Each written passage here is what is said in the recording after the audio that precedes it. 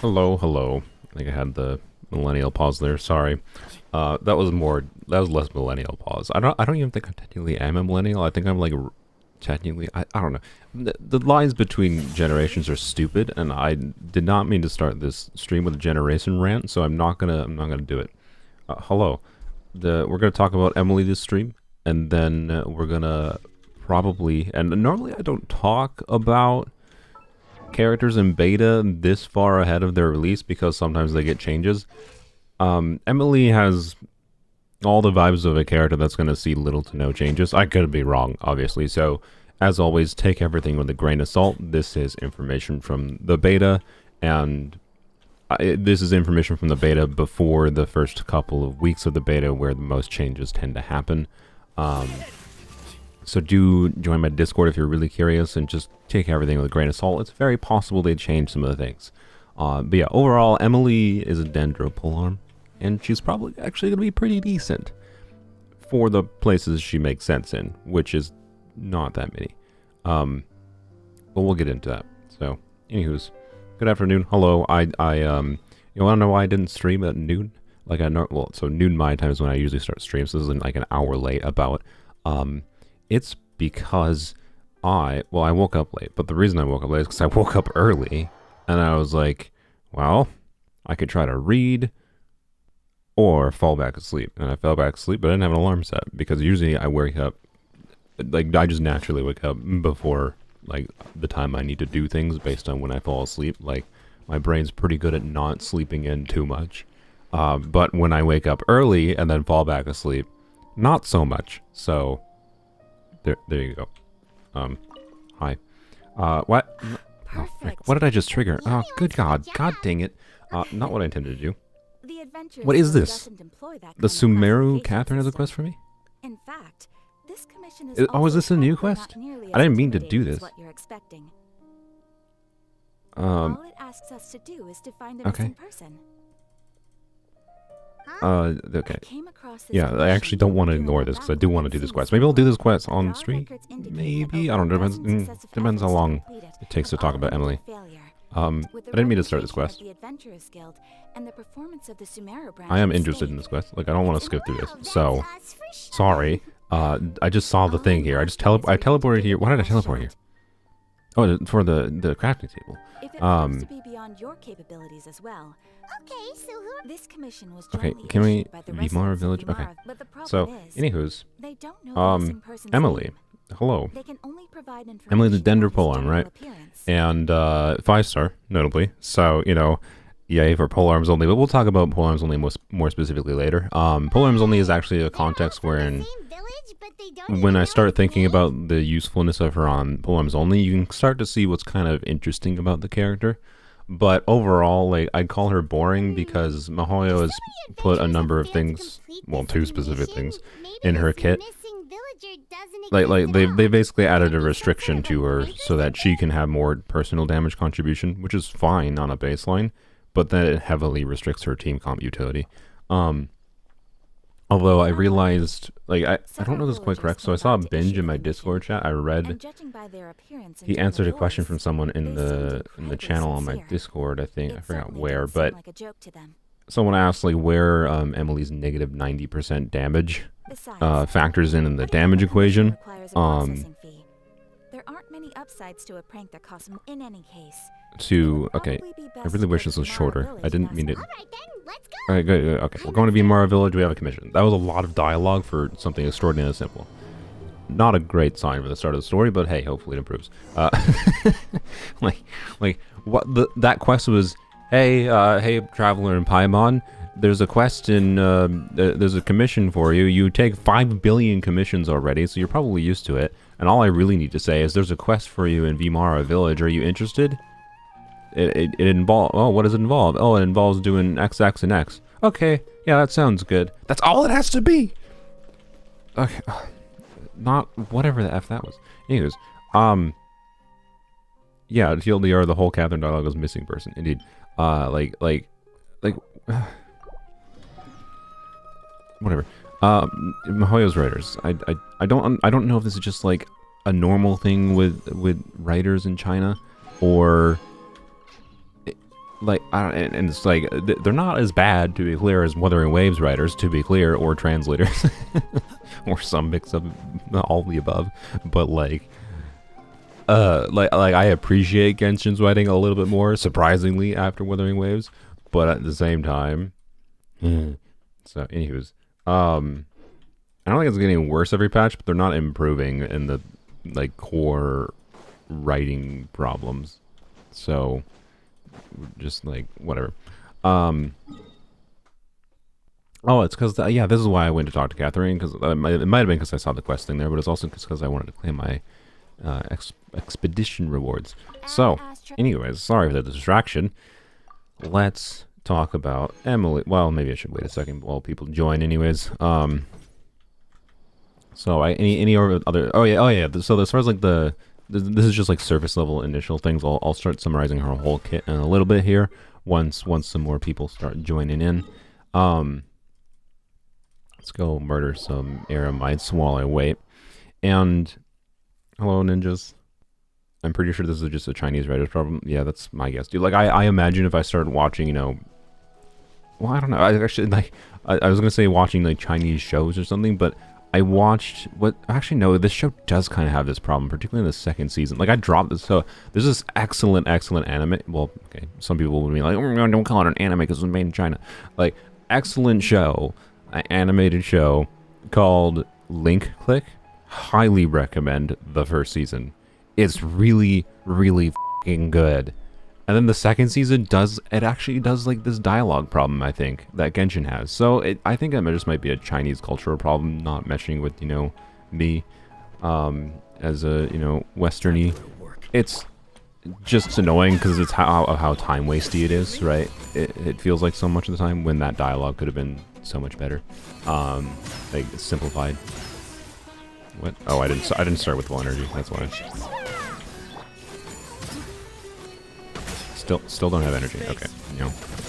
So that was a bit more awkward when you don't start with full energy. I should have just used Fissure. Anywho's, man, I'm using a different pair of headphones because my expensive ones broke. They don't sound the same, man. They don't sound the same. Like, these are $100 headphones. They're nice. They're fine. They don't sound the same. I don't know. I don't want to pay for them to get fixed, but I might have a stream where I try to fix my headphones on stream with someone that has more experience fixing headphones. So they might be able to help me with some things. But I'm probably going to fail. Anywho's. Building pity for Farina and it was up with C1 Chlorand. I mean, yeah, if you have a 5-star you're looking forward to and planning on doing, that's like a case example of, for the love of everything, do not do extra wishes on a banner. Especially, like, I assume it was for Sethos maybe, but like, Sethos constellations are not that worthwhile. So, I don't know, just take it as a lesson learned, right? Yeah, Emily, by the way, on a story level, since we're talking about story a little bit, Emily... I think is definitely suffering from the kind of the Chiori effect, but like even Chiori had like an event she showed up in at least very like briefly, like a month or so before her release. Emily is just nothing, right? So like there's nobody looking forward to this character on a story level, which I think really hurts her how interesting she is for a lot of people. And I think Mihoyo knows that, right? I don't think Mihoyo actually expects to be able to get like a lot of sales out of Emily. And that's probably part of the reason she's designed the way she is. to be good for the people who like know how and want to use her. She won't be that hard to get value out of, but she's also, there you go, not that crazy, right? And part of that equation is like they expect characters to sell more, right? When there's a story focus on them. So it gets people a lot more interested in characters when they're involved in the story. And Emily's just not. Like, she'll have a story quest in her patch, right? But, like, other than that, it's just, like, her design selling her, and then if she feels good in her trial, and if people do her story quest and then like her story quest, might sell her to some people that pull for characters just based on, like, character personality, or at least heavily in part due to character personality. And that is, like, a motivator. It's not, like, zero motivator for me pulling a character. Part of the reason I like Arlecchino is her personality. I like how that character was characterized. She's probably one of the most like morally gray characters in the game. Oh, goodbye everyone. Yep, there. Okay. Hello. Of course you didn't die. Die. What? Did you all teleport back up here? Because you didn't die, but you fell too far? Oh my god. Oh god, this game.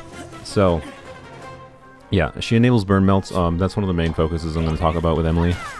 She enables burn melts to be like I'll outline why she should enable burn melt to be notably better. Like that's her most probably relevant use case of improving some team format. Where is?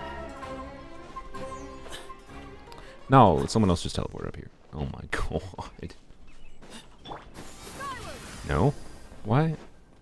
Why was I in combat still with? Oh my god. Okay. No, it still says there's someone here, and there's nobody here. It's still okay. So anyways, Emily, like I think she'll be useful on poems only. On a normal account, I think she's pretty easy to skip, particularly if you have Nahida. But also, even if you do have Nahida, if you've been doing burn melt things with Nahida, hello. See, you disappeared from the universe. Even if you have Nahida, like, you know, and if you've had Nahida and you've been using her for burn melt things, that's also like the area where you'll probably see the most notable improvement. Because Nahida needs Electro to do damage, right? Which in burn melt, you can just bring an Electro character to be able to get Nahida to do damage, and in that context, Emily's not that significant of an improvement. Especially if there's like AoE going on, but not that Emily has 0 AoE, but it's not. She has weird AoE wherein like she gets additional damage potentially in AoE, but not just like all of her damage is now dealing damage to all the enemies. It's not just a straight, you know, 2 enemies equals double the amount of damage output. It is not scaling like that, which is fine. Can I get up here? Actually, wait, I don't need to get up here. I have a ranged character, you bozo.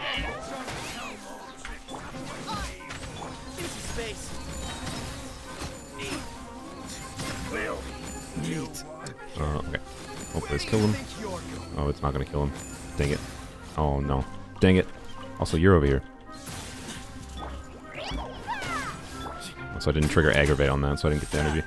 So, anywho's. Basically, that bozo trying to run off the ledge. Anywho's. Emily. Let's actually start talking about her, because now I have 120 viewers. I'm good to, I think, to start actually talking about what her kit do. I never even finished actually, just real quick, summary for the reduced damage with Electro, since I was just talking about it anyways. I saw Binge in my chat say it was factored in the damage bonus part of the damage equation, which I don't think is, I haven't seen that clarification myself, so maybe I missed it. I don't think that's actually the case, because it's not worded as negative 90% damage, it's worded as she does negative 90% damage. So I think it's just a 90% multiplier at the end of the whole damage equation, not a negative 90% damage bonus multiplier. But if it is a negative 90% damage bonus multiplier, like it's in the damage bonus part of the damage formula, and it's just whatever her damage bonus is minus 90%, that actually then becomes a situation where she can be used with Electro and be a not irrelevant contribution to the team. It's just negative 90% damage bonus, which would be a little bit unfortunate. But wouldn't be horrifyingly bad. But it doesn't say negative 90% damage bonus. It says 90% less damage. So my thinking is it's a multiplier on her entire damage. Like it's just added at the end of the damage formula, not in the damage bonus section of the damage formula. But if it is in the damage bonus section of the formula, that could change my evaluation of her a little bit, because it would make like doing reaction soup teams, right? Like doing Dendro, Electro, Hydro, and Pyro, of course, for the burning together. Not entirely terrible. She would just have a meaningfully less damage, but you would gain an additional element for that, and that could enable you to do a number of things that might be good. So, you know, we'll see. I suspect though it is not. It is not negative 90% damage bonus. But I could be wrong. I never saw any clarification that it was. So Binge, if you're watching, no offense, but I think you may have made the wrong assumption. I'm just gonna assume, based on the phrasing, it is not in the damage bonus, right? And it's just what? Oh, I'm on the wrong side of the ladder. I think their intention, right, is to just make it so you just don't use this character with Electro, right? This is that Emily is a Dendro character you don't use with Electro, which on a baseline is honestly fine for the damage she deals, like as a balancing act. But they could have done it. They could have done it better. And I'll mention that in a little bit. So, anyways, we got enough viewers. Let's talk about what her kit actually do. So, let's say Sino Bros say that Emily is better than Nahida for uptime. Yeah, but she does no damage. So, like, 0 damage. Like it's not an objective gain just because she's better for uptime, right? Particularly if you're doing what you should be doing, which is 4-piece TF Sino and like cutting his rotation early anyways. So like yeah, I plan to use Emily and try out Emily with Sino, but like let's think about a Sino team. I don't have Sino on this account, but think about a Sino team on my Polearm only account, right? Because this is the same problem with Emily in a non-Polearm only account. Okay, we're doing Emily and Sino. Hey, sweet. Now we can actually have, like, instead of just Yaoya with... Yaoya is terrible for Sino as the main Electro Enabler, because you kill one enemy and then something else is on the other side, and then, you know, you're stuck in his burst for 10 more seconds, and Yaoya is just never going to apply Dendro to it, so, like, it's just bad. Emily does have still a little bit of range limitation, so that same issue might still be a problem, but less of a problem than Yaoya, right? And she has full uptime too, right? So yeah, like Emily is better than Yaoya for enabling Sino to do aggravate. That's good at a baseline, except she's basically going to do very little damage, like no damage functionally. So now, okay, you pair Sino with Emily, who's doing no damage, so okay. What about the other teammates? Well, you're doing Quick Bloom Sino, okay. Solo Hydro Xingqiu, probably, most likely, because of, again, his longer uptime. That's probably good. Like, Xingqiu, with a really invested build, can do pretty decent damage, but it's not that insane, and realistically, he's just there to enable you to get extra Bloom damage. Like, a Solo Hydro Xingqiu, Solo Hydro Yelan are not doing that insane of damage contribution.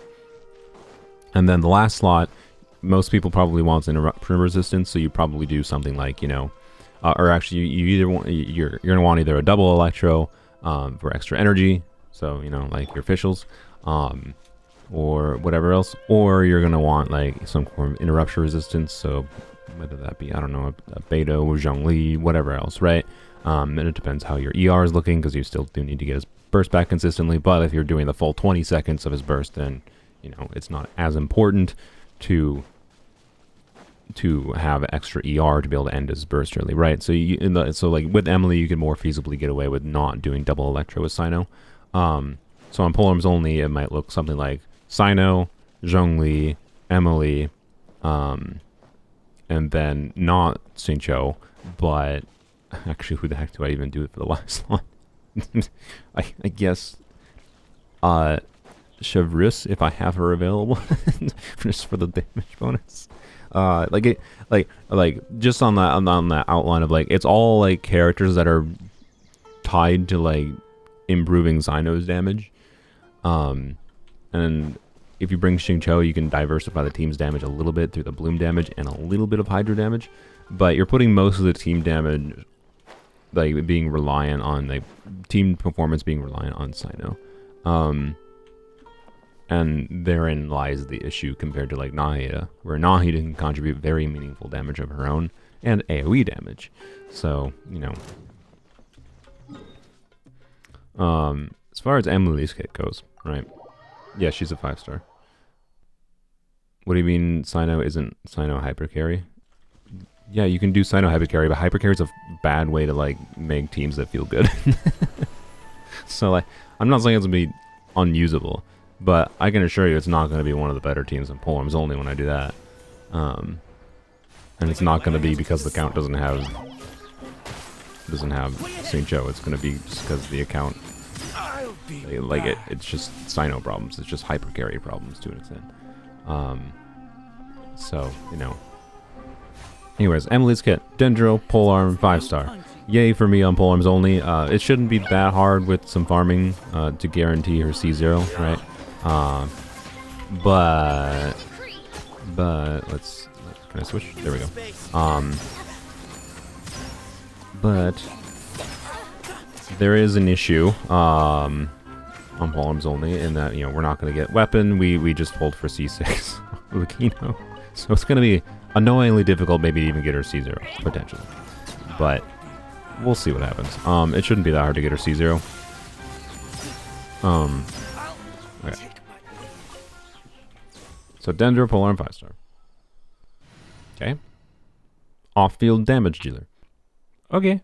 That's a pretty strong start for a character, right? Off-field, Dendro, damage dealer, and it gets better. Her skill has 100% uptime on Dendro application.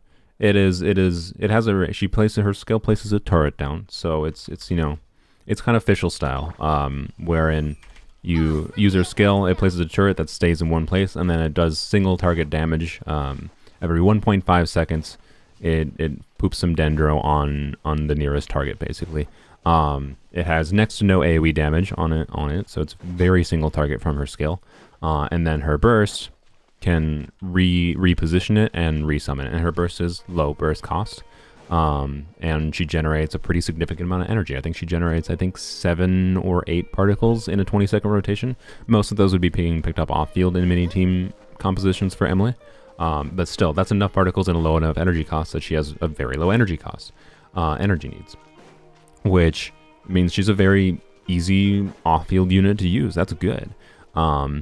So, you know, she's something like Fischl, right, where you'll put her skill down, blah, blah, you'll do your other characters, blah, blah, blah, you know, do your things, and then, you know, you can do stuff with your on-fielder, and then you can switch back to Emily when like a new wave spawns, potentially, respawn. It doesn't have a movement thing like Fischl, but, you know, use her Q.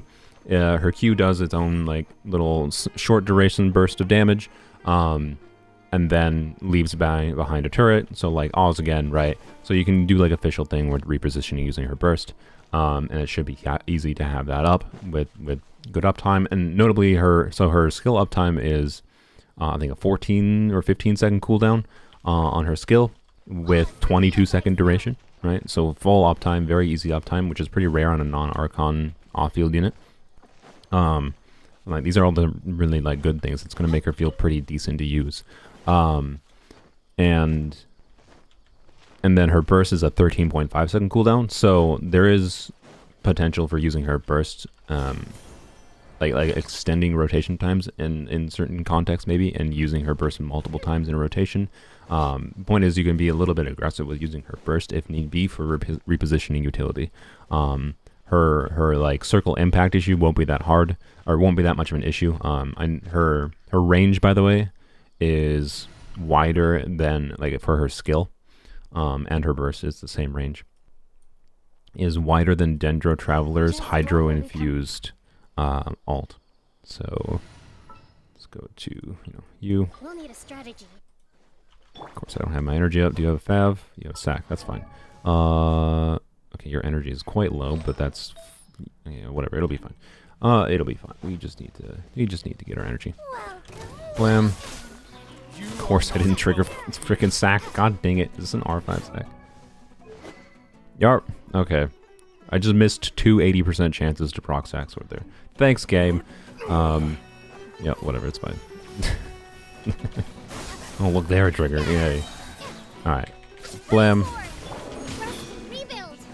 Alright, there we go. So you see the range on Dendro Traveler there, right? This is approximately the range of Emily, although very slightly farther. It's like half a meter farther, so it's like something like this far where Kokome's standing there.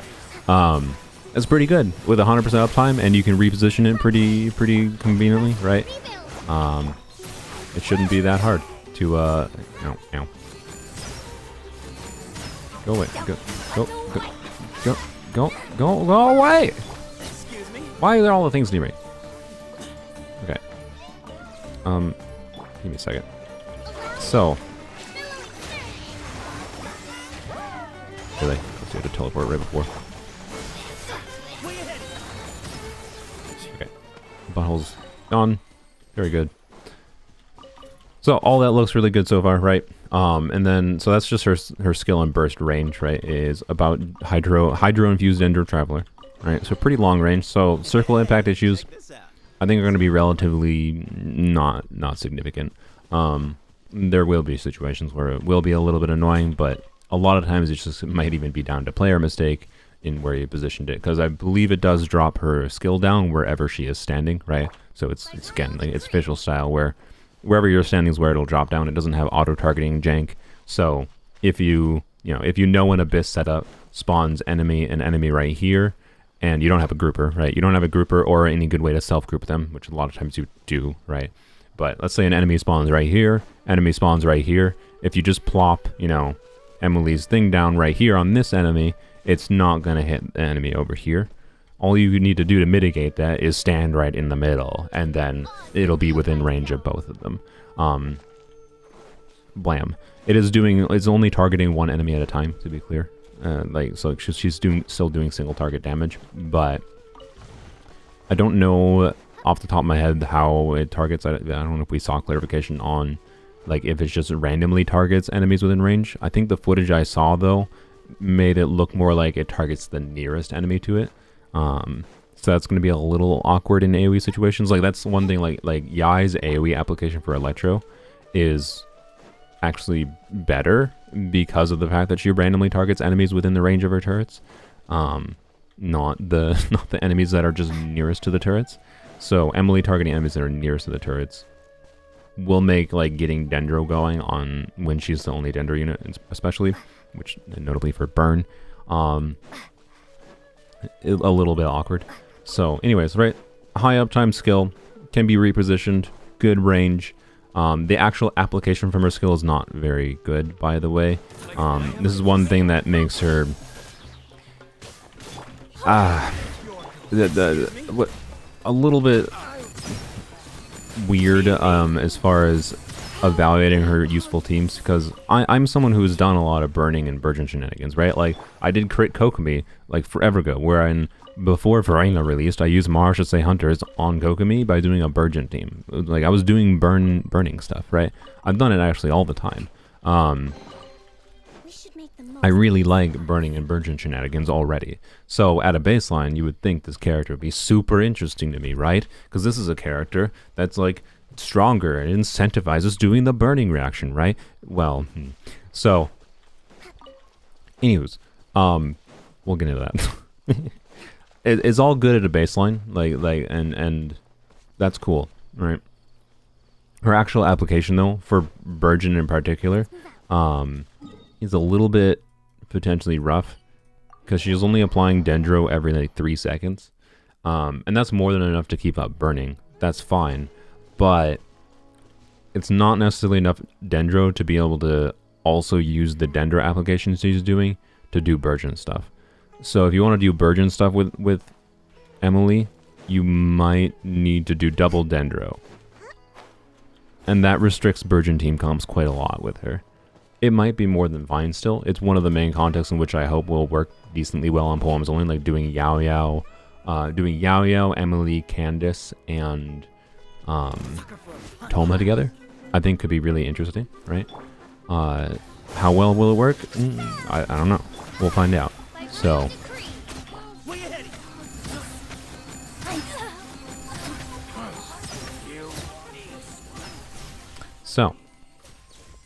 she's a support.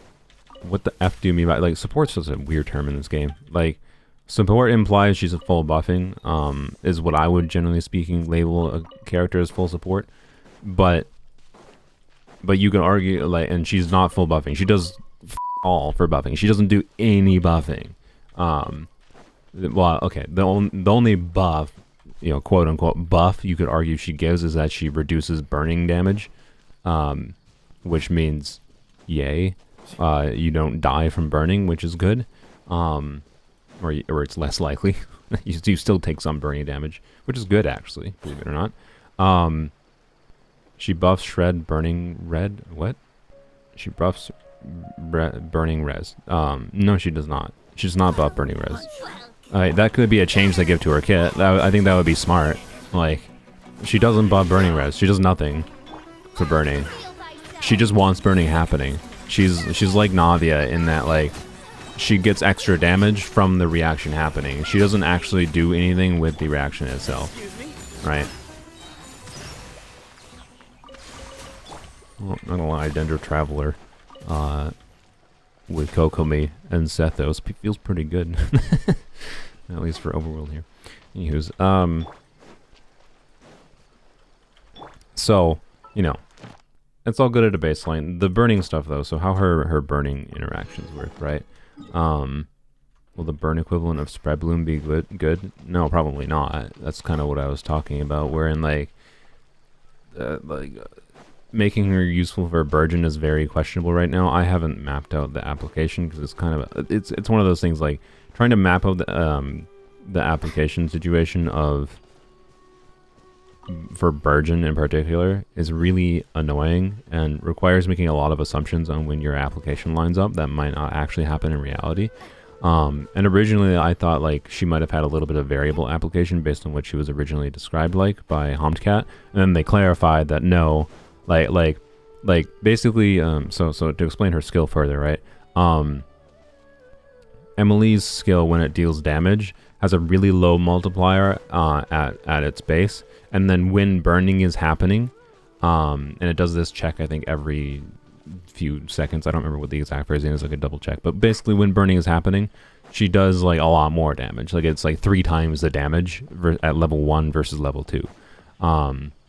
So big damage increase just from her skill multiplier at a baseline, right? But then it also hits twice, right? So like it's like twice the multiplier and hits twice. If from what I recall approximately. Actually, just let me double check that real quick. Oops, I just minimized my stream overlay. Didn't mean to do that. Okay, Amber. Okay, Emily. Also, she uses Talons of Order, the same as Chevreuse and Arlecchino uses, which is so annoying. So I need to farm that domain for the 800th time. But yeah, so like at level 9, her level 1 talent multiplier is 67%. And her level 2 multiplier is 127.5 times 2. So she does 4 times the damage for her skill when burning is happening. Right? So like you want burning. And that damage increase, right? And it hitting twice, like means that originally when it was said that her skill, like it fires every 1.5 seconds, so 2 instances of Dendro damage every 1.5 seconds, meant she had a Dendro application pattern wherein she would alternate between applying Dendro 1 unit of Dendro every 1.5 seconds and 1 unit of Dendro every 3 seconds. So she had weirdly variable Dendro application, which actually lined up really well on paper with using with Furina, wherein like the mix of Furina having weird variable Hydro application and the mix of Emily having, she doesn't, to be clear, but this is what I thought and hoped originally. The mix of Emily having, she could have, having weird Dendro application that was kind of variable, consistently variable, but variable nonetheless, would have been resulted in like in those sequences where there was less of a gap of Dendro application,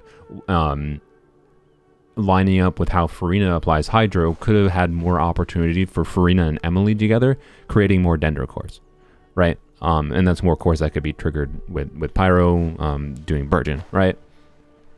But because she only applies 1 Dendro every 3 seconds, I currently suspect she's only going to work with Burgeon with double Dendro, which really limits your Burgeon team options a lot.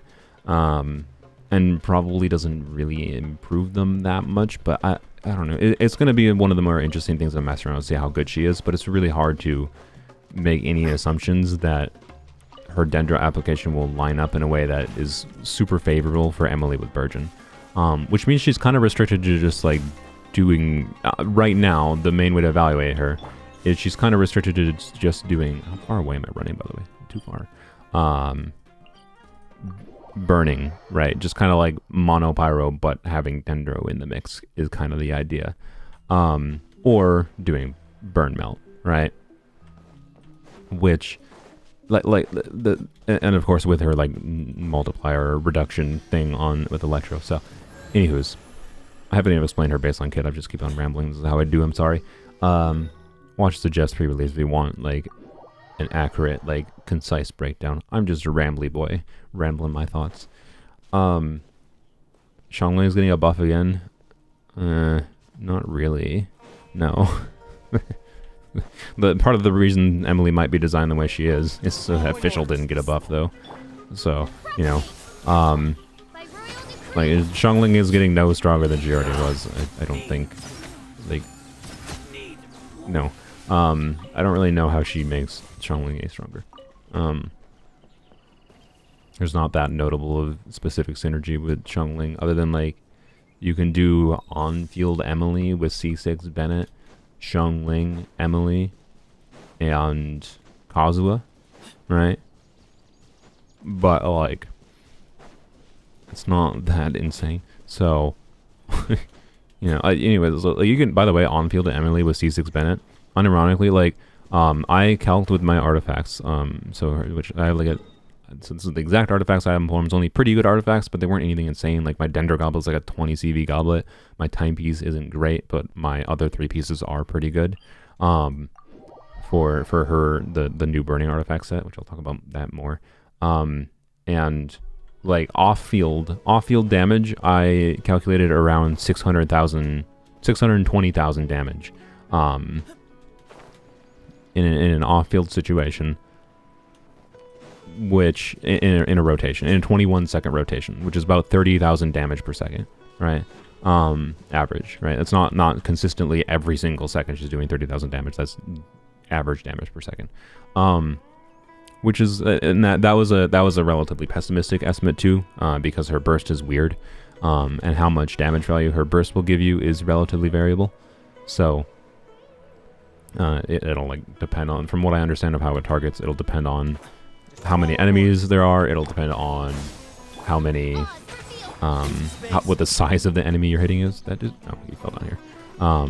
So her burst is weird. I assumed like basically a worst case scenario for her burst.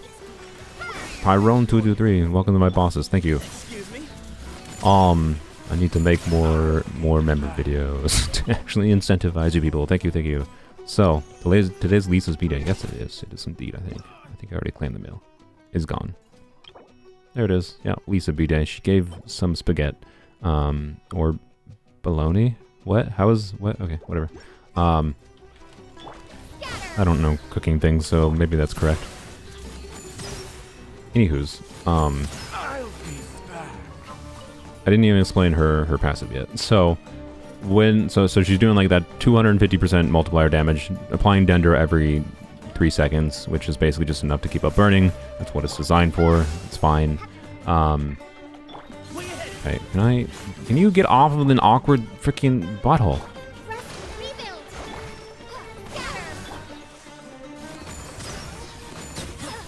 Butthole. Anyways, she has a passive. This is where a lot of her damage comes from, and this passive, I'll be honest, is structured specifically to try to bait people in farming this artifact set.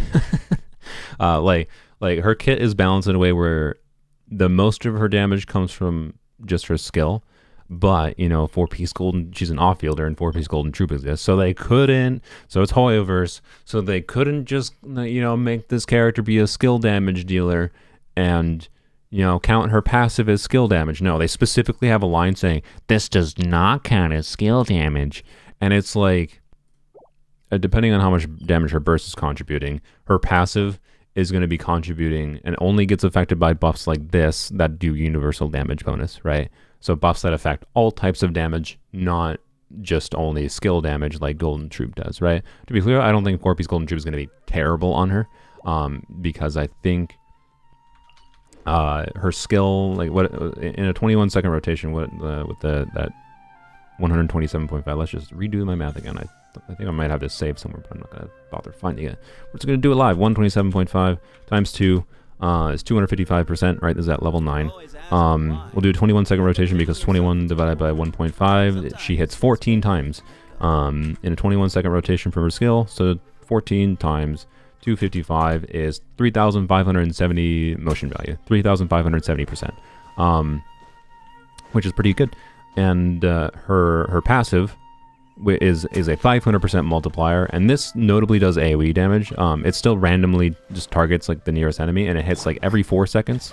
So in a 21-second rotation, should hit 5 times, I believe. Unless, well, actually, there might be I'm actually not sure what the delay is on the first activation of her passive. It's possible it only hits 4 times per rotation.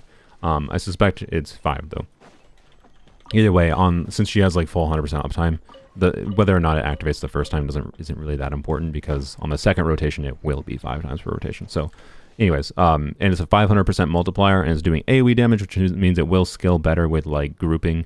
So if you're doing like Kazuha, her skill damage doing its 255% multiplier is only going to hit 1 enemy. It has basically 0 AoE, whereas the passive damage is a 500% scaler. So it's twice the scaling of one of her skill hits, right? Her skill is doing 255%. It's doing 500%, and it's doing it every 4 seconds and in like a larger AoE.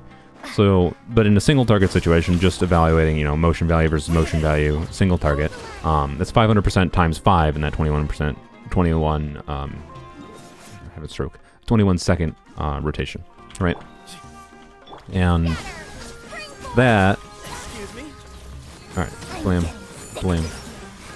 Blam. Okay. That. You die. I'm just gonna let it go slow. I could just use a skill. I should just use a skill. No, there we go. Okay. So 2,500 basically, right? 3,500% in a rotation with a leveled up skill versus 2,500% for her passive. And then her burst has some decent motion value as well.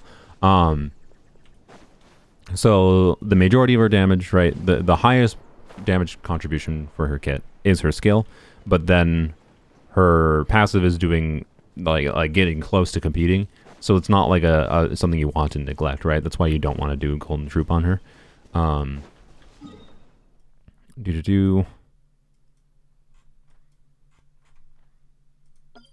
guess we'll just walk there.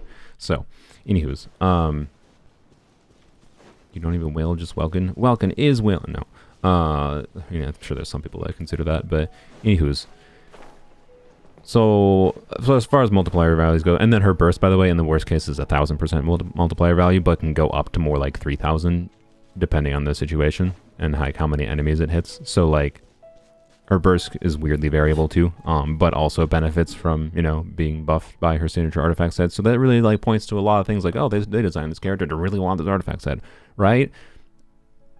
Well, Deepwood, she's a Dendro damage dealer. That means Deepwood should be on someone on the team. Like, I haven't actually to be clear, if you already have like a really good set of this artifact set, like my point with Deepwood on her basically is going to be summarized as, you always are going to need, if you want Emily to use this artifact set, you're generally speaking going to be like, okay, that's because you wanted Emily to do the most damage possible, which makes, that's fine if you like the character, right? And if it's worth farming to you. Except, if you want Emily to do the most damage possible, someone needs to be on Deepwood on the team. And I think in a lot of contexts where Emily makes sense, the most sensible character to put on Deepwood is Emily. So if you don't want to have to like constantly change your artifacts and like worry about Deepwood on the team to maximize your Emily damage, use Deepwood on Emily. Like, it's going to be really annoying. It's going to be one of the most annoying things about using her, if you're going to use her with any consistency, is, who uses Deepwood? And it's just so annoying to think about. Won't you use Nahida with her? Why? Like, the only reason to use Nahida with her is for Burgeon context, maybe. Is my only guess. Like, like Nahida does all for damage without Electro. So if you're adding Nahida for Dendro damage, okay. but you're not using Electro because Emily does negative 0 damage, right? Emily does no damage with Electro. Oh yeah, by the way, her 500% passive, this is a big part of like with her 90% multiplier, she still could have been like okay for like having some interesting application utility if like with a pyro unit and triggering her passive. So her passive's 500% damage, triggers every 4 seconds based on burning happening again. But you can have burning happening with Electro units in the team, except for her passive doesn't trigger if or I think it has a very, very long cooldown for triggering if Electro it just exists, basically, if enemies are quickened. So her passive, like a very large amount of her damage contribution, just doesn't exist, on top of having a negative 90% multiplier with quicken. Like, why? Like, she has negative 90% and her passive doesn't function. Like, this character, why? Like, they went too hard into the no, don't use Electro. The reason that sucks so much is because there's a lot of interesting context wherein you can put Electro with what the camera, really, Genshin? I only want I've gotten used to Wuthering Waves camera jank, but Genshin, you should be better. I'm kidding. I mean, both of the games need to be better for their camera. Like, also stop janking my camera. Anywho's, current bounties ended. Yay. So, what was I saying? Multiplier, right? Like as far as multipliers, her passive does a lot of damage, and artifacts go, right? Her artifacts buff her burst damage, they buff her skill damage, they buff her passive damage, right? But if you conceptualize a team that she makes sense in, right? So because of her Electro shenanigans, right? And Nahida won't make much sense with her unless you're configuring a team where you're doing Nahida, Emily, a Hydro unit, try to trigger some like Virgins potentially, assuming that works out, which I think it will with double whatever. And then a Pyro unit, of course, for the burning, and then triggering Virgins in this case. Like, it might make sense to use Nahida.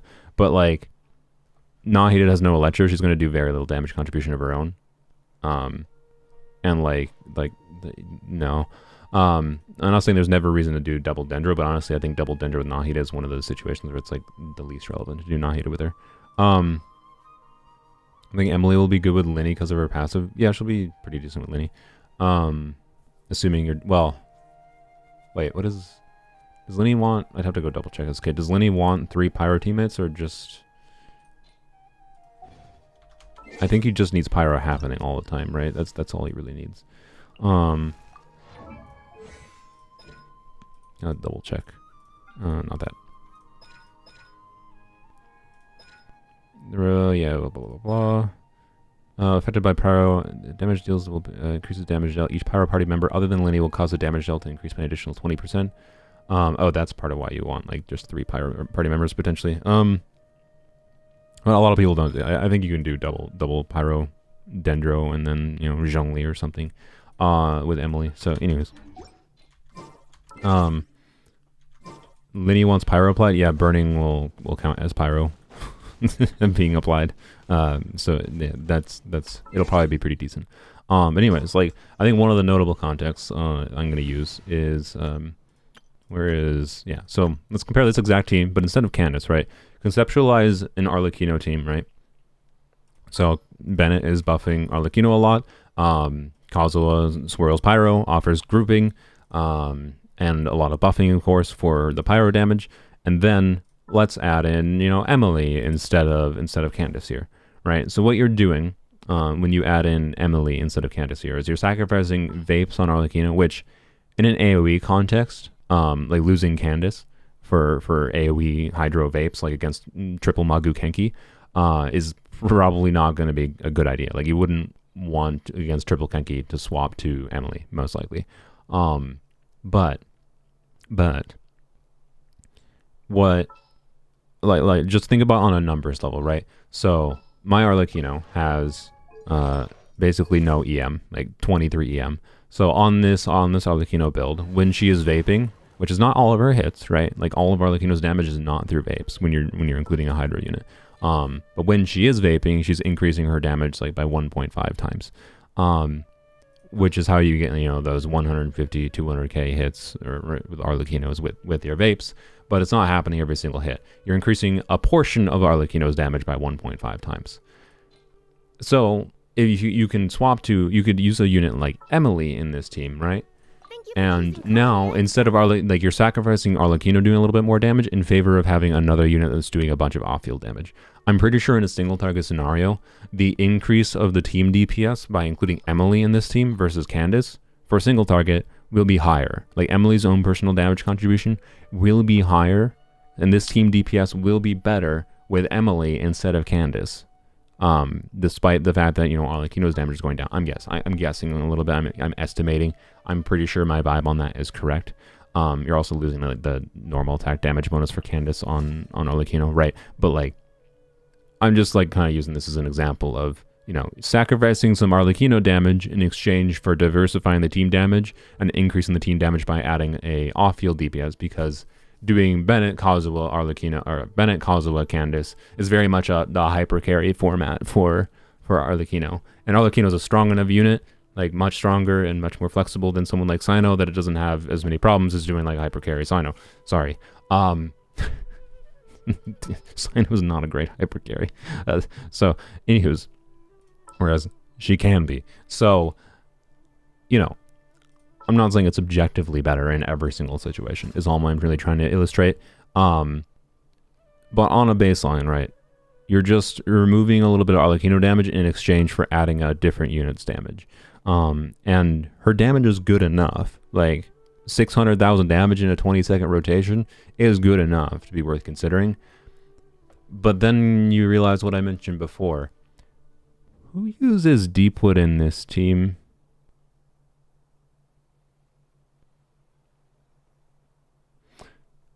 Obviously not her. You could put it on Kazuha, I guess. But then you're losing VV, so what the F are you doing? Don't do that. It's either Bennett or you put Deepwood on Emily. And when it comes to Bennett, with Arlecchino, it's actually probably the best, Bennett is actually the best choice as far as the team DPS in this context of doing Bennett, Emily, Arlecchino, and Kazuha. Go to amber.top if you want to see her kit. Although it doesn't have the negative 90% passive in there because it just didn't import properly or something. But she does have negative 90% damage against quicken enemies. Just remember that. So, anyways, but it's all formatted nicely and you can see the scalings and everything, blah, blah, blah. So instead of Bennett on Noblesse, right, you put Bennett on Deepwood. Now, Deepwood, in case anyone doesn't remember, triggers based on hitting with a skill or having a stroke, a skill or burst, right? And Bennett has a low enough cooldown, he can easily keep up 100% Deepwood, but you're going to have to swap into him after 8 seconds, which means after being on field Arlecchino a little bit, you're going to want to swap off and do another Bennett skill or whatever. And the point is, it's really awkward conceptually to use Bennett on Deepwood, even in a team with Arlecchino where he is free to swap off to it.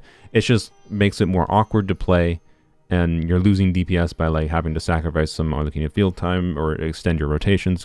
Sacrificing Arlecchino field time isn't necessarily that big a deal because she doesn't lose infusion, but you are potentially extending rotations by having to swap off of Arlecchino, right? So you put Deepwood on Bennett versus Noblesse, and I just don't see the value in that for how it makes the team more clunky to play. You have to be more worried about when you're triggering Deepwood the first time to maintain uptime for Emily. And also you're losing Noblesse in this context too, because Noblesse will not be buffing. You'll be losing the 20% attack for Arlecchino, and you're losing 20% attack that could have been for Emily. So in this team context, Emily should just be on Deepwood. It's so much easier. It'll make the team way less clunky to play. You get the benefit of Noblesse buffing Arlecchino and buffing Emily. And and then you just don't have to worry about it, right? So this is a team example wherein there's compelling reasons I could think of doing Emily in this team. But the Deepwood issue is just use Deepwood, lol. Especially when you factor in the fact that this is a pretty resin inefficient domain. This is useful on Clorand or Arlecchino, and probably are the only. I'm not that optimistic that any character. I was surprised that they made 2 characters to be able to use it, but I'm not gonna have any optimism for more than these 2 characters using it. And both Command and Arlecchino have very good artifact options that aren't this. Notably, like gladiators. Like I have a top 1% Arlecchino and gladiators. There's no reality where I farm this artifact set and it is better. Like not 0 reality, but it would be incredibly difficult for me to get a better build on this set than I have on my gladiators build. That's my point in mentioning the top 1%. Not like I'm just trying to brag. I'm just trying to say like it doesn't make sense for me to farm it because it's such a good build in gladiators already. The main compelling reason to farm this would actually be if I wanted my gladiators pieces for some other character, right? But and then the other artifact set, like if you have Emily, like it'll be useful Emily, and you might say, oh, it's useful on other characters when you're using Emily, when you're doing burning teams, except burning or Burgeon notably enable Mars to say hunters as well, which is one of the more interesting things about Emily, like in conjunction with her burning damage reduction. Like you have to hug enemies for it, but your on-fielder can potentially use Mars to say hunter with Emily, which is a pretty big deal. So like that's part of the factor in that on the Arlecchino team, by the way, wherein you can use Arlecchino instead of on gladiators. You could do a 4-piece Marsh's Hunters, and you know, with a Staff of Homa like I have, if I was going to configure her for Marsh's Hunters, I could probably get up to 300% crit damage, right? That's the strength of Marsh's Hunters. So, that's pretty significant, right? As far as a potential damage increase and reason to do the burning stuff. And with the burning damage reduction from Emily herself and Arlecchino's own damage reduction, I think she's only taking she'd be taking pretty small hits from the burning damage, right? So, anywho's, it's Akasha.cv, yeah, if you want the ranking system. It's just a system that takes a damage formula and a specific team context in a specific rotation format, specific amount of abilities, and just looks at your artifacts and calculates them. Right, and it has weapon presets as well that you might not be actually using on your character. So it's not something that is actually like. It's an interesting tool for comparing artifacts, is my point. But like, it's an interesting tool for comparing artifacts for yourself. Most of the Genshin community uses Akasha CV as a my Arlecchino is better than your Arlecchino. Like, cool. Use Akasha. Like Akasha is a useful tool for like a quick way to compare your own stuff, honestly, and trying to and it's useful on a community level in trying to evaluate like the different stats, and like you can start to see like, you know, how good is Gladiator versus Whimsy on Arlecchino by looking at her page and seeing how many of the top builds have Whimsy versus Gladiator, right? So anywho's, this is the wrong team, but so anyways, point is like Emily, this is a team context where I could see Emily being like potentially very viable and desirable in as far as her damage performance, but you'd want her on Deepwood is my conclusion. And because of the fact that there are these team contexts wherein the obvious user for Deepwood is Emily herself, because you just will not have to think about it at all, she'll just constantly have Deepwood going. It gives Dendro damage bonus and it gives the res shred. No nonsense, no thinky. Like Deepwood, 4-piece Deepwood buffs all of her damage too, right? So like you need someone on the team with Deepwood if you want to get the most out of your Emily damage. And sometimes that's just gonna be Emily is the sensible choice. And that limits her potential damage a little bit in some of these team contexts. Like I did not do calculations for how much her damage is on an invested Deepwood build. But like versus the 600k, my estimate versus the 600k, if the 600k damage that she dealt on that she can deal on Polems only was estimated with someone else on Deepwood and her on her signature artifact set. So I suspect without her on her signature artifact set and with her, and that was not with her signature weapon either, and with her on Deepwood itself, right? So, you know, a meaningful loss of damage bonus basically. She's gonna have somewhere in the neighborhood of like 500k damage in a rotation versus the 600k on an equivalently invested build. But at the same time, I think farming to improve your Deepwood pieces for her is more viable because it comes with Gilded Dreams, and that's a really useful artifact set. Like, it's much more valuable to farm more of these pieces for her, and then put this on her. Not to mention in version 5.0, this and this should be in the Strom box too. So like, Deepwood on her is my point. I do not I don't intend to put the Burning Artifact set on her if I get her on my main account. I'm still on the fence because of her, like, the restrictions in the teams she actually makes sense in. But I think I still will get her just because she's an off-field unit. She does decent enough off-field damage that she's going to be a useful unit to slot into a team. But she's definitely a teammate wherein you gotta form the team around her to actually get use out of her most of the time. She's not a team where you can just be like, she's a Dendro off-fielder. She'll be good in anywhere Dendro off-fielders are good, right? Like, no. She's not like Nahida where you can kind of just do that. Like, the only asterisk with Nahida in doing that is, like, does it make it annoying to swirl your Electro with Nahida? In which case, it affects, like, animal units you want to pair with the team.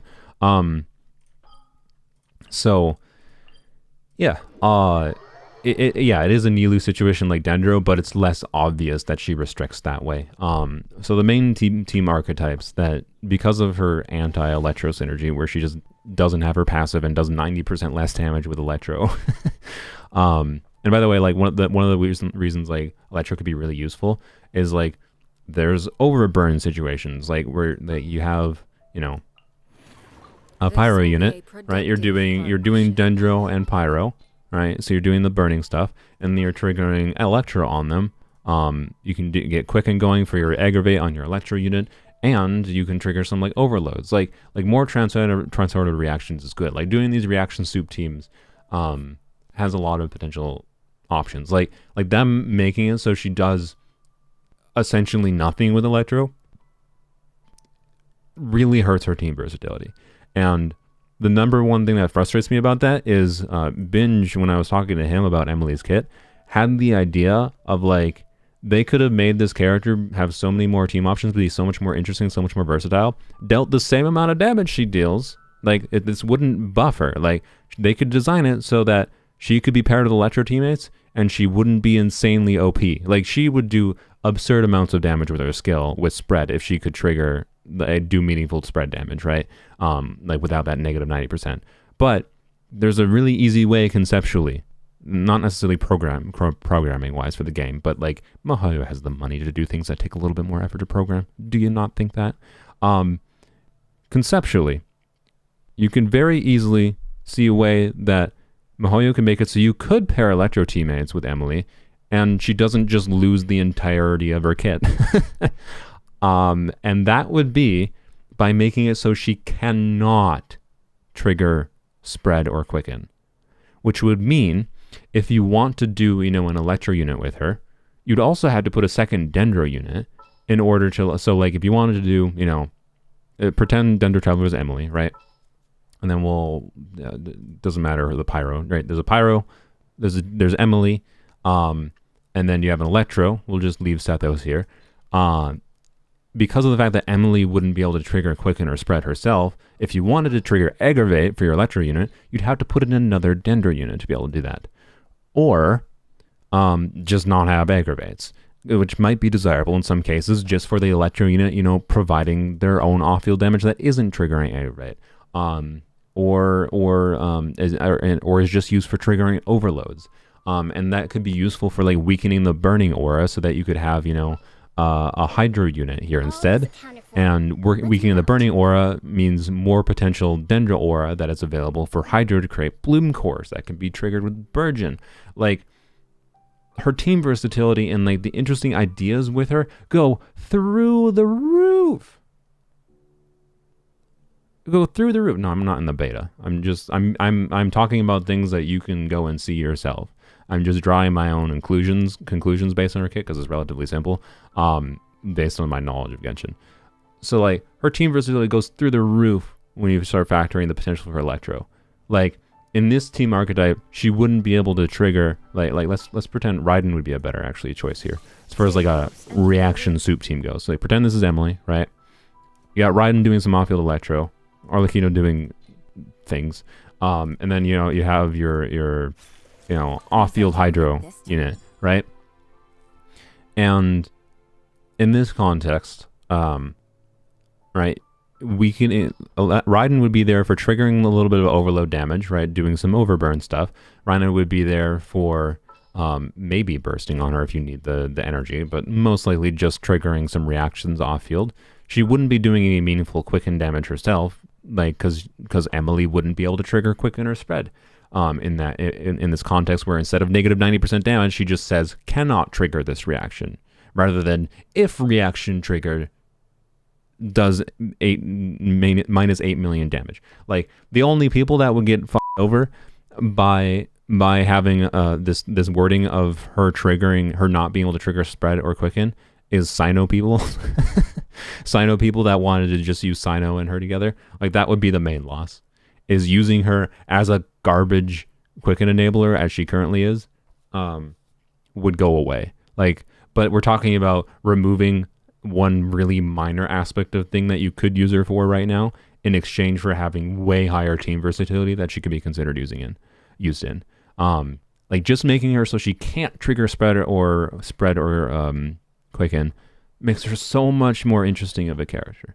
That's all I'm really saying.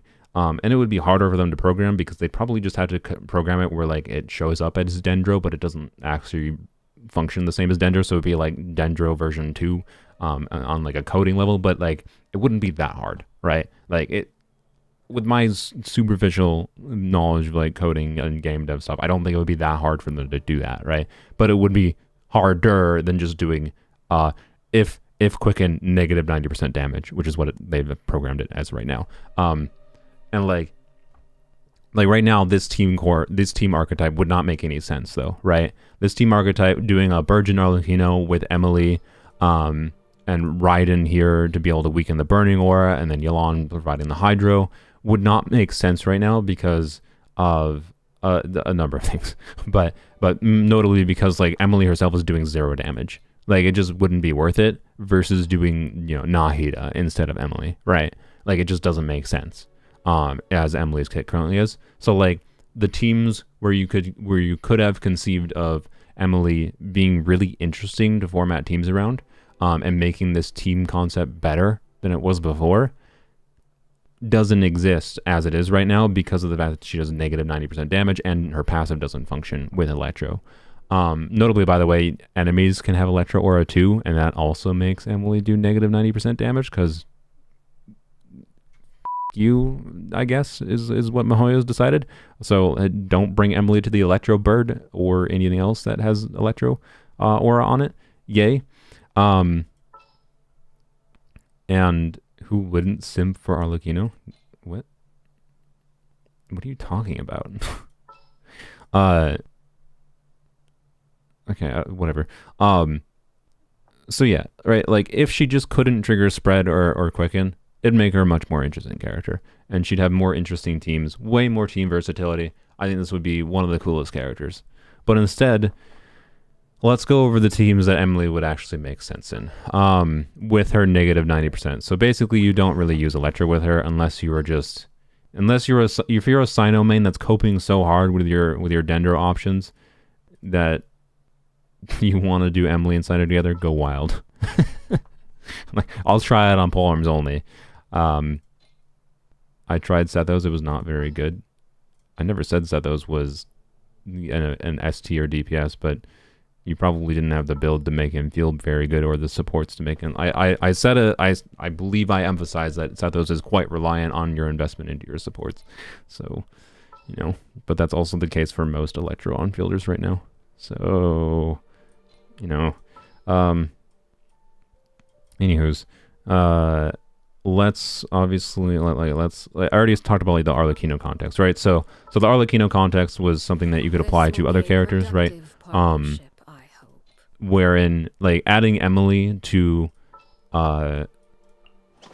some kind of like Pyro DPS team plus Bennett, because Bennett does Bennett things, and then adding either a Kazuha or, I don't know, adding a Xiangling maybe instead of a Kazuha. Like, you could basically do mono Pyro, but throw Emily into the mix. And that's a potential compelling team option, potential compelling set of team variations that makes Emily usable in, right? And that's like the simplest one, right?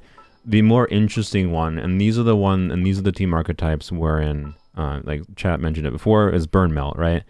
Burn melt archetypes before, like with Nahida, right? Is the main context wherein people would use burn. One of the main archetypes people would use burn. And I was looking for, I think, Ganyu. So Ganyu will do Bennett, right? So basically doing Bennett. Nahida sustains a pyro aura on enemies so that you can do your aim shots with Ganyu and consistently melt on them, right? Burn melt. And then usually people would have like a shielder, like Zhongli. I don't have Zhongli, just for Ganyu. I'm just going to throw Kazuha here, the more fragile version of burn melt Ganyu, where you try to swirl cryo to get even bigger damage. But, you know, I think most people will probably play a shielder instead of Kazuha here. Also, it's kind of potentially hard with the burning constantly going to potentially swirl cryo consistently, but, you know, blah, blah, blah, blah. Point is, pretend this is a shielder. Pretend it's Zhongli, doesn't matter. What we're looking at is the core of cryo DPS unit, like on-field DPS unit, Dendra off-fielder, plus Bennett. In this context, replacing Nahida with Emily should be a team DPS improvement. But not in like a completely objective, like it should be a team DPS improvement in that like Nahida is not really doing damage without adding Electro to the team. Notably, unlike Emily though, you can add Electro to a burn melt team, right? Like you could add a low damage or a low application, but enough to like trigger a quicken Electro player like Raiden. And particularly in context like with me, where I have C2 Nahida, like not everyone has C2 Nahida, but it's also because it's one of the strong constellations. It's one of the more common C2s that people would have. Like it's one of those C2s that's potentially worthwhile to go in the long term for players, even if you are free to play, depending on like how much you like the idea of that. But like you could do like I'm with C2 Nahida into the equation, and then just like throwing in Raiden to this, and doing like Quicken, which then gives you the Death Shred, which buffs Ganyu's damage significantly. This might, like Nahida might still be better for this team archetype in that specific context, but without C2, right? Without C2 and without doing shenanigans like that. My point is with that is like mostly that like there are reasons to potentially bring in an Electro unit with Nahida, even in Burn Melt, that might not be as bad as you would think, even though like people would normally not suggest that, but by nature of buffing Nahida's damage on a baseline, it could be worthwhile. Like particularly if, you know, there's a Electro Shielder, like Vado could make actually sense potentially with like her being low application but providing some shielding, blah blah blah blah, right? So yeah, it would be some burning reduction, but that's why my point is like you would bring in a low application unit that wouldn't reduce the burning that much. I don't know how it would exactly work out. I don't actually play Burn Melt Ganyu. I'm not actually recommending it. I'm just saying it as on a baseline of like the ideas going on. But normally people would not bring an Electro, right? So this is a context where an Emily would make sense. You know, they're just pretend that's Zhongli, right? Thanks, Yujin. So Emily, right, versus Nahida. Nahida is doing all for damage without Electro. So like not nothing, like, but not really that relevant without Electro. So, you know, put an Emily here instead, and you know, let's here put the cat here, right? Put Emily there instead, and now you're diversifying the team's damage quite a lot, and still enabling easy, no nonsense burning going, right? And it's like, yeah. Is pretty good. That's one of the main contexts. Like, you know, same thing with like I don't have Wriothesley, but like Burn Melt Wriothesley, right? Could make a lot of sense. And that's cool. Making this team archetype better and more doable, right? Breathe some new life into some cryo units, right? Assuming I get Emily and I get Shenhe, I might do shenanigans with Shenhe and Emily, and like doing Bennett, Emily, Shenhe, Charlotte together. And doing DPS Charlotte seems like a fun idea to me, to be honest. Like, I like the idea of that. How good will it be with Charlotte specifically? I don't know. But it's an improvement enough to, like, by diversifying the damage that a team is doing, it's an improvement enough over Nahida that I think it's good. It will result in, by the way, in less big numbers that you see on your cryo unit itself, because you're not going to have the EM buff from Nahida, which is notable. But the whole team DPS should be better because of the nature of, also the burn damage will be less with Emily, which is stupid considering she incentivizes burning, but whatever, it's just lame Hoyo design incentivizing crits over burning with an invested Emily, right? Point is, with an invested Emily in burn melt context is the main context where you could see Emily, I think, making the most sense. So if you're someone who really likes certain cryo units like Wriothesley, Ganyu, I think there is that is where the most like mechanical consideration comes in for typical accounts to be able to utilize Emily.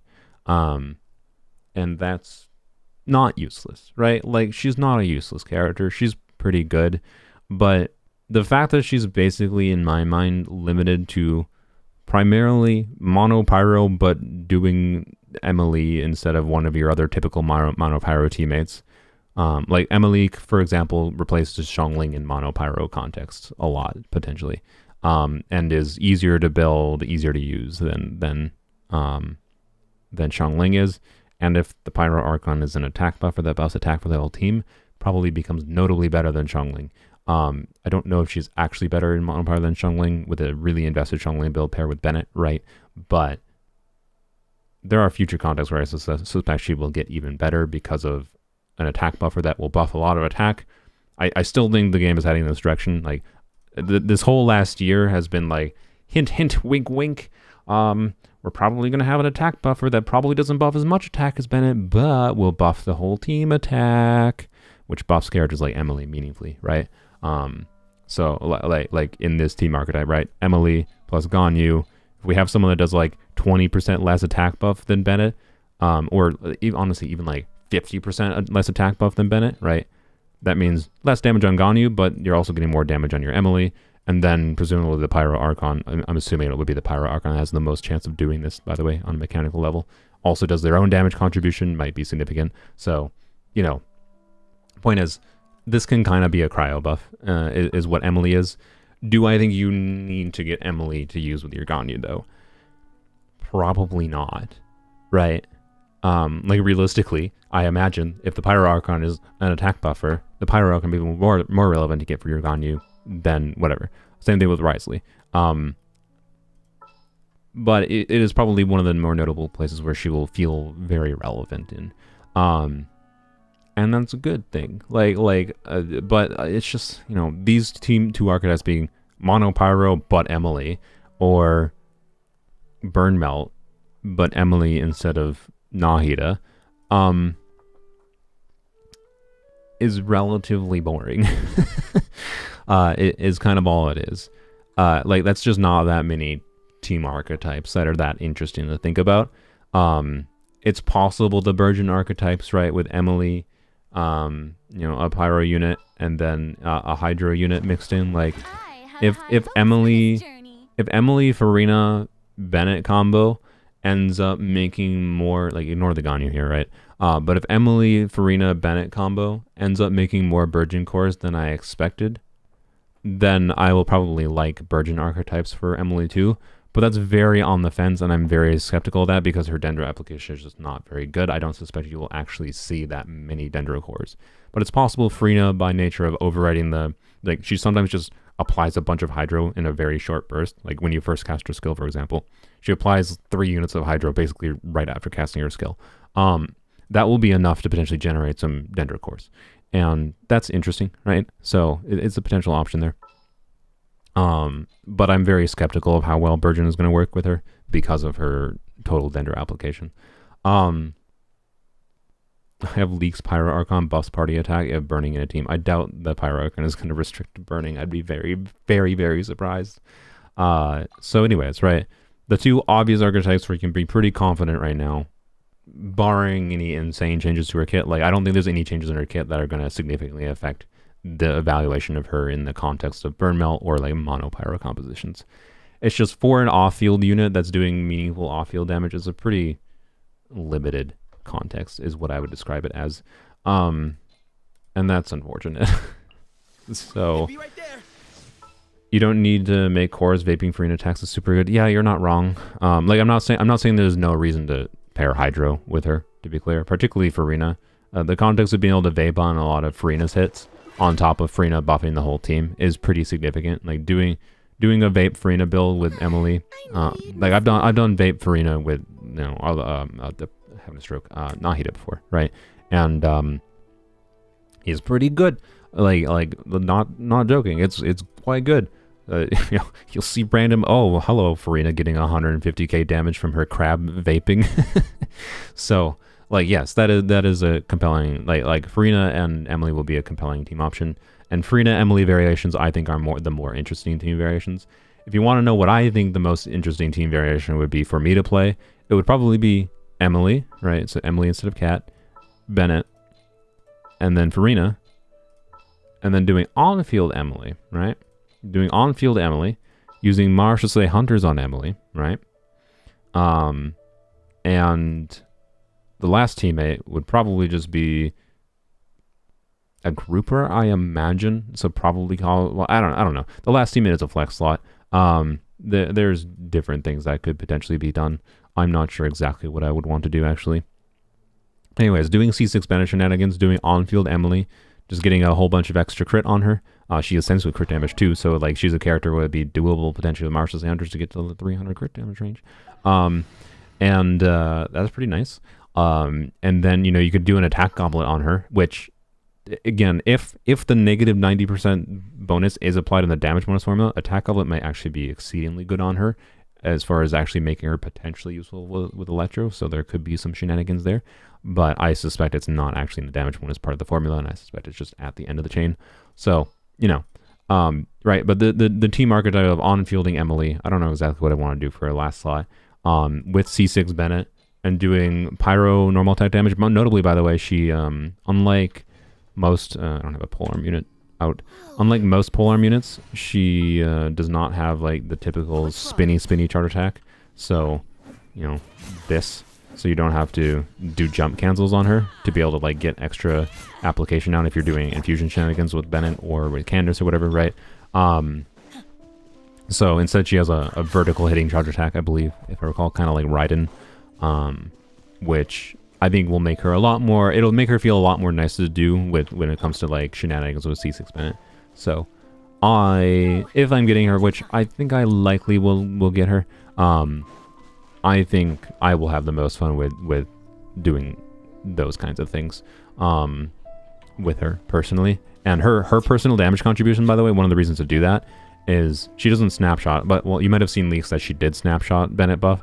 That was just accidental misinformation because her skill technically snapshots, but only on an individual shot basis. So in like the time duration between, you know, if you are standing in Bennett's buff with Emily when one of her skills starts shooting and then you swap off field, in between the time between her skill shooting and it actually hitting the enemy, which is a very short time frame, it technically snapshots her stats when it started to shoot. So it doesn't snapshot basically, which means but what that means though is that if you are on fielding Emily, her skill burst do a lot more damage. Emily is balanced right now around not having Bennett buff most of the time when she's off field. But that means if you're on fielding her, right, that's 600,000 damage that I talked about on polearms only. If you're on fielding this character, I think she can probably reach up towards like 1 million DPR, a million damage per rotation, which is like, yeah, she can be a good on-fielder is my point with C6 Bennett. Actually, you don't need C6 Bennett to be clear. C6 Bennett is just to give you something to do with her that isn't nothing while she is on field. You could probably do a non-C6 Bennett and Candace honestly together, and that might be valuable, just on the nature of being able to like doing C6 Bennett, or sorry, doing non-C6 Bennett and Emily. Candace, by the way, without C6, like Candace C6 would be not useless, but potentially for vaping. But like in this exact team, doing I guess double Hydro with Candace, without even C6 Candace, like her infusion will override C6 Bennett, even if you do have C6 Bennett. and that would enable Emily to get vapes on, like, forward vapes potentially on her normal and charge attacks, which aren't very significant multipliers, but if you're doing a forward vape, might be significant regardless. When you have, you know, damage bonus going, and you have a big attack buff from Bennett, and a lot of crit from Marashase Hunters, right? Like, it actually might be relevant to use Candace as the last slot in this team, so that would be interesting, right? And then there would also be potential compelling reason with all this damage bonus going on. Candace will also do normal attack damage. Well, it wouldn't buff charge attacks, so it wouldn't be normal attacks, but, you know, I do like the idea of doing Candace shenanigans with Candace too, is my point. I said Candace shenanigans with Candace? Candace shenanigans with Emily. I do like Candace shenanigans with Candace, though. So, you know, with, like, damage bonus from Emily, with all the buffs going on, and you're doing infusion trying to do normal attack damage, if you want to balance her personal damage contribution plus her normal attack damage, it might actually make sense to do a attack goblet versus damage bonus goblet, but we'll see. I'll certainly mess around with that, assuming I get her. So I don't know. She has interesting enough things to mess around with that I think I will probably get her, right? Like, I'm not super happy about her. I think she is far more boring than she could have been. Like on a baseline of them making some characters, right, that Adventure time. that incentivize a reaction that's lesser used. I think the way they've gone about it is kind of the most boring way that they could have done it. But at the same time, she still has interesting shenanigans to be messed around with, and she's still a competent off-field damage dealing unit. Like, by no means do I think she'll be a useless character. I think she's better than Chiori. I think she's less boring than Chiori. But it sure seems like I don't know.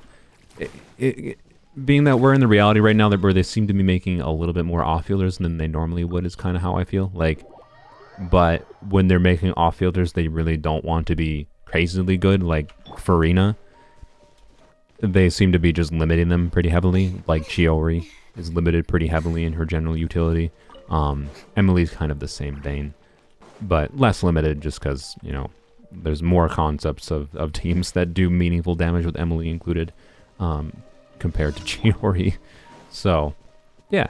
4-star weapon choices for her? Yeah. So, notably, unless you're doing shenanigans with infusions, there's really not much reason to build EM on her. I've seen a weirdly high number of people that are just like, what this character incentivizes burning. What? So that means Dragon's Bane good on her, right? Wait, no, Dragon's Bane doesn't say against Pyro, does it? It says, double check. I think I remember off the top of my head. I think it's Electro or Hydro. No, it is Hydro or Pyro. So like so like I think Dragon's Bane is actually a good example. Then I was correct. Hydro or Pyro, I can remember. Whatever, it's fine. When enemies are affected by Hydro or Pyro, and like burning's happening, that means they should be affected by Pyro. Hey, wow, look at that, a bunch of EM, that seems pretty good, right?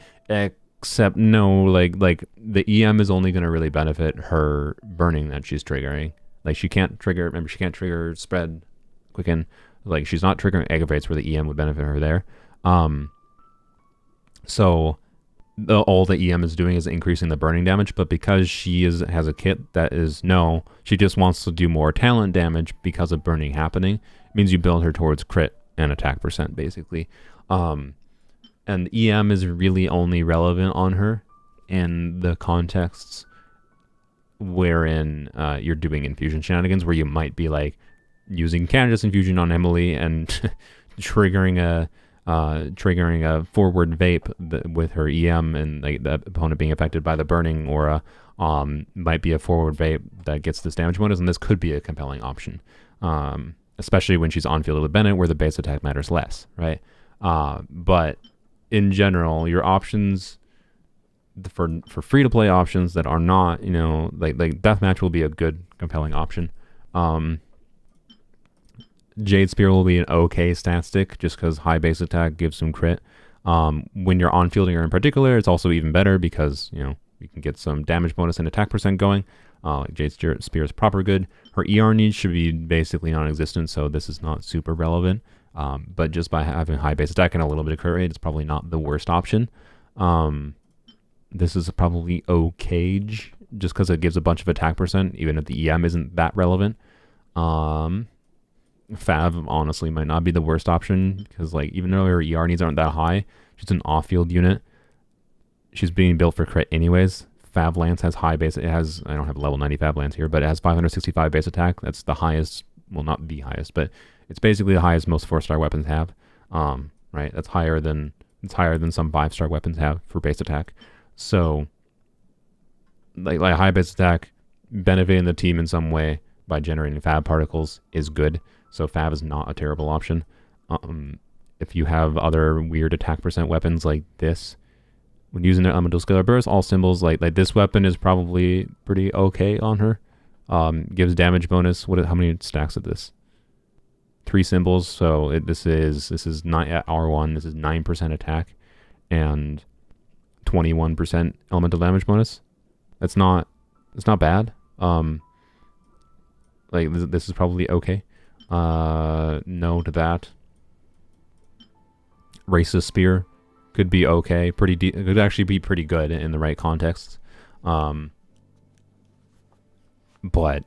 you know, it's Racist Spear. Unless, I mean, I got a couple Racist Spears. Oh my god, why do I have so many? I have one, like, well, okay, let's see. I have, I think 5 copies of R5 if I refine them. So yeah, in the context where, I don't know, there's probably contexts where Racist Spear could make sense, but also it's like really weirdly specific contexts where you're having a full Liyue. She's not a Liyue character herself, right? So the most you could get out of this is, at R5, is 21% crit rate and a whole bunch of attack. Like it's good enough that maybe, but like, one of the main unfortunate things though I'd say with her is that she doesn't really have a good craftable option. If we go to, here, let me finish my daily first. If we go to the crafting station, I don't think there's an attack percent craftable weapon. I suspect there's a good chance Fontaine's polearm will be an attack percent craftable, just because since that is a gap, and that's something that like, and since they're releasing Emily, I think there will be people that will have a need for that, right? So I suspect, hopefully, I just have not the team configured for this. Okay, that they will make an attack percent polearm as a craftable, maybe. Like they made an HP sword for Nilou. I mean, no, and I'm not talking about like Nilou. Them making another freaking sword. No, I'm not talking make a gacha weapon. That's a gacha weapon. I'm talking about a craftable. There's a very big difference. Is Candace C6 worth spending money? I mean, Candace is not on banner right now, so it's a weird question to ask right now. Do you really like Candace? If you really like Candace and want to make use out of her in a bunch of different teams, her C6 is what enables her to be properly relevant in a lot of different teams. So, maybe, yes, if you like Candace that much. I can tell you the instance of me spending money, not my main account, but on my polearm account to get Candace C6 is one of the notable instances where I actively do not think it was a waste of money. But that's also because Candace C6 made more of a difference on polearms only than it would on a normal account, right? Like, it's not an account changer. It's absolutely not worth it to what it does, but if you really like Candace and want to use her a lot more, it's what enables her to be properly usable in a lot more team contexts. So, yeah, anyways, right, like, obviously no EM and skill, I mean, gives skill damage, but like the energy refunding is not relevant. And the EM is not related. This is not a good weapon for her. And this, of course, is HP percent. I don't get why this is HP percent. It could have just been, like, it wouldn't, even with attack percent, wouldn't have been very good, to be clear. But, like, and then prototype, this is low base attack, high ER, no. And then this is another physical damage one. So, like, the craftable polearms are very bad for Emily. So, realistically, if you have a Fav Lance or Missive Windspear would be probably my 4-star recommendations for Emily. Of course, Deathmatch, if you have bought a Battle Pass now, the Deathmatch would be a good option. for some reason have a Prospector's Drill, this seems like it should be pretty good. You have to get healing to have this be relevant, to be clear. But that's not that big of a deal in mini-team context. But if you're someone who really only uses Zhongli and you know, maybe it might not be relevant. But as long as you're being healed, I think this should be a pretty quality weapon on her, actually. Not insane, but damage bonus and a good chunk of attack is not bad, right? So, anywho's, and this is the max base attack that's possible, right? So I think it's going to be like 20% attack or something with full ascension and 565 base attack, but then you're talking another 9% attack and another 20% damage bonus is pretty good. So if you have the healing going, right? And ideally you want to have 3 instances of healing. Like there's healers. I guess this weapon is actually even more awkward than I think about it now, because there's certain healers that like only have like 1 big instance of healing. And if you don't get multiple stacks of, like, multiple instances of healing going with her, this is not going to be that great to, like, with only 1 stack going, 3% attack and 7% damage bonus is not very good. So, anyways, I would lean towards Fab or Missive Windspear. But you might not necessarily have Missive Windspear, because I think this weapon came out like a year ago at this point, or over a year ago, for the event. So yeah, otherwise, like, I don't know, if you really like Emily, you don't have a Jade Spear available, don't have Skyward Spine that you got randomly from Standard Banner. Unfortunately, her weapon options, I would wait until 5.0 in case they make an attack percent, an okay, like, free-to-play accessible craftable polearm, with the Natlan craftables. But otherwise, it might, like, she might be one of the characters where it does seem like it's worthwhile to get deathmatch for her, kind of thing. She doesn't have that great of options, is my point. But also, if you want to make use of Emily, you can just, like instead of buying the battle pass, maybe that just pushes you towards doing infusion shenanigans, like I was talking about with C6 Bennett, right? Where you can actually gain value from the EM, right? Or you could actually make a lot of use from Dragon's Bane, or the EM from Missive Windspear even more, right? And that diversifies her weapon options a lot more. And noted this, by the way, she doesn't do 0 burst damage, but she doesn't have meaningful ER needs, and most of her damage is not from her burst, so don't use the catch. So, Homa obviously is Homa. It could be a stat stick, so. Anywho's, Emily's application. I kind of talked about Emily's application before. In the Burgeon context, Emily's application is probably not good enough to carry Burgeon on its own, and you can do double Dendro potentially, but like, oh yeah, and her constellations are weird. Like, she gets a pretty significant overall damage contribution increase, notably from Constellation 1, if you are doing double Dendro. And then her C2 is kind of garbage. It's just because her attack percent, which is and then C4 is interesting, and it makes her burst potentially meaningfully stronger. But like, And then C6 is like wow, does a bunch of extra damage. But it's limited to 4 instances, so like whatever.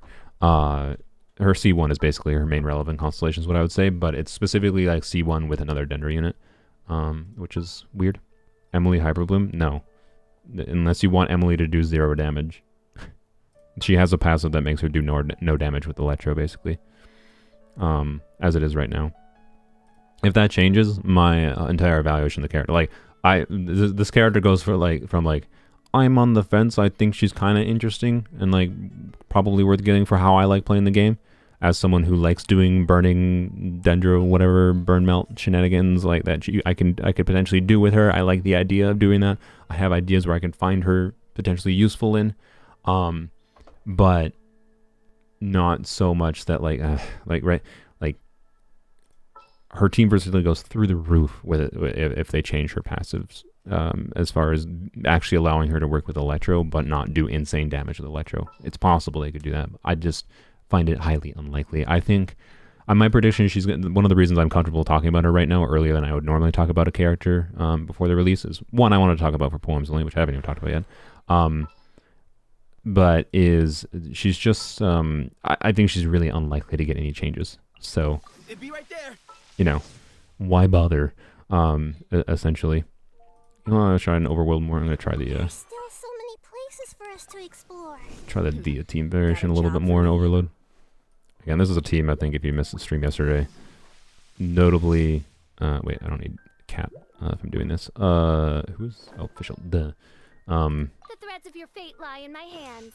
So, anyways, the this team probably only really works properly with Siege United, but it's interesting. So, anyways, we'll probably go. How good is her signature weapon? Her signature weapon's weird because like we saw her signature weapon before we got like her burst cost and like energy generation. So it has energy refunding on it, which is always a signal of like, oh, this character, since her weapon refunds 12 energy, is probably going to have a pretty high energy need to be able to burst consistently, or be burst reliant in some form. And she is neither burst reliant nor has a very high energy cost. So them putting energy refunding on her signature is kind of weird. But basically her signature gives a bunch of damage bonus. It's 608 base attack, 33 crit rate, and then gives I think 15% attack just at a baseline. So and at that point is where its generic stat stick value ends. Because then the this weapon is only made for Emily aspect comes in, wherein like initially it seemed like this weapon might have been good with other polearm characters paired with Emily. Like I was considering being like, oh, this actually might be a better weapon for hybrid Chen-He than Staff of Scarlet's Hands, until I reread the passive and the phrasing, because it specifically says when the equipped character, and it can trigger off field, when the equipped trigger triggers burning. I thought it was just like burning happening originally. I just misread it. But when the equipped character triggers burning, you get like a stack of like 18% damage bonus, and I think it stacks 2 times, so that's 36% damage bonus and energy refunding. So, you know, that's pretty strong for Emily, but like it's a bad stat stick for anyone else, right? So not worth, basically. Will I go for it on polearms only? Depends if we get lucky with getting Emily herself. But honestly, I think going for Emily C1 would probably be more valuable than getting Emily's weapon on polearms only. But I'm not going to completely blacklist the potential of it. So, anyways. Probably more for solo Dendro. Maybe, but like she has a 50 energy cost and generates 8 particles, right? So like yes, it's probably going to take her from having a little bit of energy needs solo Dendro to 0 energy needs.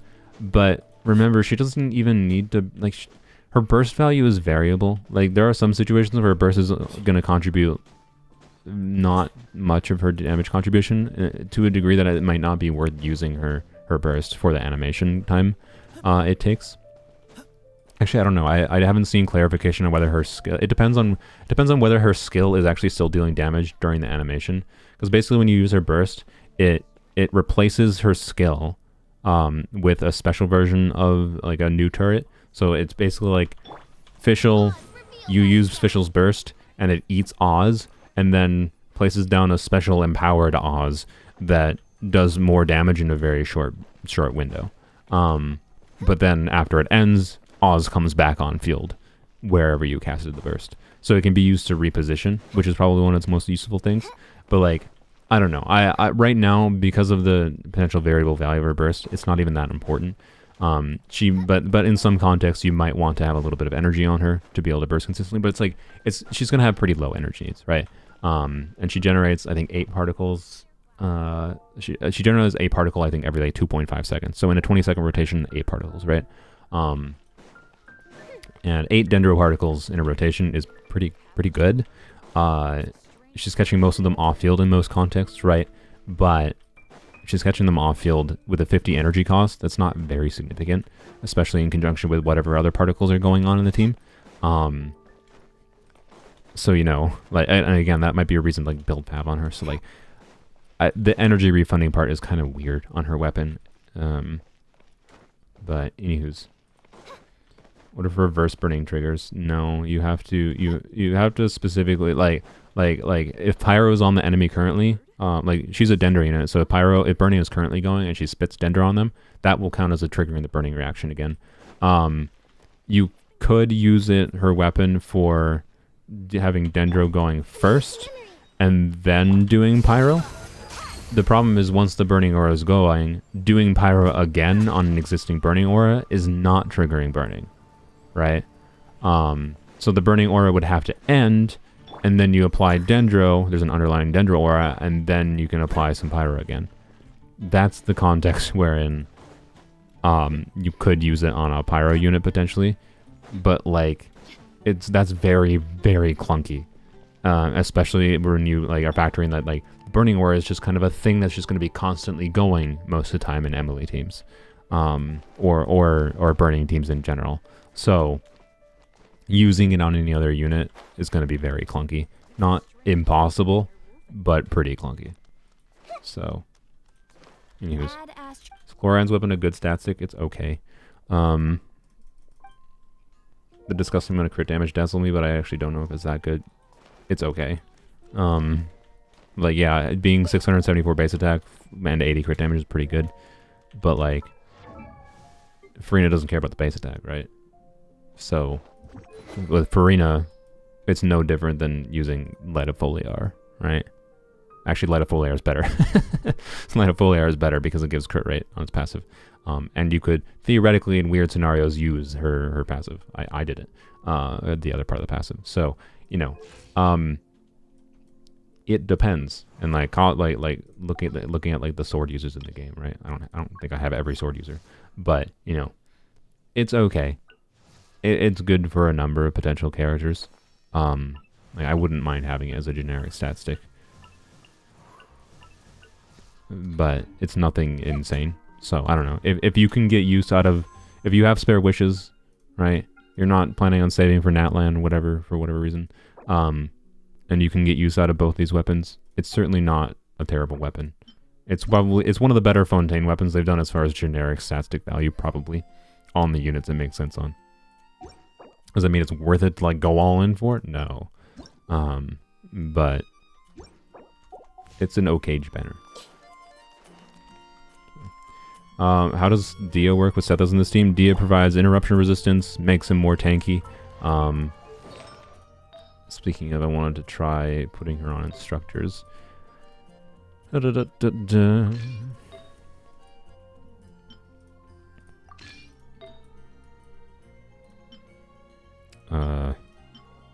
no. Just blam. Dia's not really going to do any damage, so it doesn't really matter. I don't know why Xingqiu has that anyways, but here we go. Yep. Alright, so 37,000 HP on instructors. Weapon-wise should actually, with an instructors build on Dia, the weapon you should actually use is, I don't know, I don't know if I have it unlocked. There's a Sumeru craftable.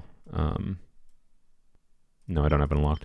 There's a Sumeru craftable that does like I believe it's the same passive as this. So she triggers a thing that can buff EM even more. But it's whatever. I'll just put her on Fab, I think. So yeah, this team is basically, you know, Nahida plus Dia equals a little bit of burning. You get some overload damage from Sethos, but you quickly overwrite it like it's not that significant with Fischl in the mix, right? So you still get aggravates going from Fischl and Sethos, but you're getting some additional overload damage, and you're giving interruption resistance to Sethos for like, you know, 8 seconds or whatever, which is fine. For Sethos' low uptime, right? Or sorry, 9 seconds. My bad. And then the damage bonus, right? Or EM buffing, right? It's actually like on paper, it actually like works pretty well. I can't really properly evaluate it though because of C2 Nahida making too much of a difference. So, anywho's, I suppose we should switch over to polearms only. Wait, you know what? I forgot. I needed to. Oops, I should have left 30 resin. Well, okay. I have 30 resin back in 2 seconds. We're gonna go fight a weekly boss, methinks. Who do I fight? Who does Alhaitham use? Probably Wanderer boss drops, right? I don't know if I have enough, but I've definitely used a bunch of. Let me look up what Alhaitham uses. I'm not intending to level him up at this exact moment in time, but I should find out. But yeah, I want to talk about Emily on polearms only specifically a little bit, and that's basically all the Emily talk I've got. Is 130 enough wishes for C1 Farina? If you're not with a guarantee, I know you put /J, but to answer your question seriously, if you're not with a guarantee, no. Even if you have a guarantee, no. But if you get lucky, maybe. Let's see. Wanderer, no, not Wanderer. Alhaitham. What does he use? Yep, he uses Mirror of Mushin. Oh, I have a lot of those. So that's convenient. Oh, that's convenient. I don't need to farm him then. Good. I don't like him. We're gonna fight Dvalin. Why? Because he's quicker. The main reason I'm honestly just doing this is because I want the pittance of a chance for a catalyst billet. That's why. I should probably farm Ajitaha, honestly. But, Aether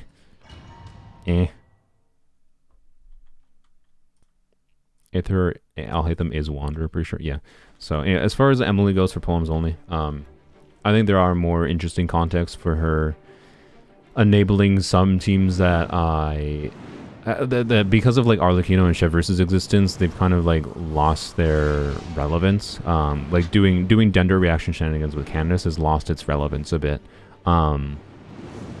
With since Chevreuse and Arlecchino have now become a thing, and like I've gotten enough non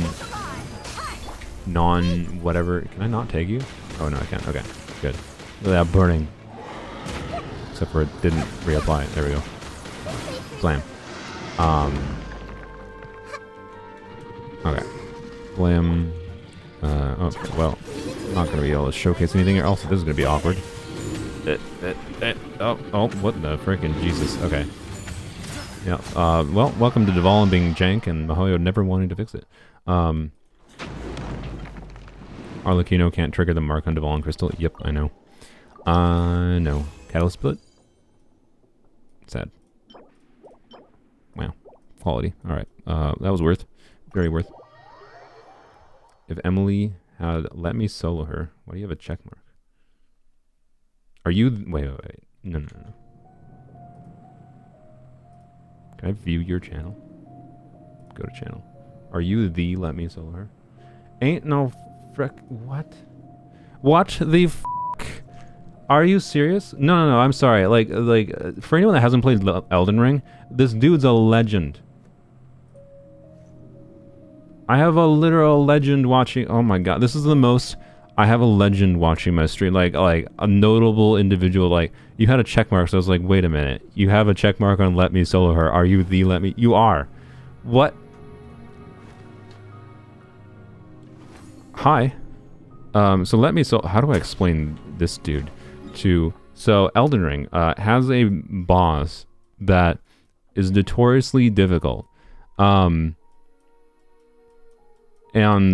this dude in like Elden Ring's like multiplayer function basically joined co-op and was like, and had no armor equipped a pot on his head, and is like, all right, I'm gonna solo the hardest boss in the game with like, and just like take no damage. With no armor.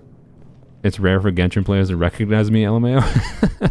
Yeah, I mean, I don't know. Anyways, I'm sure Let Me Solo Her is probably gonna have some Elden Ring DLC content coming up here. But yeah, hello.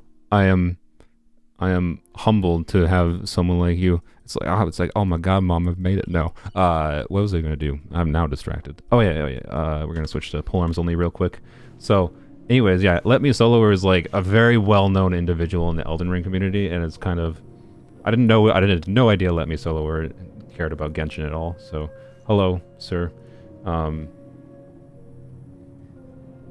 It'd be, I don't know, feel free to message me on Discord or whatever. I'd be very down with doing... I'm very much worse at Elden Ring than you are, but, you know, there's some Elden Ring DLC coming up, so, you know.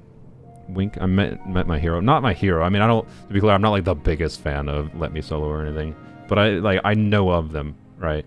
They are that well known, and for anyone that's played Elden Ring and like has interacted with the Elden Ring community a little bit, Where's my freaking thing on my OBS?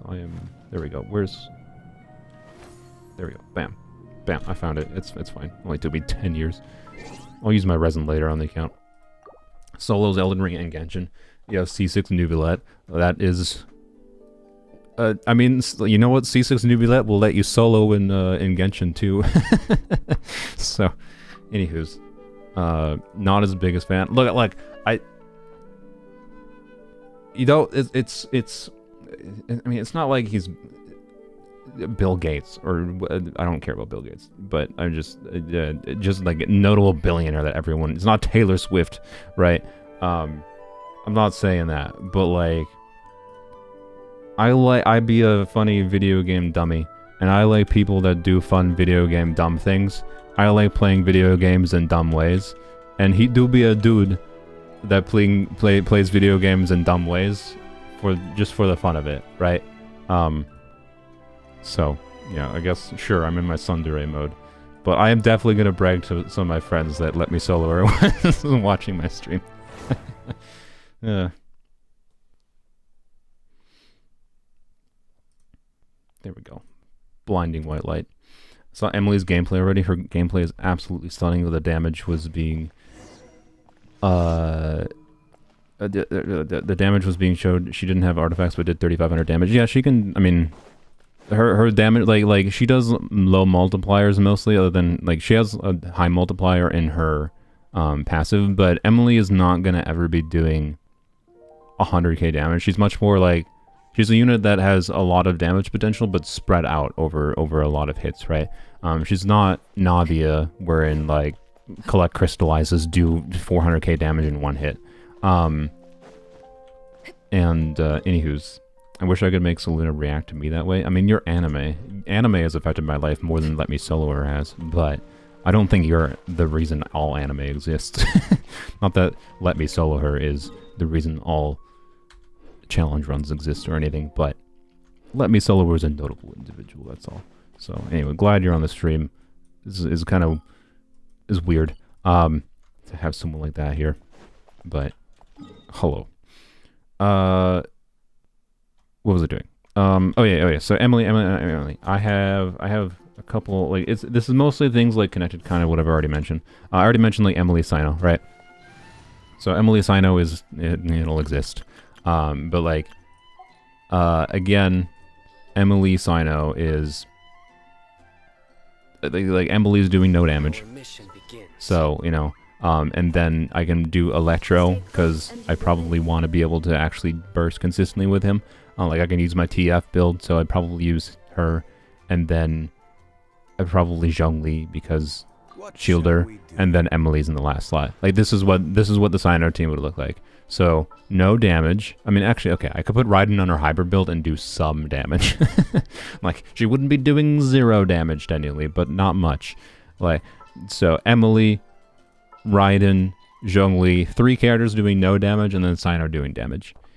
It's probably the most functional Sino's gonna ever be on this account, right? Like, it'll probably, I might actually probably have fun doing Sino as he was intended to be played, which is with Aggravate, right? Which is cool. The fact that I'll actually be able to do that on Polearms only is cool. But the fact that Emily does no damage makes it a lot less exciting, right? So, you know, it'll be fine. It'll be good, probably. Will it be good enough that I'll do it constantly? Not necessarily. And then a bigger question is, like, will it be better than doing Aggravate Hybrid Raiden? Probably not. But it'll be another team option that is an option I didn't have before on Polearms only, which makes it good. So, you know, like, that we have another option. That's all. It's another option. I will play it. I don't know how often I will play it. It will exist. And then you have the context of basically what I mentioned before to an extent.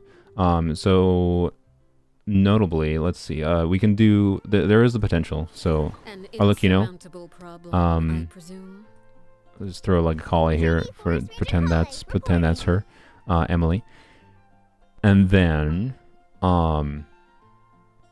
probably, well, I'm very skeptical of, like it probably won't work, but doing Candace and Yao, just mostly for more application and for healing the non-Arlequinos of the team,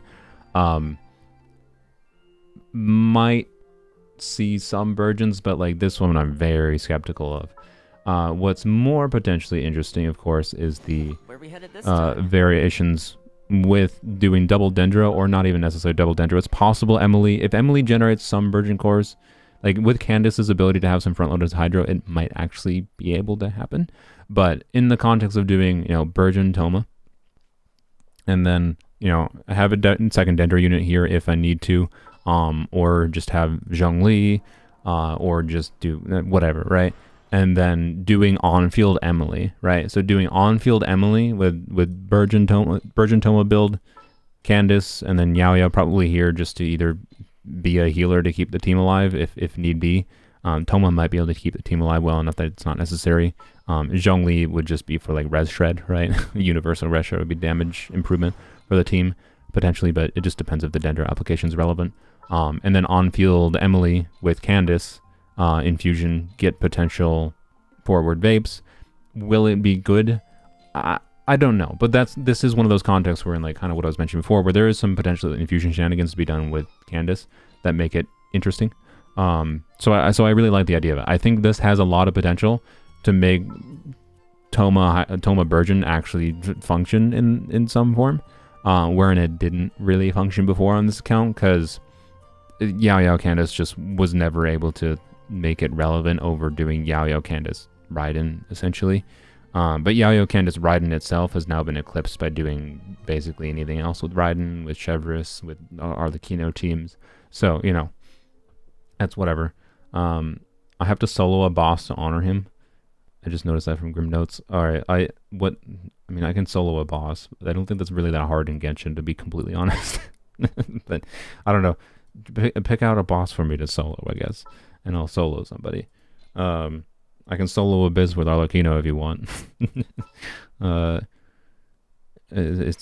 We can compare my solo Neuvillette C6 with Let Me Solo hers Neuvillette versus my Arlecchino C6.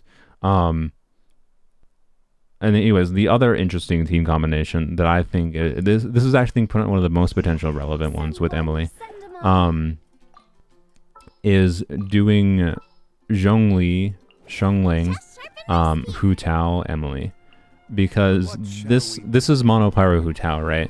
But Mono Pyro Hu Tao has kind of been eclipsed by Arlecchino at this point. Like Hu Tao in general on polearms only, because of the fact that I can't do Hu Tao in the normal ways that Hu Tao is made to be really good, which is like doing vape with like Xingqiu, Yelan, double hydro variations or whatever else, right? I just don't have the ability to do vape Hu Tao. It is not a possibility. So what I had done many times in the past, if you'd follow polearms only, was Mono Pyro Hu Tao. And Mono Pyro Hu Tao can be much better than people give it credit for. Like I have a Mono Pyro Hu Tao build that can hit numbers that many people's vape Hu Taos hit, right? And that's pretty cool. But it like as a way of like just buffing her through Mono Pyro shenanigans is a way to like clear some content. Normally I would have been like using Xiao in this team though, right? Because Xiao can be on 4-piece VV. He's Animo, so he can swirl Pyro, buff Xiangling's damage, buff Hu Tao's damage. Zhongli's here to keep the team alive and buff a little bit with his own VV, or not VV, res shred from his shield, and blam, right? So, anywho's, that's kind of all there is to it, right? The problem is Xiao is not, believe it or not, Xiao is not the best use of VV user for VV. He doesn't have the ability to do it in AoE. He's only doing it one target at a time, and it's just kind of awkward in general. So the idea would be, sacrifice VV in exchange for adding in Emily, right? Adding in Emily and Emily's own damage contribution, making up for the loss of VV. Will it be better? I'm actually not sure. Like Vivi is doing a lot of work, right? Like being able to swirl with with Xiao there is buffing Hu Tao's and Xiangling's damage by a good 25% probably at least. But if I lose 25% damage on Hu Tao and Xiangling and gain at least 25% or ideally more on Emily, and it feels better to play. And it also notably diversifies the team damage out more, so it's less reliant on Hu Tao as well. Like, you get the point, I think, right? Like, it's an idea I like, is doing Emily with one of the 100 pyro units in the game. Pyro polearms in the game. And it can be probably pretty decent. Obviously, she's not really going to do much with Chevreuse, so we're limited to with Hu Tao, Arlecchino, Thoma. She's not going to be a useless character, basically. I can see context wherein she is potentially useful. Xiao never uses 4-piece VV. He doesn't do swirl damage, bro. Xiao needs supports that actually buff him, because he's an animal crit DPS. He does. F*** all. I can have a really good Xiao build on Marsh's Hunters on this account, and he does like 30 to 40k. Wow. Xiao's better use case in this account is as a VV unit. Even in the context where I'm actually maining him, like where I'm having him be on field. Because in the context where I'm maining Xiao on field, Xiao should still be on VV, because the most relevant team context that Xiao has for a team that performs like decently is Xiao, Rosaria, Xiangling, Zhongli, where a mix of Rosaria, Xiangling can get melt damage, and I want to be able to swirl those and buff Xiangling's and their damage in favor of buffing Xiao's damage slightly, because the damage increase from having like an equivalent invested 4-piece VV build that buffs Xiangling and Rosaria versus a Vermilion Marche build is not very significant, because I don't have any of the other pieces like Bennett, like Cloud Retainer, like C6 Farazan that can buff Xiao to make him actually do meaningful damage. So therefore, it makes more sense to focus on the team damage. It's better at equivalent levels of investment. So, like, I was mostly joking there, to be clear, with him. Like, yeah, I'm not f***ing dumb. I know he's not the best VV swirl in the game. Can you tell me what other animal polearm is better than Xiao at swirling? It's polearms only. What other animal polearm in the game is better at Xiao at swirling?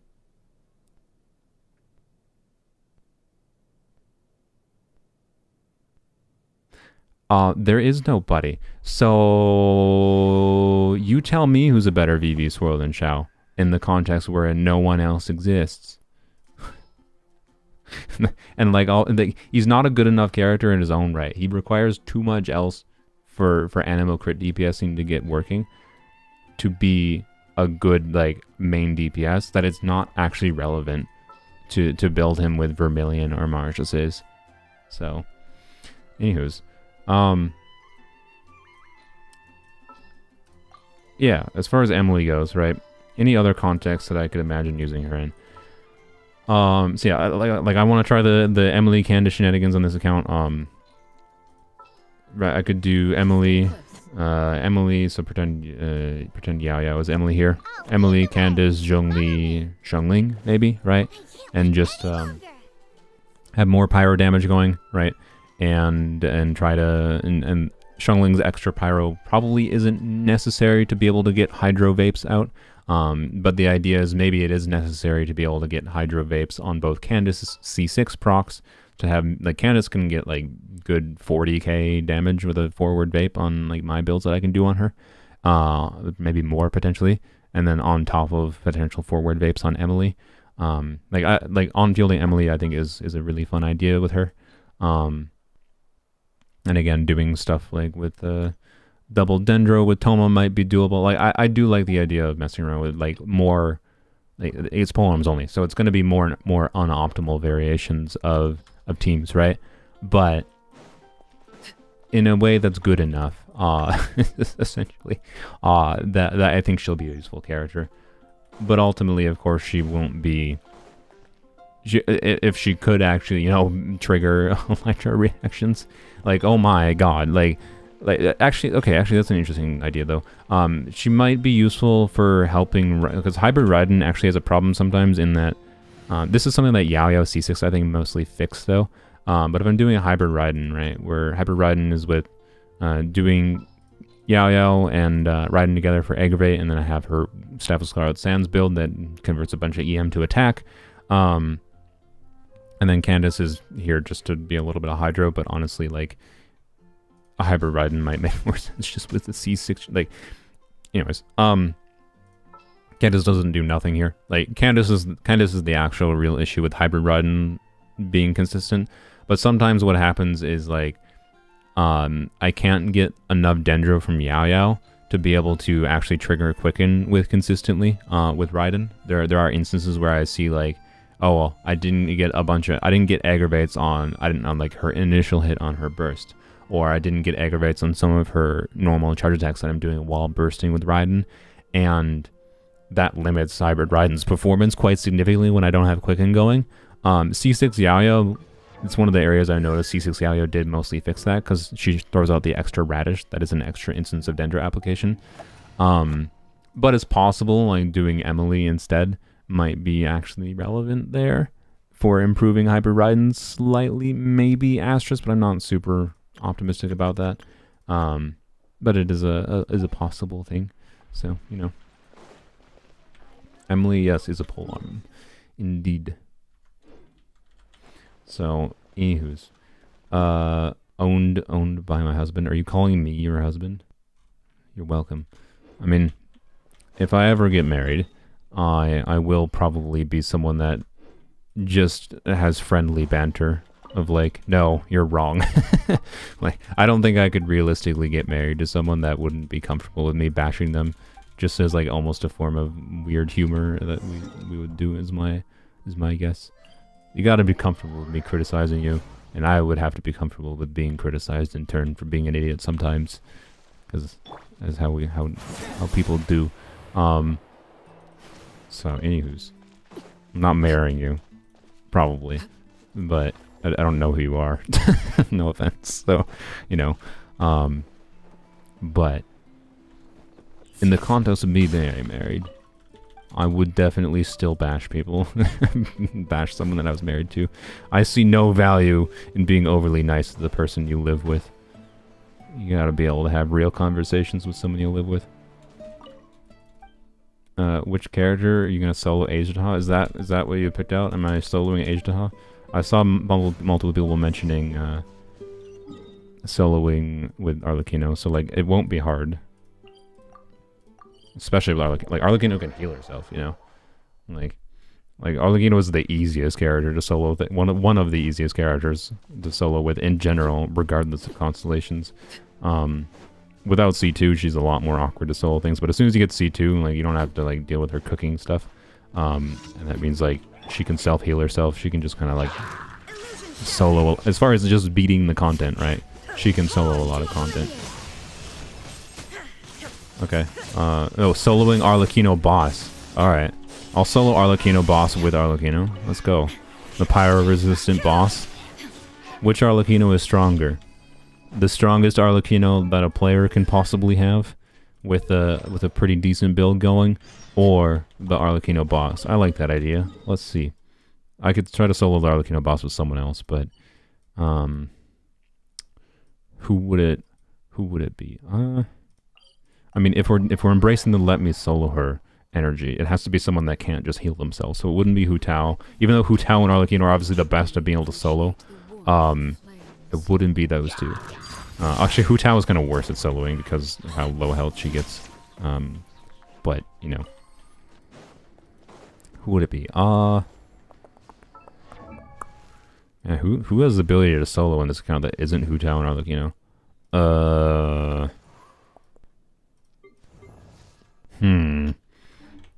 I guess I could put Raiden on a normal emblem build, probably. That would probably be the closest thing I could achieve. I'm not soloing with Candace. I'm sorry.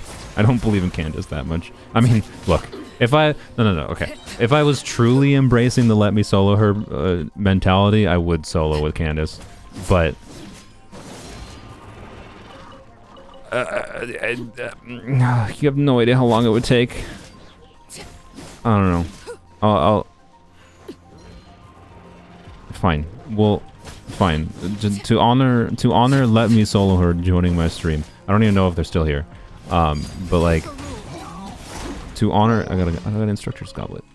To honor them, I'll let you guys pick between soloing Arlecchino. But oh god, it's gonna be so hard with Candace. Like it's gonna be difficult. What was I looking for? Soloing with Candace or no, or Raiden, right? So let's do a poll. Solo Arla boss with Candace or Raiden? Candace? Raiden. Start poll. Alright. There you go.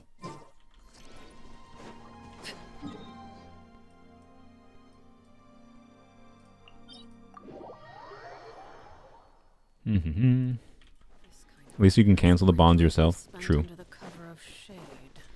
What do I even do for a Candace? I think I have to do a fab build if I'm doing Candace, by the way. It's probably... Oh boy, people are saying Candace. Oh boy. Well.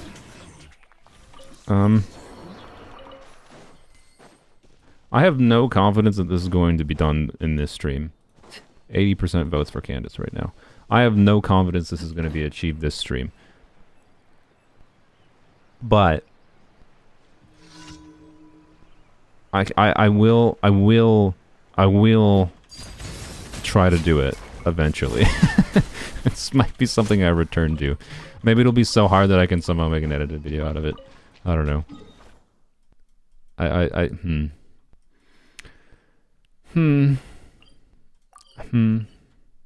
Okay, let's return here. We'll do our farming quick.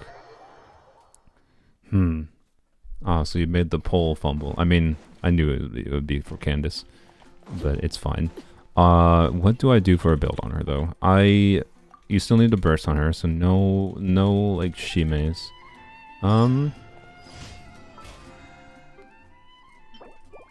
All right, we're not going for killing it fast. We're going for the long haul. So 4-piece Bolide. Honestly, I would consider 4-piece Bolide if I had it. Today I regret not having Bolide. Thank you for. This is where we're meant to be doing. This is definitely what I meant to be doing this stream. You know, I've mostly talked about Emily. Feel free to ask more questions about Emily, but I think I've mostly said everything I need to say about her at this point. She will be a pretty decent character. I just think the way they have designed her is boring. Okay, I should probably do some of those things, but I'll do it later. Okay, let's do farming real quick. Plan. Is it worth pulling Farina to use her in my Hu Tao's team? I mean, if you want to do like, or you don't. Oh, you don't have Yelan. If you want to do Hu Tao double like Hydra, like I think one of the main contexts people have been doing Farina with Hu Tao is like Jean, Yelan, Hu Tao, Farina. If you don't have Yelan to synergize with like doing the double Hydro HP resonance stuff, like I don't know how relevant it really is if you're doing like Xingqiu Farina. Like it. If you have Cloud Retainer already, then maybe, because you could do plunge Hu Tao things, right? But I don't know. It's not super relevant to just get Farina for Hu Tao, but a lot of people do like doing Hu Tao and Free together, as like, you know, Bianco is saying in chat. So, should we let him have one character just for Candace to do swap damage? I mean, that does not sound like soloing to me, so, you know, just saying. Why did you not die, sir? I don't like your existence. Why? Thank you. Okay.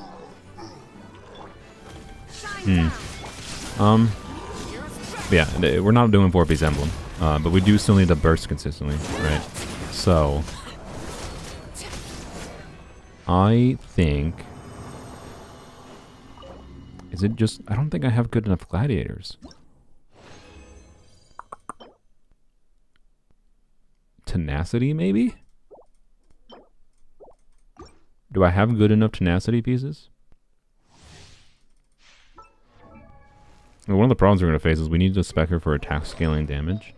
The idea with tenacity is just the shielding, right? Because there's a good enough amount of skill expression that I could do with potentially using Candace's skill to absorb damage, but it has to be...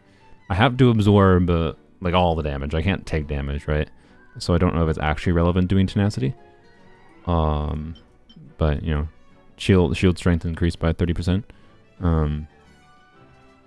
Oh wait, that's only when an elemental skill hits.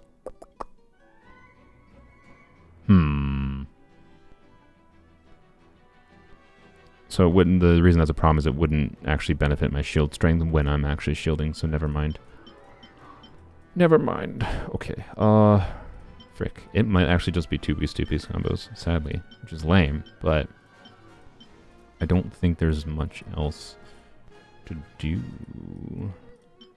4-piece Glad could work, but I don't think I have good enough Glad.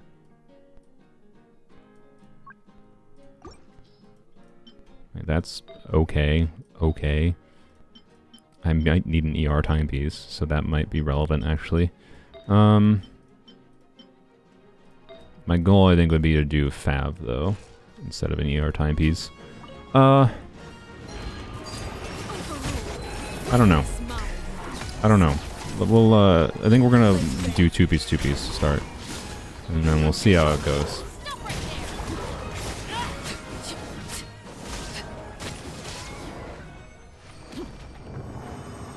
Gladiator Candace for added immersion? Maybe. Wow. Wow. That's not going to be useful. I mean, okay, it might roll just as well as my existing pieces, but I didn't really need more feathers for Emily. To say the least. Why? I hate when one of these doesn't get hit by like a micrometer.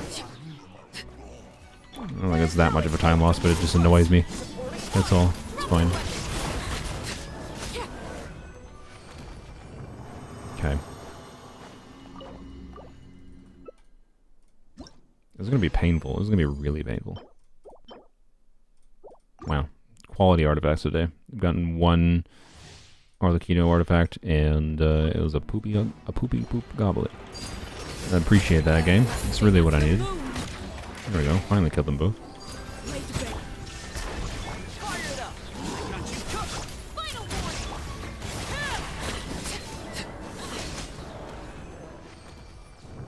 Suffering builds character. I mean, yeah, that is probably that's the Elden Ring style. It's the let me solo her style. So, you know. Apology accepted game. Double crit attack percent is kind of exactly what I want for a Arlecchino feather. Really wish it was 4-line.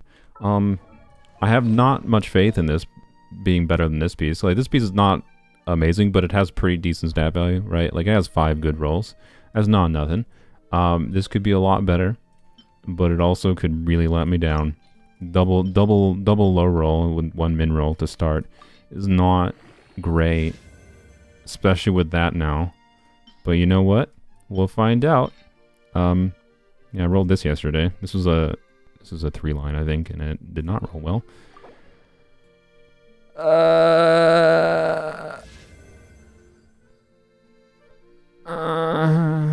It's probably better if it rolls a crit again, at the very least.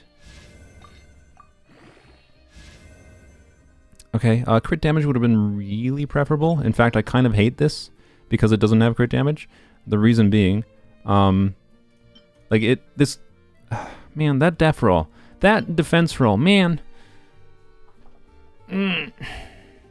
Defense rolls and low rolls all around. Like, really low rolls. It really low roll hardcore. It's probably the best piece I've gotten, but like, I hate it. I kind of hate it because look at her build. Like, this puts it at 100% crit rate, basically, like 98% 0.9% crit rate and 196 crit damage. I do not want to have less than 200 crit damage. I hate it. I hate that. I know her CC is giving her more crit damage, but I hate the idea of this being her baseline build. I kind of hate it. I'll leave it on her for a second. We'll check if Akasha shows it being an actual improvement, but I kind of hate it. I really kind of hate it. So, like, it's not bad. It's just, I do not want this to be my end. Like, this could have freed me from Arlecchino farming, and instead, it makes me unhappy. But it's not bad. It's like, man, they like barely even crossed the 30 CV barrier, by the way, with 3 out of 4 crit rolls. It's just, like, that 10% crit rate probably makes this build meaningfully better, I would guess, in exchange for losing like 6% crit damage, right? But like, okay. Yeah. Did I fight the Arlecchino boss at all this week? I actually don't remember. Yeah, I did. Okay. Yeah, let's go here. Let's see. In honor of Let Me Solo, right? Let's see. Let's see what happens. Candace, you already have Fav. That's good. I should give you a different Fav though. We'll give you the R3 Fav, because it would be nice to trigger it more often. Wait, that was level, yeah, it was level 90. Okay. We might need to do 2-piece emblem actually, but let's see. So first of all, what's the best attack percent type piece I have? I think it's this piece, but I might need ER, so it might actually be not that piece. Although I don't have, I was hoping for like a 30 CV with 2 ER rolls. I don't think I have one. This actually might be relevant, like do 2-piece emblem maybe? I don't know, like we really need to be able to get her purse back. It's very important. And she's solo, so let's do 2-piece emblem. Let's lean towards that. And we do need a crit rate circlet. I think we can do a different crit rate circlet. Probably that one, right? A little bit less HP, more crit damage, more ER. Okay. And then, of course, we're doing the Holy Hydro Goblet. What? Oh, why? Oh, okay. It was down here. I had a stroke for a second. I was like, is it gone? Yeah, do that Hydro Goblet, because, you know. Alright, so we got 2-piece emblem. And then let's do... Oh, you know what? We could do this as an onset goblet. Yeah. Okay. Interesting. So, let's do Shimenawa's, right?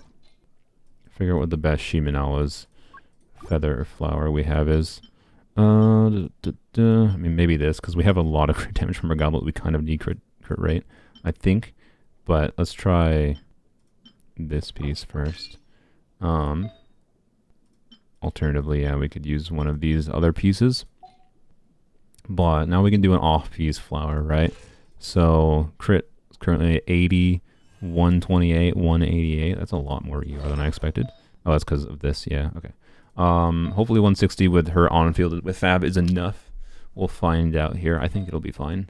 And then, let's see. Let's just do crit rate, crit damage. Probably more crit damage than crit rate at this point.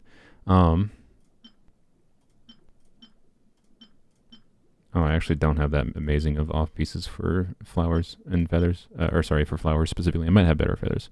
Okay. I think I would have better off pieces for these. Apparently my flower luck ain't that good on this account. The Shao piece ain't bad. But and HP might be valuable to be able to shield, tank some damage more. If I can be able to tank some damage, with Candace's skill, this shouldn't be that hard. Is my current thinking. But let's switch to like this, for an off-piece flower instead, and then we'll use I might need the ER from this piece. Yeah, it's not even that much ER though.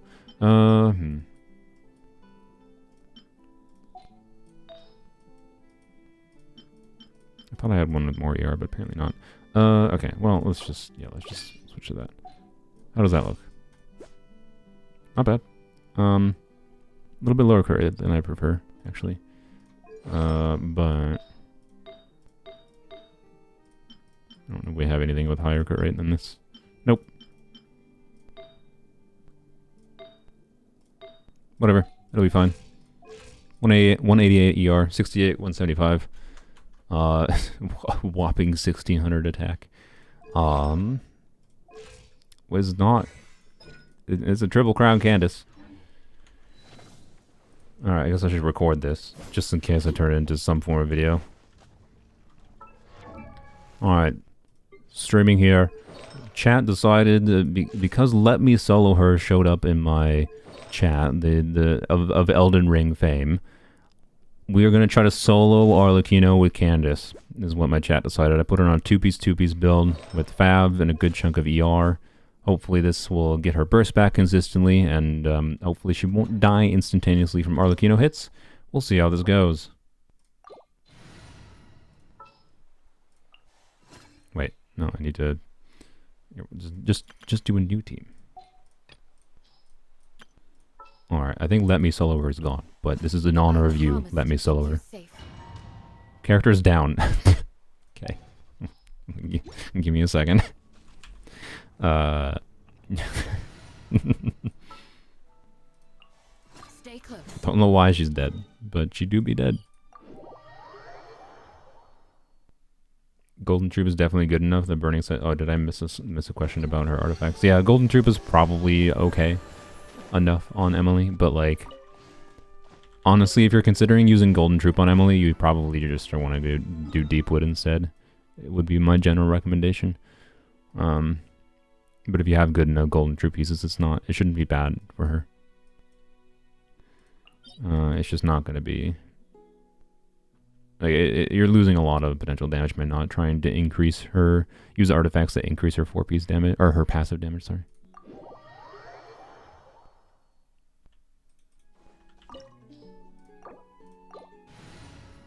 Alright, you need to be replaced with Raiden, and then we'll switch back to this one. Start. Alright, surely this will go well. The main question I have... Oh, you have no energy because I just revived... Okay, whatever, it's fine. We'll be able to see how long it takes us to get our burst back. Afraid? The main Or question do you I not even have... have the courage to be afraid? Okay, she can block that hit. Oh boy, energy.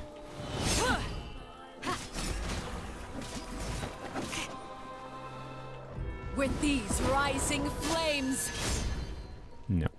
do your worst. Is it my turn now? Yep, good job, me. I am playing this so badly. I wish, man, I just tried to lock onto her, by the way, and... Oh boy. Yeah, I think the first try is not going to be successful here. With these rising flames, I need to try to skill better.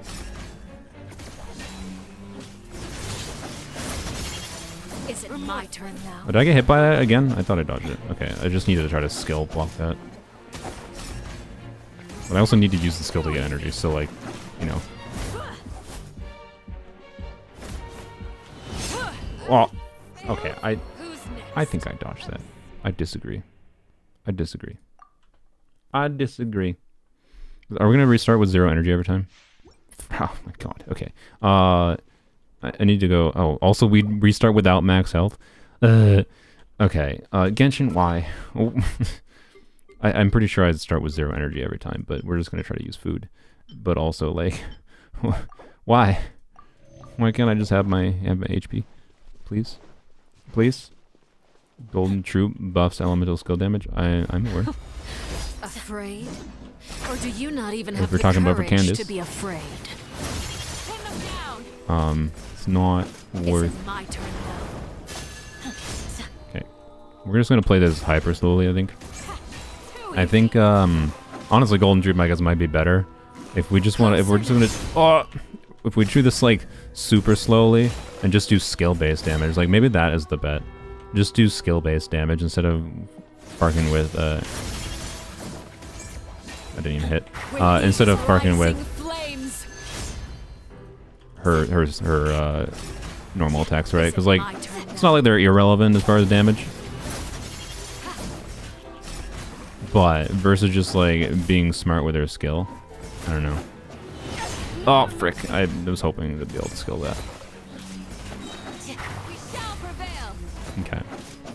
Bear with me here. I've never even had to pay attention that much to this character's mechanics either. I know she applies Bond of Life to you, which, if she applies Bond of Life when I block it with Candace's skill, that might be a problem.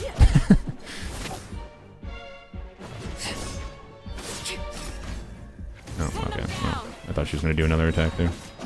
Is it my turn now?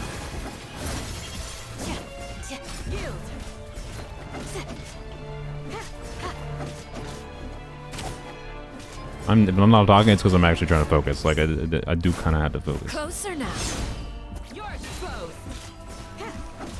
With these rising flames.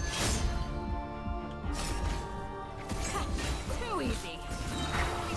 Yeah, I don't know. Doing 2-piece Golden Droop might be worth. Okay, I dodged through it. Now that's more like it. Is it my turn now? Just 2-piece Golden Droop and 2-piece HP to make her buff her HP for her damage a little bit, but also just buff her shielding a little bit. So I am worried about some of her bigger hits that I won't be able to absorb. With these rising flames. Is it my turn now?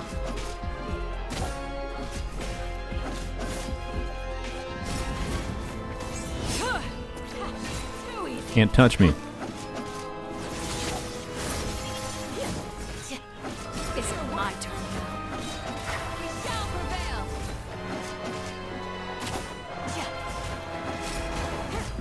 I'm staggering here quite a lot. So this first phase... Oh, Spare your energy. Running is of little use. what is this?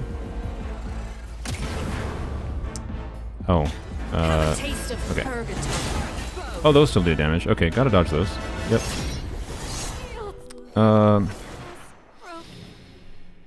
How do I avoid the Bond of Life? The Navy will apply Bond of Life to characters as you're clearing Bond of Life. Yeah, I can't heal though. I mean, okay, so, like, I mean, to be clear, Let Me Solo Her is allowed to heal with, like, Estus Flask, or whatever they're called. Are they called Estus Flask? I can't remember what they're called in Elden Ring. Let Me Solo is allowed to heal. So, like, I think if I get Bond of Life on me, I should be allowed to heal. But I'm not allowed to just, like, heal up constantly, because Genshin, right, in Elden Ring you have a finite amount of flasks, right? You can't heal just forever. Like, you're not... Well, I don't know. Genshin kind of limits you as well, right? With food. In fact, I might... Like, I'm already like, right, they already limit you. I don't know when this cooldown goes away, though, right? So, you can kind of indefinitely heal to an extent. So I think I should be like in the Elden Ring mindset. I think I should be allowed to heal a little bit, but not go super heavy into it. Okay. You can't even avoid the Bond of Life. Okay, yeah. So I should. I'm gonna say, like, yeah. I just yeah. I can use the food with this, right. And I'll just use that. I'll try to only use that with Bond of Life on me, right? Is what my thinking is. So yeah, let's look at what we can do for 2-piece HP, 2-piece skill damage instead. Because I think it's going to be a little bit slower doing that, but then we also just don't have to bother with ER at all. So, and we can switch to a different weapon. What weapon actually? I guess Homa, right? Yeah, probably Homa. Okay. Homa. Crit rate weapon. Probably that. Still that, of course. We're gonna need all the freaking crit rate. Good lord. Let's do set filter. Golden Troop. Tenacity. Alright. EM, no. HP, yes, but that doesn't... Ooh, it's not a great HPVs. Okay, what about... Oh, I don't have... Sad. I only have attack percent. Timepieces and Golden Troop. Okay, I mean, we can use the Tenacity timepieces we need. What do I have for Tenacity Flowers? Not that special. So, okay, that's fine. We'll do 2-piece Golden Troop on the feathers. And Feather and Flower, and then we'll use this, I guess. Like, I think our crit rate's going to be a little bit scuffed. But...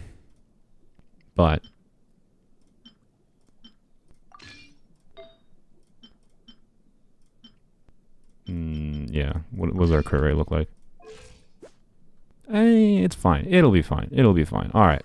There we go. 10,000 more HP. Honestly, about the same attack. More crit damage, of course, less ER. Alright, let's go. Let's go. Afraid? Or do you not even have the courage to be afraid? Is it my turn Nice. now? Yeah, that's a little bit better for that. Rising flames. Really wish I had a camera lock-on feature. I probably should have held skilled there. Oh, didn't have my cooldown back. Okay.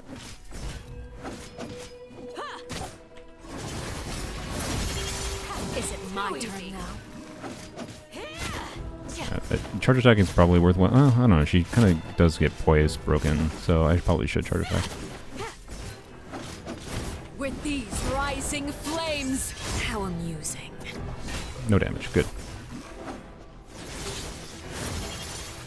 Just have to be careful with my stamina a little bit.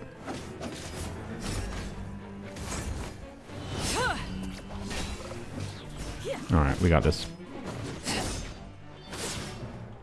Okay, that's a 2-hit combo attack.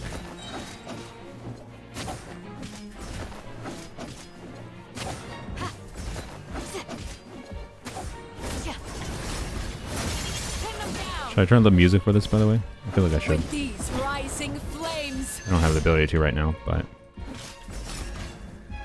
if I die, which maybe I won't. Now that's more like it. We got a soloer though. You gonna attack again? Well, this is gonna be a waste. Come near me. Come here. Come here. Come here. Closer now. Yeah. Get wrecked. With these rising flames. Ooh.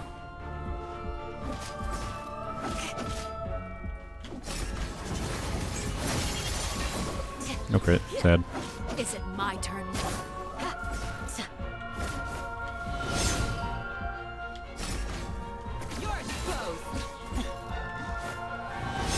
Oh, yep, okay. Should have saved the skill. Should have played more cautious.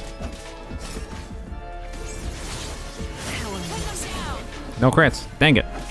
Okay. I don't want to use crit food, but I might use crit food just for the convenience, maybe, but...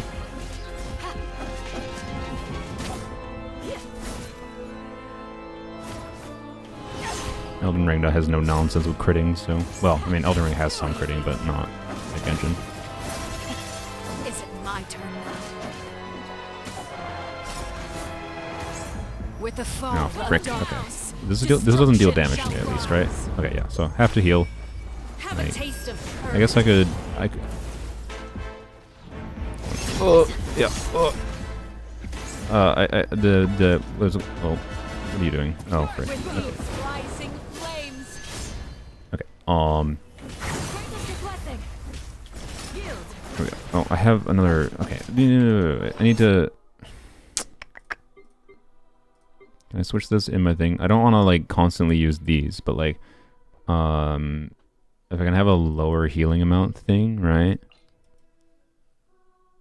Like, here... Like, I think Delicious Radish Soup probably is better. It has, like, ticks of healing, to be clear. But... Look at you. Oh my god, what is this attack? I've never seen it Like a before. bunch of helpless animals. Okay. That's cool. Too easy. She just had a second hit there. I should have kept on holding.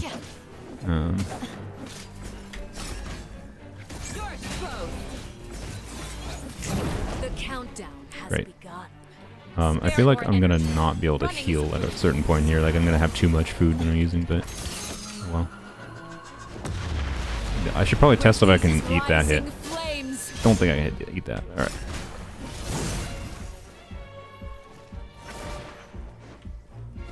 Have a taste of purgatory. No, okay. Oh, it's just a waste. Oh, I probably could have waited. Ah, frick! Okay, well. I have to heal. Okay. Trapped like a bunch of helpless ants. I might need to make more radish soup. I should test if that can be blocked, but... Hit me. Closer Hit me. now. Frick, I forgot I had a second hit now. Dang it. Oh my god. Pin them down. Is it my turn now?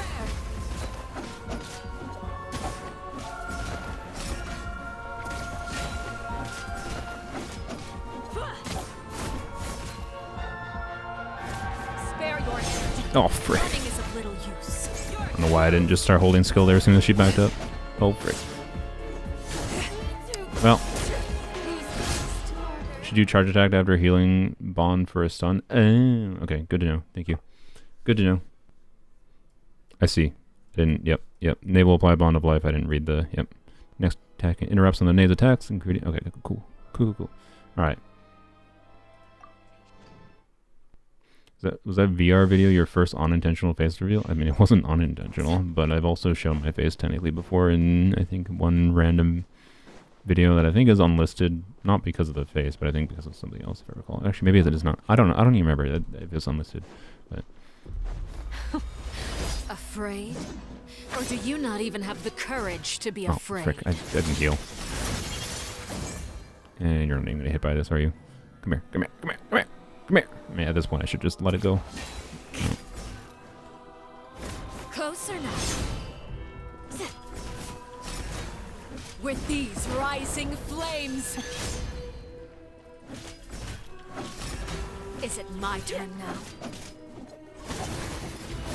Dang it. I feel like Candace's cooldown is like perfectly never lines up if I want to just use the skill. I will not have it back with blocking a hit. Pin them down. Oh, frick. Is it Terrible. my turn now?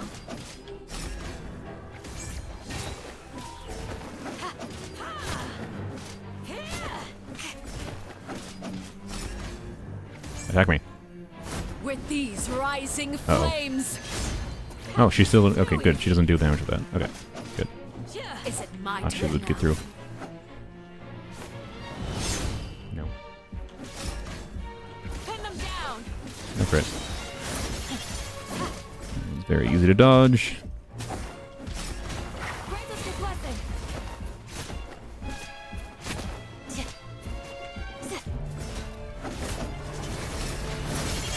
Is it my turn now? With these rising flames. Nice. Okay. Too easy.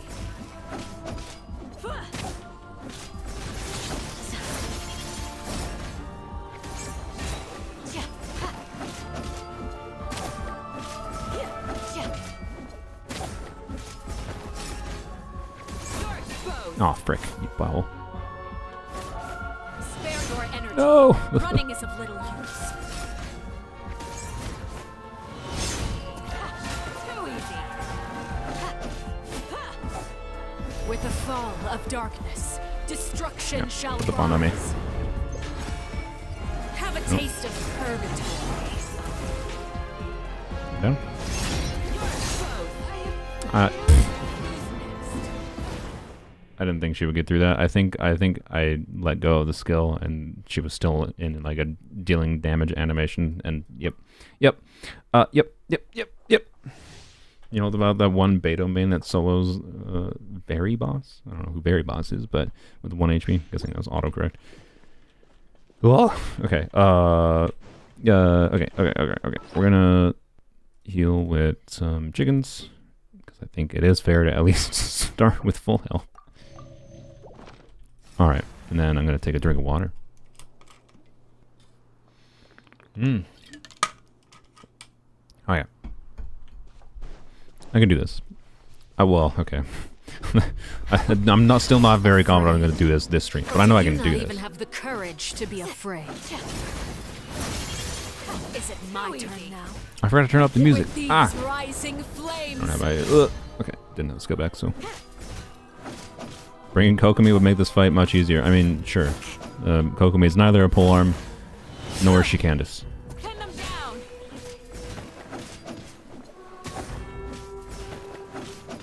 Yeah. On a whacking.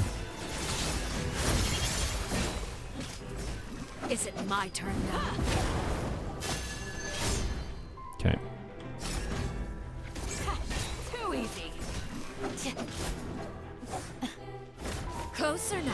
Oh, yep. Oh, I don't know why. I just panicked and didn't start skilling. Both.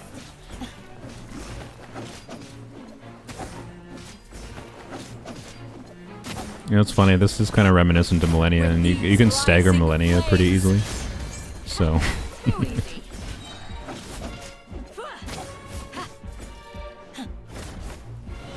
if Arlecchino absorbed your HP, it'd basically be the same thing. Oh, okay. Got lucky with the... I think I was invulnerable with the burst animation.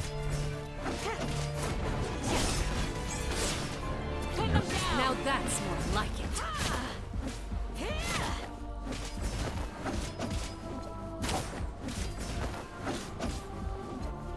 With these rising flames, you're exposed.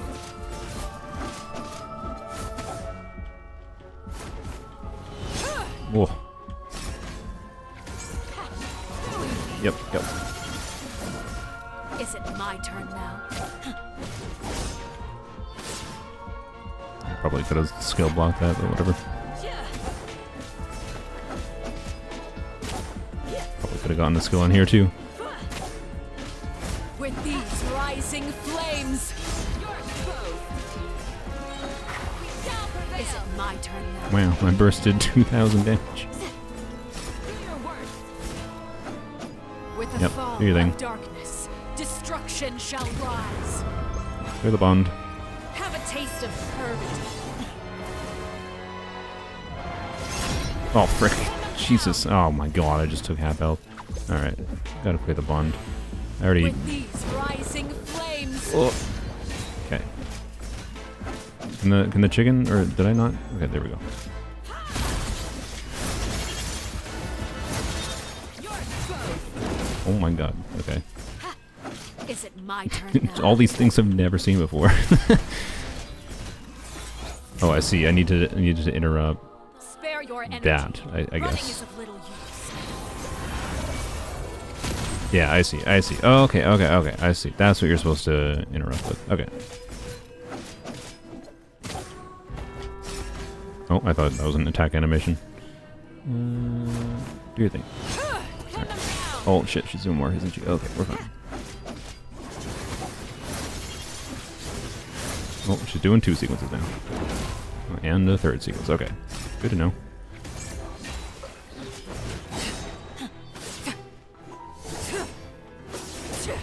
Okay, you do like 4 attacks now with that. Alright. You're exposed.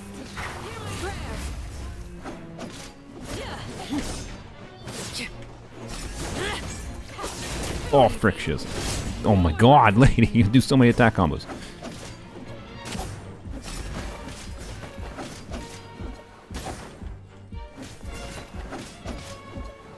So I'm basically 1 hit from death, so you'd be smarter to things. Can't just skill block every hit. You're gonna block this one though? Yeah. Alright. Oh, Is it my had turn? to do that. I think I might have pressed Z twice there by accident. Didn't need to. Spare your energy. Running is of little use. Pin them down. Look at you. Oh shit, that wasn't the, I thought that was the banquet thing.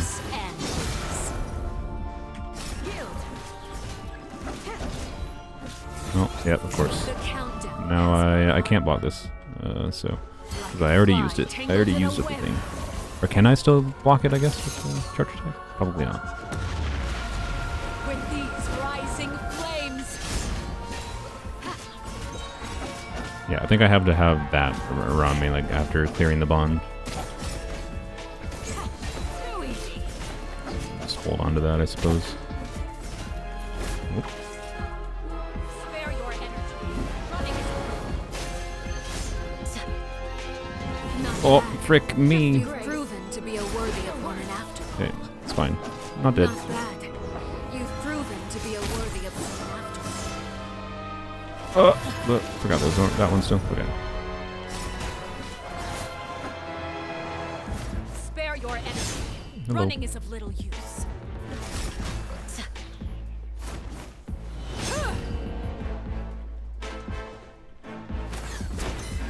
Oh my god, no!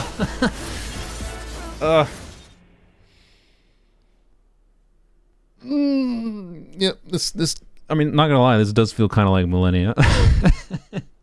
in like, the struggling with the first phase, just like, you can like get decent progress through the first phase, then struggling, and then the second phase starts. Oh. Since she said you're a worthy opponent and gave an achievement, yay. Alright, let me leave quick. I'm gonna turn up the volume and the music at least. We can vibe to that. This is not what I intended the rest of this stream to be, but you know what? It's fine. Because I have 2 hours. I have 2 hours to be able to do this until D&D. Although I'm probably gonna end if this takes me like if I'm doing this for like another hour, which we'll see if I just get tired by then. Might end the stream. This might be another. We might have a stream dedicated to this week, if I need to. Okay. First of all, healer. Blam blam. Yeah, good enough. And I feel like I might run out of radish soup. What does radish soup take to craft? Hopefully not much. I do not want to have to go farm food to make radish soup for soloing her. Yeah. Okay. Let's turn up the volume and check what it was. What was this achievement exactly? Challenger series. Unleash 4 Scarlet Night Tides in a single battle. Nice. Alright, settings. Audio. Music volume, crank it.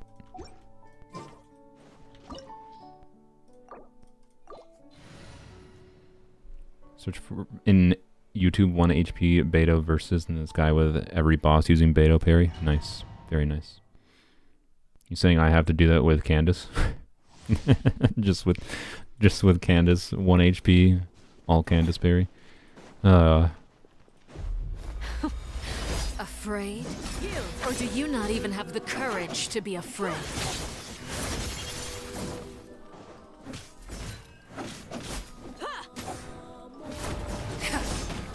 Take him down! Crit, sad.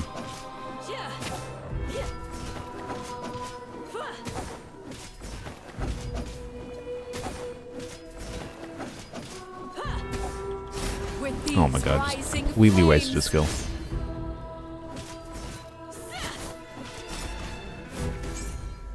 I thought she was attacking.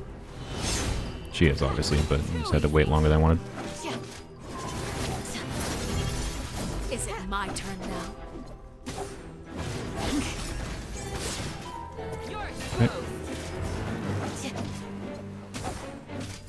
I'm not sure why Candace's parry isn't triggering off of these hits, by the way, because normally like she will auto launch the. Like Candace was auto launching some of her skill holds. It's obviously not obvious to you because you can't see my finger holding the E key, but How amusing. yeah, it's not triggering, which is honestly fine. It's actually better because it means I can hold it through multi-attack hits, right?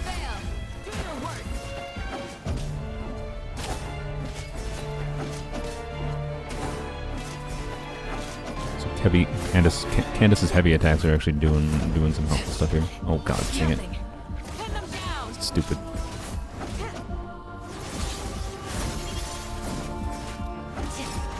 With these rising flames. We're fine.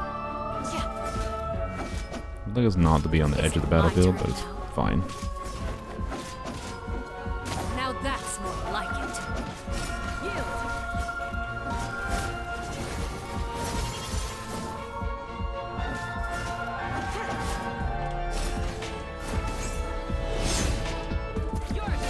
I forgot that I didn't have a second part there. At least right now.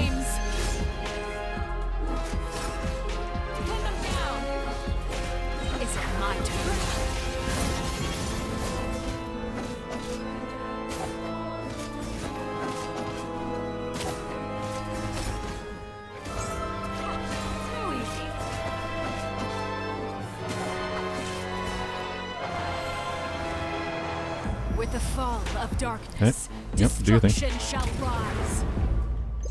Okay. Have a taste of purgatory.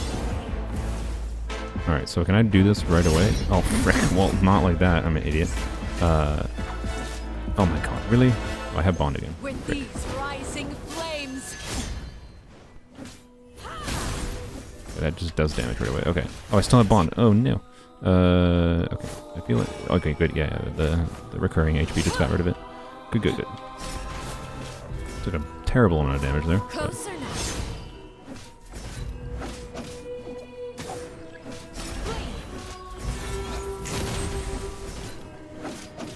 Yeah. Yeah.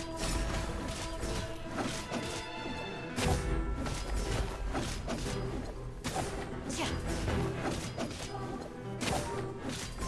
Keep her stunned.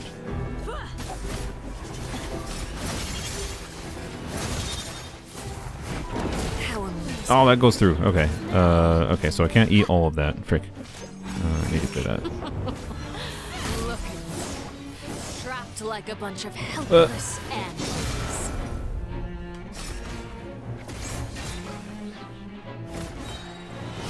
Oh, frick me. Yep. We shall prevail. Oh boy. How amusing.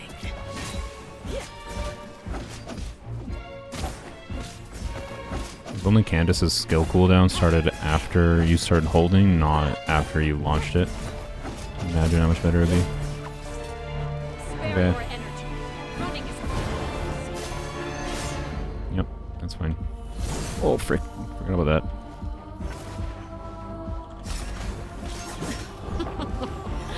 look. Whoa. Whoa. No! Ah, how did I get hit by that? Terrible. Terrible. Terrible. Just telling that you that we already have a let you solo her in Genshin community. That's fair. That's fair. Yes, I understand. I died. Hello, pumpkin. Well, it's fine.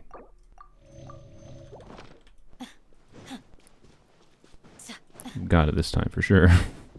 I want to at least Afraid? get through her first phase. Or do That you should not be even have more the than courage to be easy to afraid? achieve. And eventually I will solo her with Candace fully. Pin them down. With these rising flames. This fight definitely does suffer from not having a good camera. Like, camera, or Genshin having 0 options for lock-on. Oh my god, I thought I could dodge it. I'm bad. Too easy.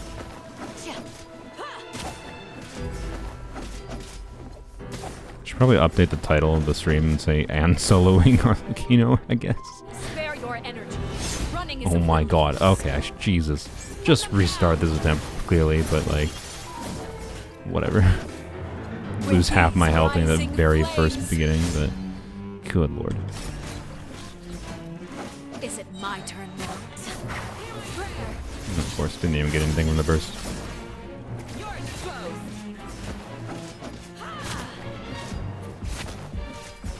How many, I should count how many times she can get staggered. It's like 4? Closer now. Pin them down. So that's important. If I can optimize around that, know With that she gets these staggered rising 4 times. flames. Is it my turn now? Now that's more like it. 3, 4, 5. Oh no, it looks like more like 6. Yeah, it looks like 6, and then it stops. Okay. Too easy. Oh frick! I swear to God, I had my skill back and I started pressing it. Okay. With these rising flames. Maybe it just barely wasn't back when I pressed it. I don't know. Closer now. You're exposed. Witness requested. Oh frick! Oh God! Really? 2.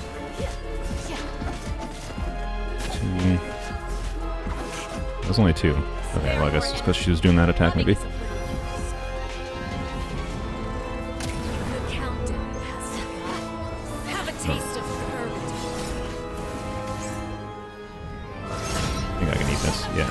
Oh, never mind. Forgot. Nope, I can't eat that. Can't eat that. Can't eat that. Okay. normal day of an average Candace main. I mean, look, if Candace can solo one of the in lore like strongest beings in the world, I think, you know, Miss Candace is a good character. All right. Yeah, or try again, I guess. And be better this time. Afraid? Or do you not even have the courage to be afraid? Is it my turn now?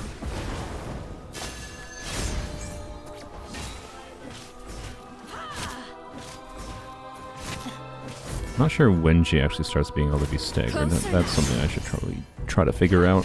Too easy. Is it my turn now?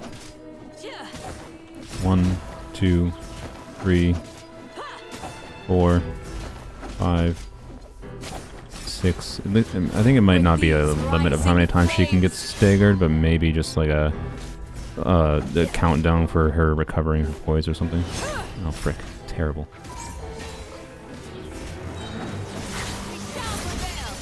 Oh my god! I got hit by that. Jesus. Why am I getting worse?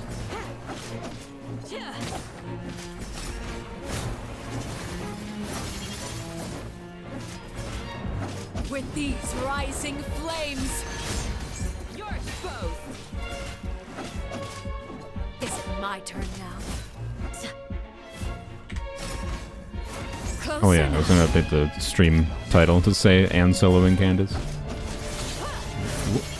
or oh, and soloing with Candace. Frick! God dang it!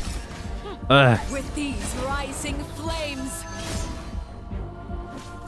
See, I am obviously nowhere near Let Me Solo Her's levels. Closer now. Let Me Solo Her would have killed her 4 times over. Man. Is it my turn now? Oh my god, really? Little chip damage probably doesn't matter, but also is real dumb. I didn't get damage then? Oh, but she's doing With that. the That's fall why. of darkness, Yep, do your thing. destruction shall rise. Get rid of that. Have a taste of purgatory.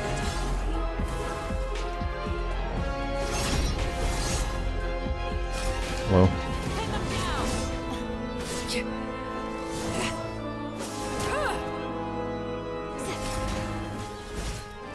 Is it my turn now? Look, No, I thought she was doing the thing. like a Whatever. bunch of helpless animals. Okay, well, I'm not gonna be able to... Yep, okay. Well, whoops, I wasted it. The I countdown wasted it. has begun.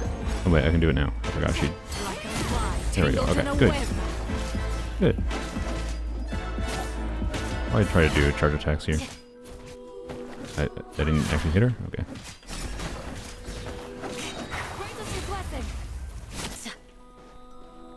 Spare your energy. Hello, Jesus! Oh god. Yep, I thought I would go through. Frick. I should have just exited it in between the attacks and then tried to run away. No. Dang it. Okay, it's fine. It's fine. Okay. I got this. I do not think I have the... I do not consider myself the most... Why'd I go there? The most skilled gamer in the world, but, you know. Okay, let's... oh yeah, retitle the stream, just so, you know, it seems appropriate since half of this stream might actually be this now.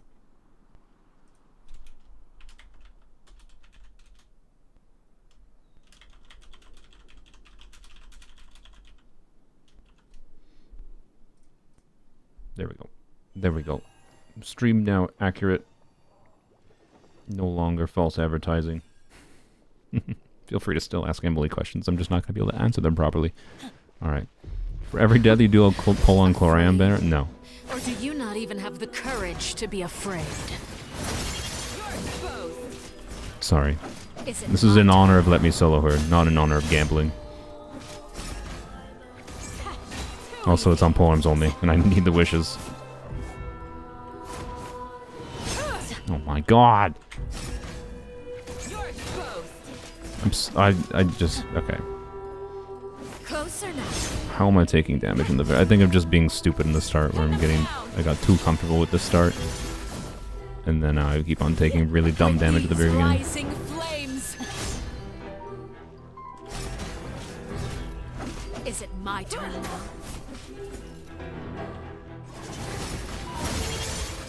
You're exposed. No crit. I just take damage again. God dang it.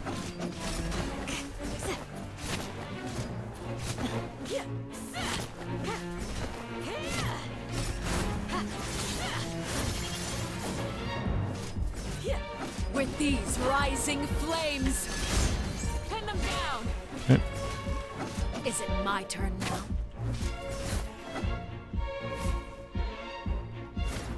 Spare your energy. Running is of little use. Nice. Staggered. We should get our skill back when it's done. Yeah, it seems she just stays staggered for about like 7 seconds or so. With these rising flames. Nice.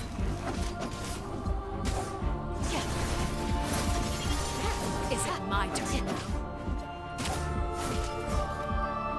Yeah, I think we need to. Frick. I think we need to do this like after she gets to the next phase. We need to do this like pure Elden Ring style, wherein just only attack her with probably with her skill, with Candace's skill mostly, in the downtime Spare your energy. between attacks, because we just have to dodge the attacks, right? Have a taste of purgatory.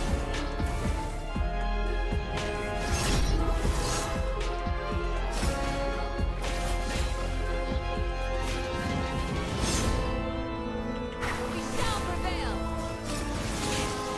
Like we cannot eat this 3 combo, right? So just avoid it.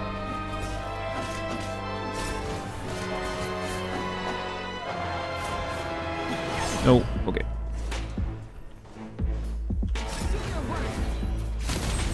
Nice.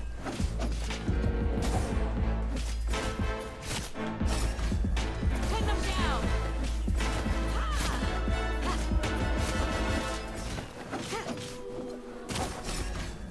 You're exposed. Spare your I'm gonna energy. eat the last part of the combo, but you know.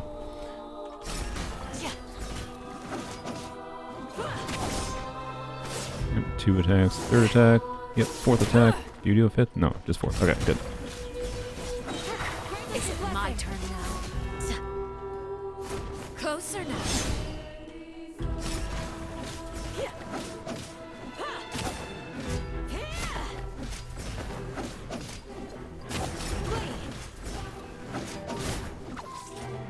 Spare your energy. Running is a little use. You do multiple hits now, right? No, you only do 1 hit. Okay. Oh, you did that after. Okay, that's why. Yep, yep. Too easy. Missed. Okay.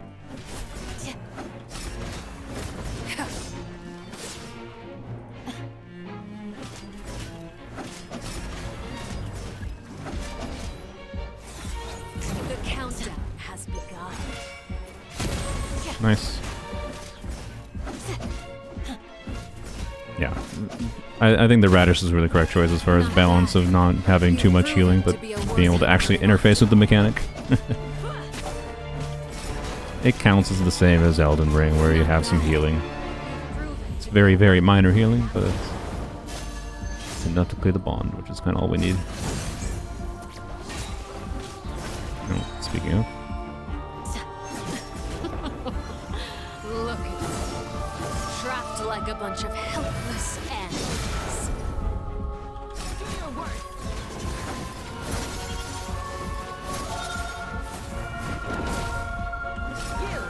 If she were an actual Elden Ring boss, she'd be way more annoying with, hey, we made a 2nd phase.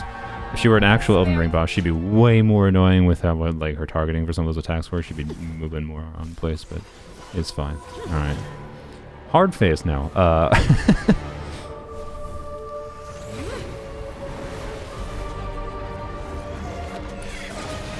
Yeah, this could be a video. I don't know, maybe I'll do a video of just, like, soloing all the bosses. Here's another excuse to do a Candace video. Alright. This will be easy. Don't worry about it. It'll be fine. Who's that? That's not Candace. Alright, and then you do a big attack. Let's start here.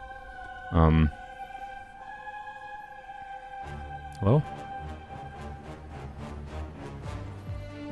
Hello?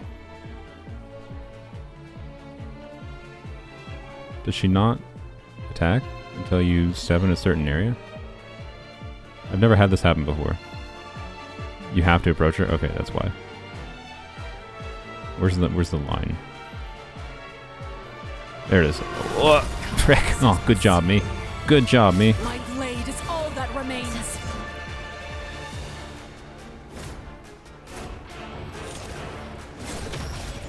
Does that? Yeah, okay.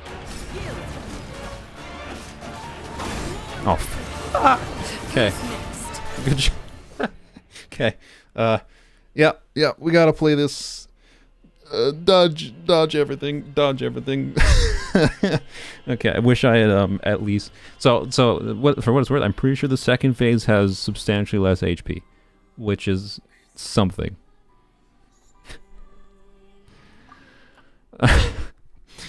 Not what I wanted. Really should have played that more cautiously to at least see what the attacks were more and be able to dodge them more.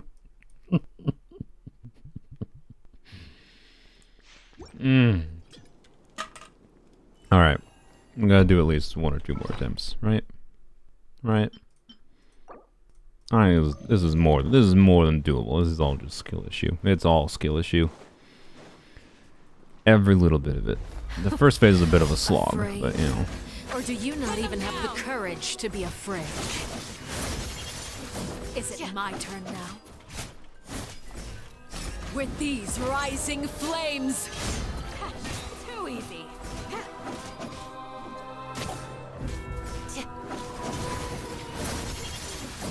Is it my turn now? Closer now. Didn't have to go back, so.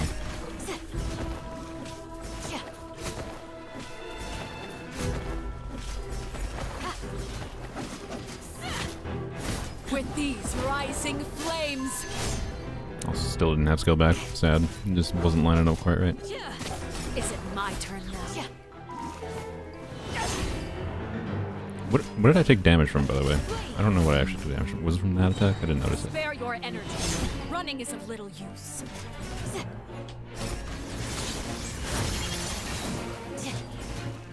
Is it my turn now? Candace C6 is not exact. Oh, Jesus. I don't know what I was saying. I was talking. Candace C6 is not exactly doing anything here. Like doing literally nothing, that is.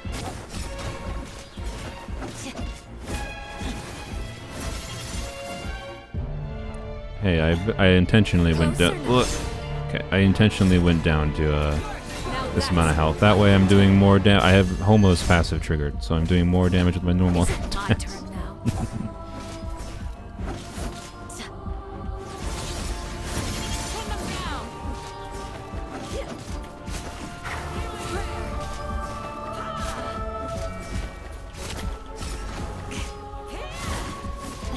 Oh, where are you? Shit, camera. Oh frick! I thought I had the skill back. I did not. Closer now. Oh, this is an attempt. That's what I would say. With these rising flames. Yeah, I just can't get my skill back in the proper time now.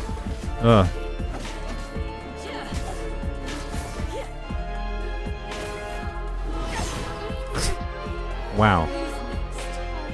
Wow. That was one of my worst attempts. It would be cool to experiment and do a kind of voiceover video where you try and solo all the bosses of all the tries and what you learned, how you put into practice. I mean, the problem is Genshin, like Genshin's endgame combat doesn't have anything that makes the players want or forces the players to play this way, right?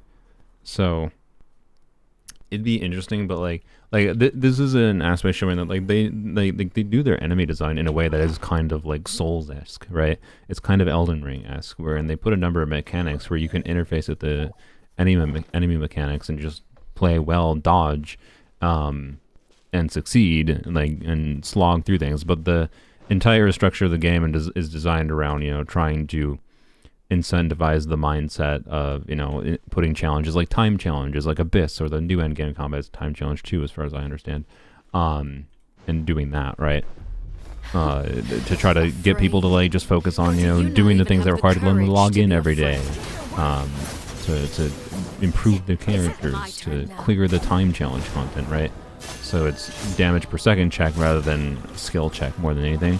There is a lot of like, there's also a lot of knowledge checks in Genshin, of course, but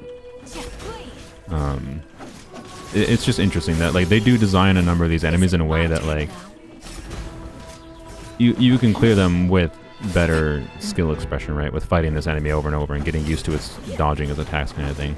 It's just all the other structures in the game don't push the player towards that, right?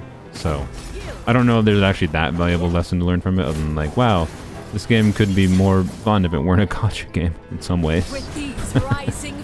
I appreciate that they design enemies in a way that allows for people to do this, like allows the player freedom. Right?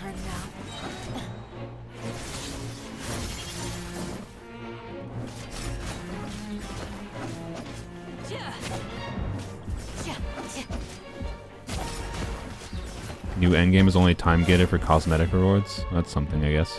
Spare your energy. Running is of little use.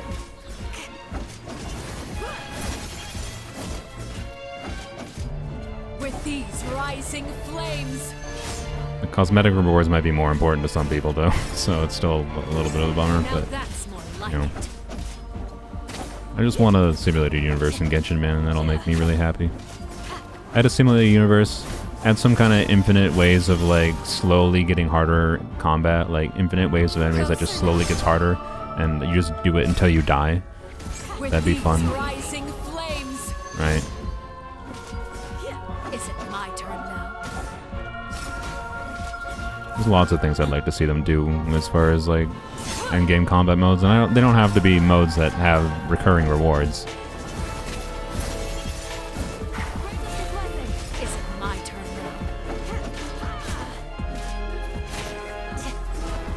now? If they're fun. Yep. Spare your energy. Only took one hit. That was okay, I guess. The countdown has Look at that. Have a taste of permanent. Do your thing. I don't know if I'm within range. I am. Nice. Okay. Closer now. Oh, dang it. Really? 3, 4. Yep. Is it my turn now? Nice. No burst, sadly. I don't mind doing the charge attacks as much, because when she's down a little bit, because do have the ability. When she is down, I have to worry about the camera too much. It's annoying. So you know. Yep.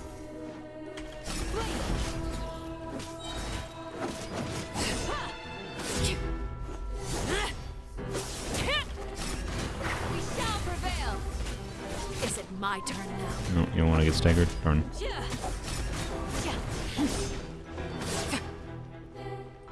Only 2? Okay. 2. Yep. Okay.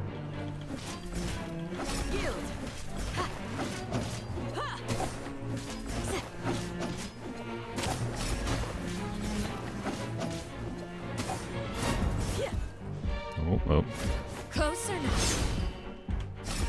I thought she was gonna do another attack. Oh, frick.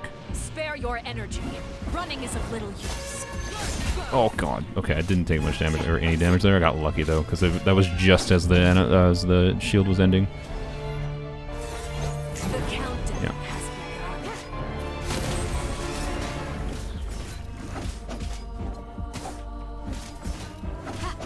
begun. Yeah, the radishes is healing me a little bit, but I don't know, I still consider that no different than if just it had like Estus classes.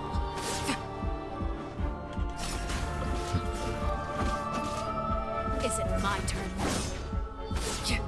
And it might literally be impossible depending on... I don't know how fast the Bond of Life takes down, but it might literally be impossible if I don't heal the Bond of Life. So, oh my god. Nice. Oh, frick. Oh, I had her staggered. Oh, she's going to the next phase. Duh. Okay. Okay, good. We'll skip this time. Alright. Okay, good. It's not that hard to dodge. My blade is all that remains.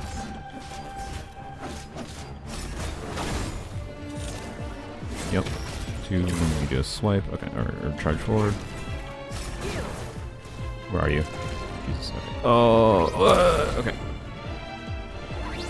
Yep, that's just dodge. Oh god. Okay, 3 attacks, three lasers. Alright. I want to test if she can block, if Candace can block some of this stuff, but I'm just gonna play dodge. The dodge game. You gonna apply Bond on me? Yeah, you are. Okay. So you still do that. Okay. So okay. This should not be that hard. This is not that hard. Not even close to Millennia difficulty. Not even close. I think the second phase might actually be easier.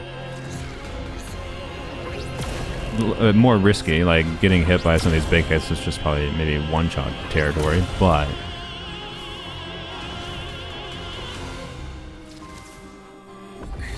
Oh god, this attack. Oh frick, frickles. Clear the Bond. Oh, actually get the Bond starting to be clear.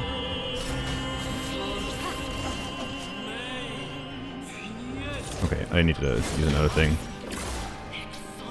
Hopefully the tick happens and clears the rest of it. I don't want to have to use another one. Oh, frick. Okay, no, have to use another one now. Your punishment made manifest. Oh, frick. Okay. Oh, God. How do you... What? Do I have to clear that with the...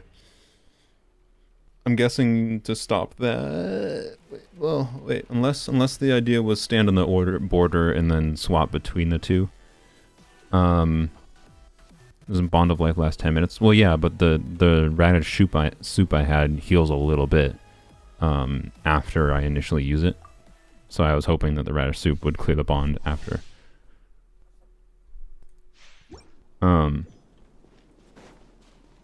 Starting though to think maybe a physical Candace. Maybe, yes, but like... it's not going to be that much, but honestly, no, attack Candace wouldn't make sense either because she has HP scaling. Like, I don't think I have that good of physical damage go. Yeah, so, you know, no. I mean, maybe one of these rolls well, right? But, like, no. And I have so much crit on my Hydro Goblet, it's like, it's fine. Just dodge it. I mean, yeah, thank you. Oh, frick. I should heal the full. Oh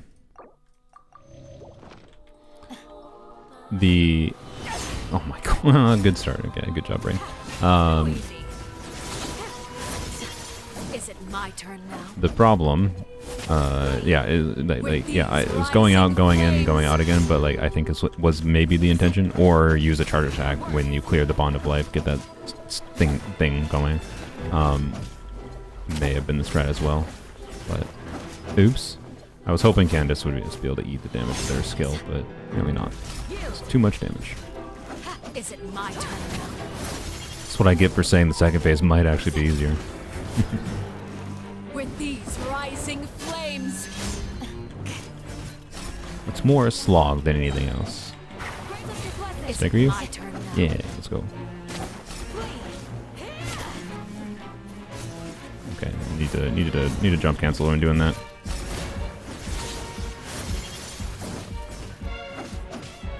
Is it my turn? With these rising flames.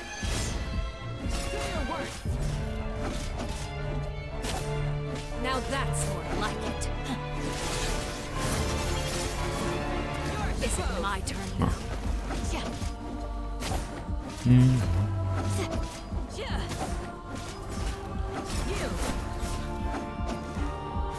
Closer now.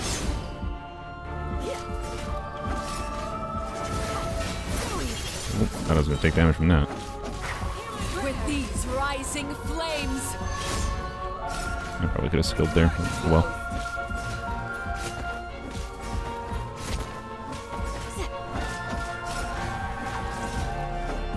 Spare Okay. your energy. Running is of little use.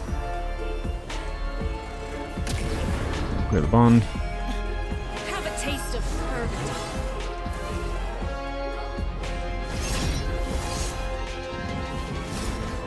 Pin them down. Spare your energy. God Running is of dang it. little use.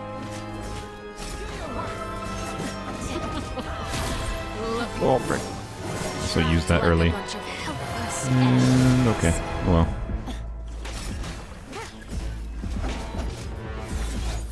The countdown has begun.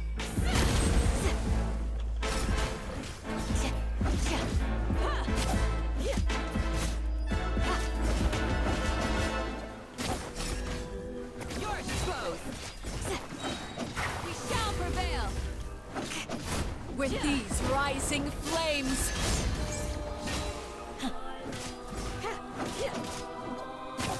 Is it my turn now?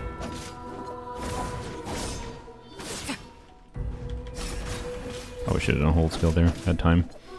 Oh well. Not gonna do your 4 combo, I see. 1, 2. Oh my god. Yield. Terrible hit there. Is it my turn now? Pin them down.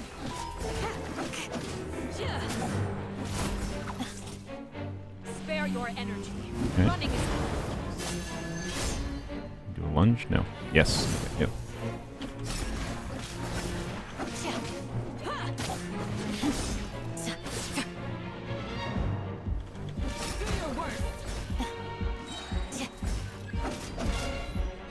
Nope. You're gonna do that. countdown has begun. This and next phase.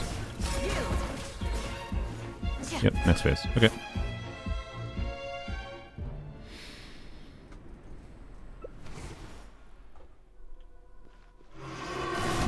Ah, Has been seared away.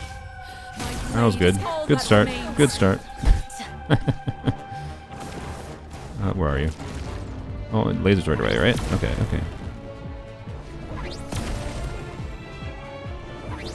Oh, that wasn't even not. What were you aiming at there, Arlecchino? Oh boy.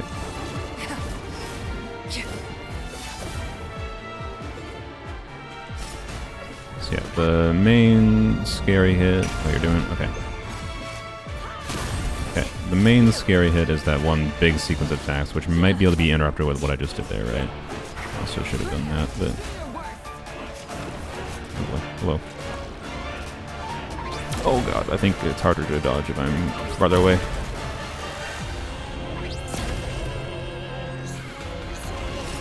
I missed. Okay. Oh boy. The sun and moon have set. Only ruin remains. Struggle fades. Okay.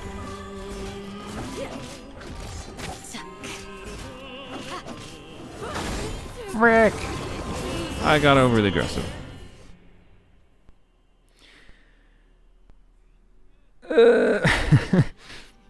Okay. Solo Dia can be a thing? Yeah, indeed. Successful dodge. I spoke too soon. Indeed.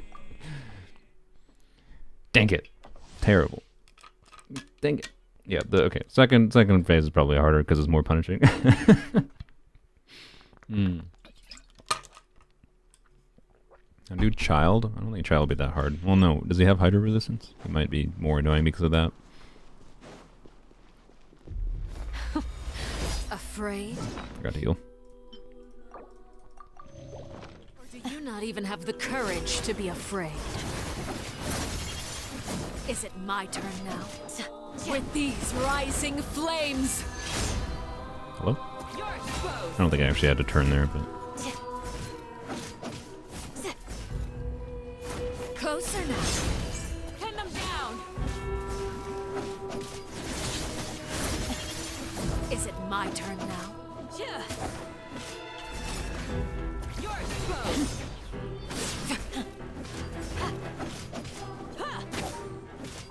With these Oh, frick. rising flames. Wasted that completely. Completely wasted. Is it my turn now? Spare your energy. Running is of little use. I know the original Child boss was much harder, but I don't think... The Child has such low HP, and if he doesn't have any Hydra resistances, I don't think it'll be that hard. With these rising flames. Skill was just barely not back in cooldown at the right time. Oh well.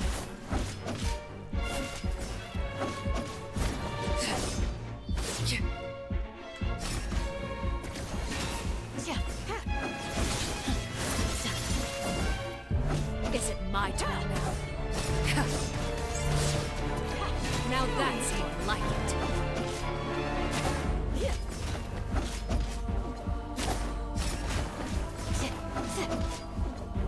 With these rising flames.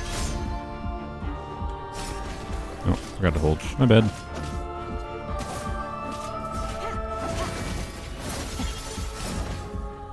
Is it my turn now?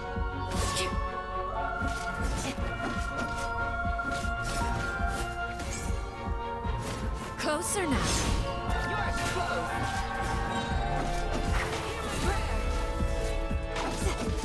Oh, Spare okay. your Yep. energy. Running is a little. Yeah, there we go. Okay, so because she... I think the smartest way to do this is heal and then just use it right away. Have Yeah. a taste of purgatory. Because when she does the thing when you're supposed to use it next, she just applies bond right away anyway, so Look at there's no reason not to use it right like away. a bunch of helpless animals.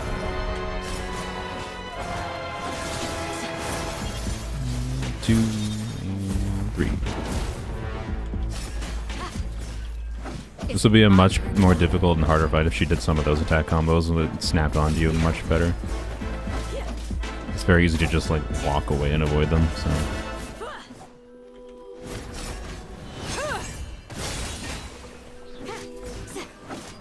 Yeah, doing your thing. Look at you. Trapped like a bunch of helpless animals. Very cool animation. Too easy. Yep, doing your thing. Okay. The countdown has begun. And schmack. Alakino speaks too much during her boss fight. I mean, if you did the story, you probably didn't know why. She's talking to, like, the whole group, and she's also, like, very much just entertaining them to be not, like, completely, but, you know. A lot of the flavor of it, I think, is her mostly just Trapped like a bunch entertaining of her children helpless kind of animals. thing. But also getting them to prove their resolve.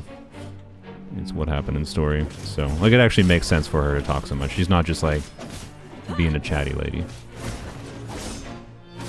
She's purposely doing it on for story reasons. Spare Well. your energy. Running is of little use.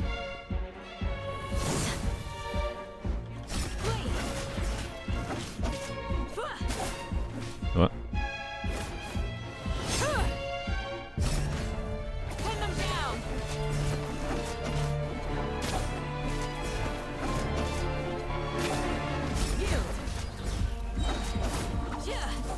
Spare your energy. Running is of little use. Not bad. You've That a little proven early. to be a worthy opponent after all.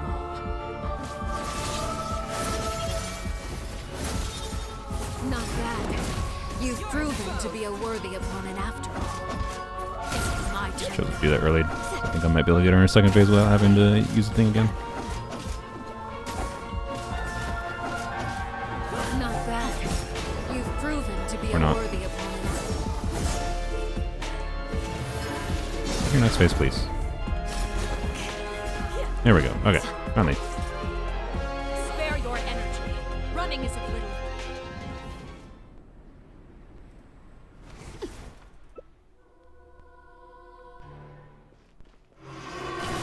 Jesus. Okay, good job, me. Good job, me. My blade is all that remains.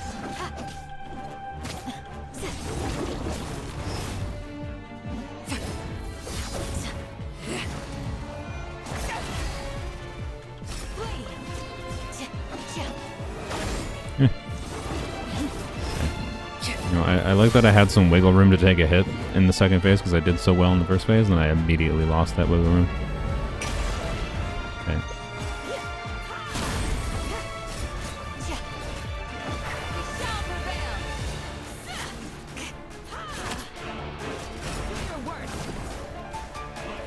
Lasers? Yep.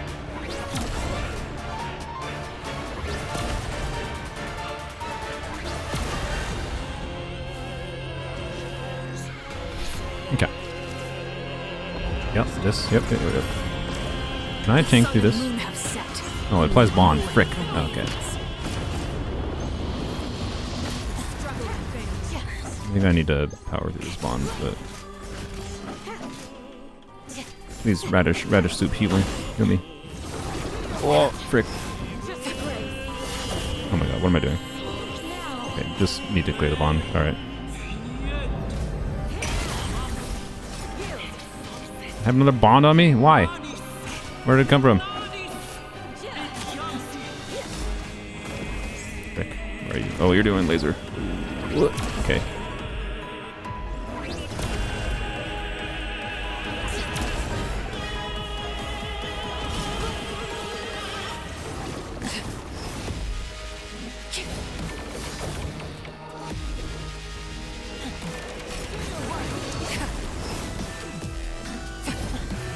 I don't trust being able to tank any of these hits, so that's why I'm just doing quick hits and no shield absorption.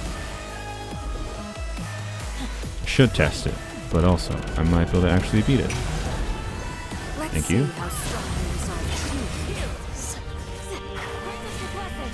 Suntown is only the beginning.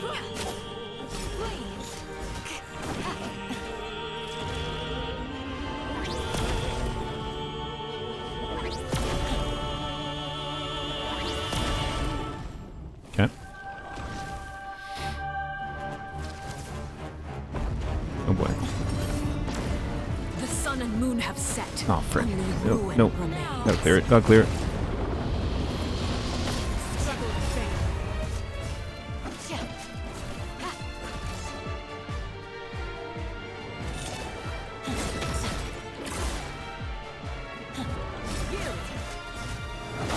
Oh!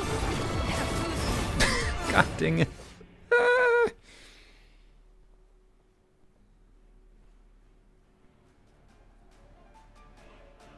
She sideswiped me. She sideswiped me. No. Oh no. Good lord. Okay. It's time for sure. How many tries do you have? I don't know. It's probably like 7 or 8. 'Cause I'm bad. I am nowhere near as good as Let Me You don't Solar. even have the courage to be afraid. Read the run killer indeed. Closer now. Oh my god. Just dashed way too early.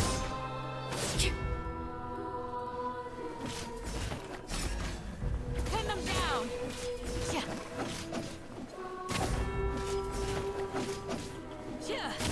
With these rising flames. Is it my turn now?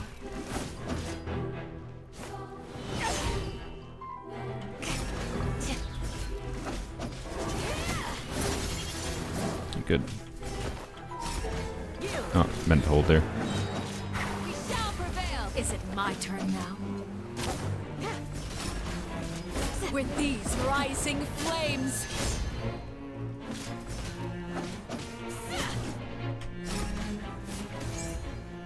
Closer now. Too easy. Is it my turn now? Now that's more like No it. buffs. You're exposed.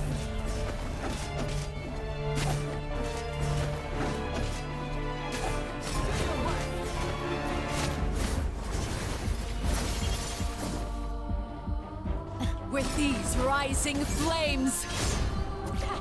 Too easy. No crit. Sad. Is it my turn now?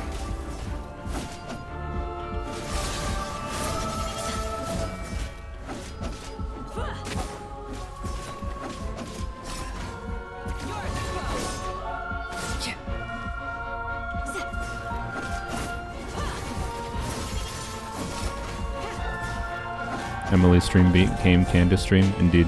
Blame let me solo Your her. energy. Running is of little use. Have a taste of fervent. Oh, good God. That was terrible. I forgot about that. I don't know why. Oh my God. Alright. Well, yep. Just had to Spare your energy. use a bunch of soups to get through the bond. Oh well. It's fine. I didn't even use it to deal damage to her. Didn't even use it to deal damage to her. Okay, well, this attempt might be dead because I just started talking. Yeah. No, okay. That wasn't even an attempt. That doesn't count.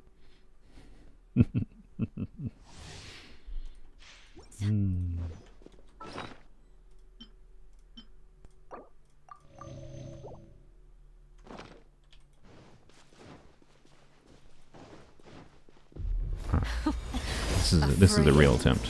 Or do you not even have the I courage will silence. to be I afraid? will focus. Is it my turn now? With these rising flames. Ha, too easy. Ha. Closer now. Oh my God. Pin them down. Don't know why I didn't just skill her. I'm pretty sure skill cooldown was back. You're exposed.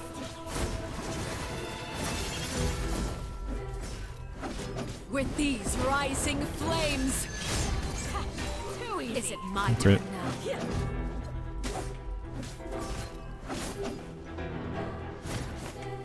Huh. Pin them down. Thought that was going to do 2 attacks for a second for some reason. Spare your energy. Running Oh is my of little God. use. Fine. You know, no, got Homa.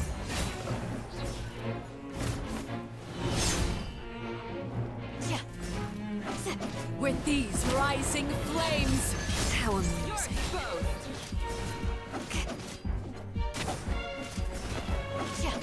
Probably should have bursted there. Whatever.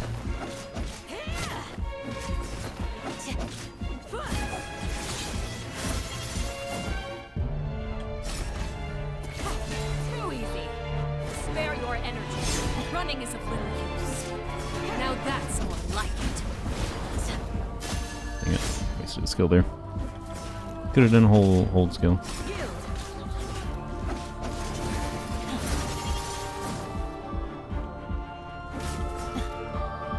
Closer now. You're exposed.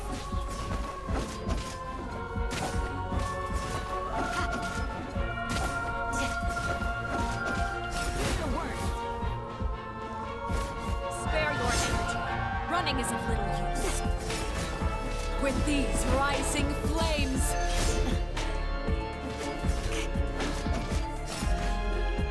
No. Let it go too soon. You gonna do your bond thing yet? No? There we go. Okay. With the fall of darkness, destruction shall rise. Do the bond. Charge attack. Have a I taste miss. of courage. Whatever. Yeah, we can do it. I just took damage there, but it's fine. I needed to get Homa back. I don't think I actually. With these Where are you? rising flames. Yeah. We shall prevail. Put them down.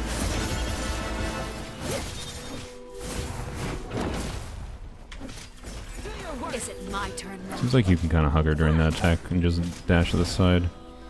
'Cause, she's not very good at targeting with that.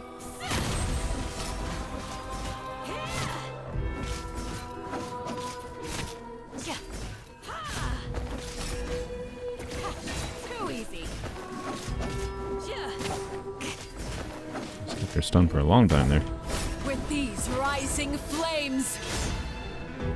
You're exposed. Thought she was gonna do a second attack. Is it my turn now? Ooh. Spare Oh your boy. energy. Oh boy. Okay. Barely got out of that. Awkward position there. Pin them down. A little risky. Timed it decently. Is it my turn now? You're exposed. Miss. Are you doing this? Okay. Look Yep. at you. Trapped like a bunch of helpless animals.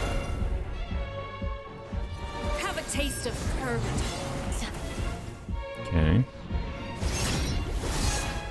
Oh, okay. Would you like to actually attack me rather than going to the side? The countdown has begun. You're exposed. Not bad. You've proven to be a worthy opponent after. Candace is a worthy opponent. You heard it here. Spare your energy. Running is of little use. Alright. We got this. Don't take damage immediately. Start here. Okay. Whoops, I did not mean to spam that, I swear. It's just bad Genshin habits, spamming that button. Or spamming inputs.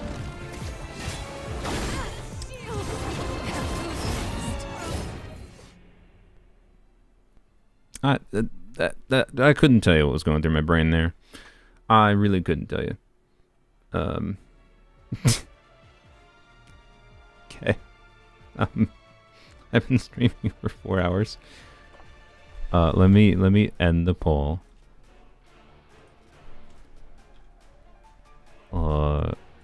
New poll.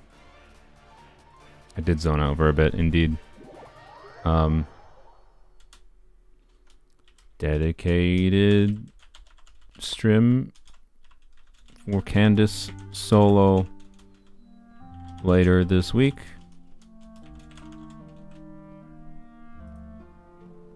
Because I've been going over 4 hours. Do I stream on Twitch? Occasionally. It's linked in my videos usually. Not very often, to be honest, because it's annoying to switch to switch to Twitch. Let me go to a cooking station, see how annoying it is to do this. But I've seen Jamie's video about a Chlorine team with Chi-Chi and Skyward Sword. What does it do? Like, does Chi-Chi give... What does Chi-Chi do? Like, I've seen like multiple people now mention this. I'll look it up.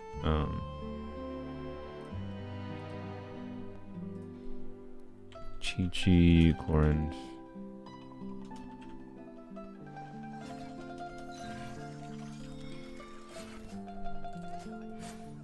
Found it. Yeah, I'll look it up. I don't know. I don't have a Skyward Sword, so you know. That is not a reason to get the Chlorine for me. Right.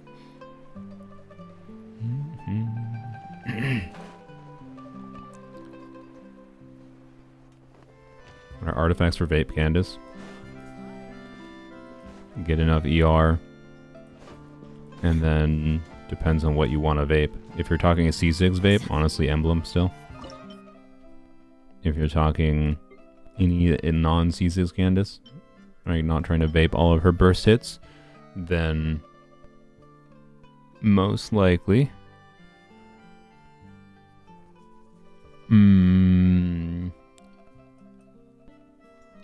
gladiators, maybe. I don't know. Theoretically, the child artifacts might be okay for vape Arlecchino. No, vape normal attack Arlecchino. But it's just kind of whatever the best pieces you have for, like, because if you're focusing on normal attacks, those are attack scaling, right? So, where's the radish soup? Are these annoying to make? No, they're not. Okay, good. That's nice.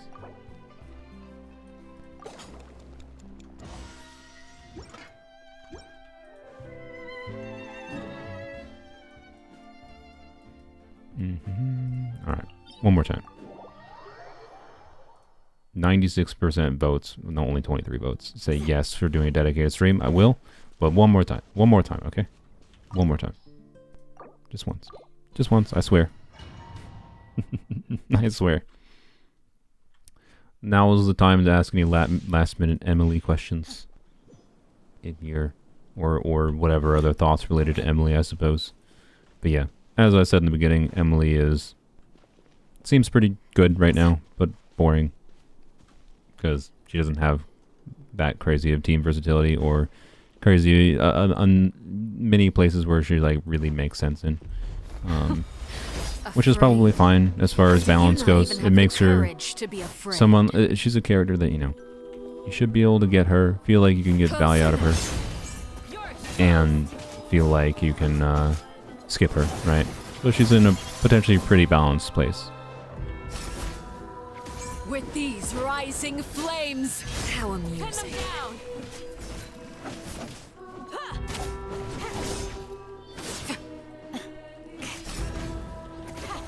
Too easy. Crit.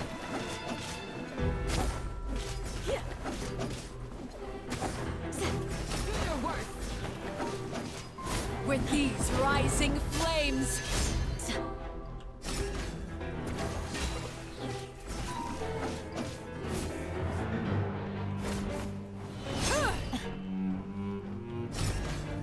Pin them down.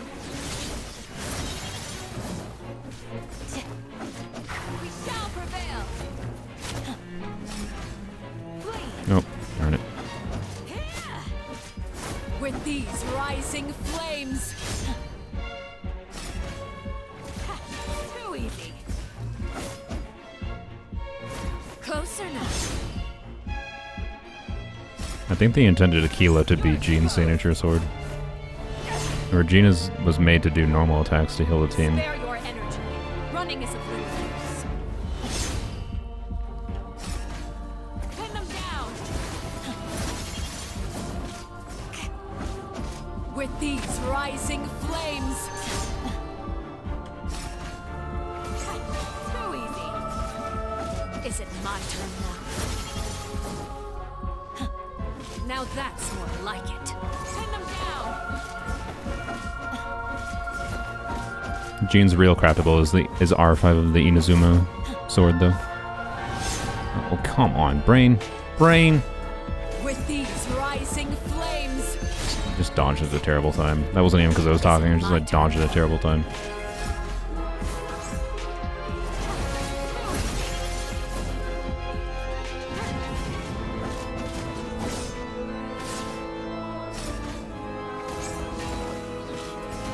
It's fine. We needed Homa passive though. Look at 5k damage.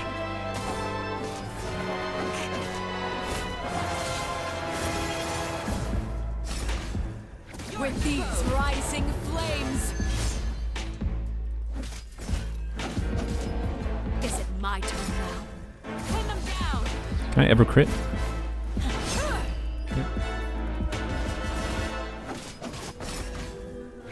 Oh, let's stagger her in that animation. Interesting. Spare your energy. Running is of little use. Okay. It was Homa, unfortunately. But Have a taste of purgatory.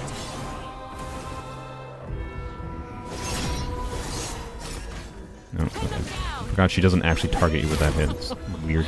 Look at you. Trapped like a bunch of helpless animals. Too easy. Closer now. Oh my god, brain. Now.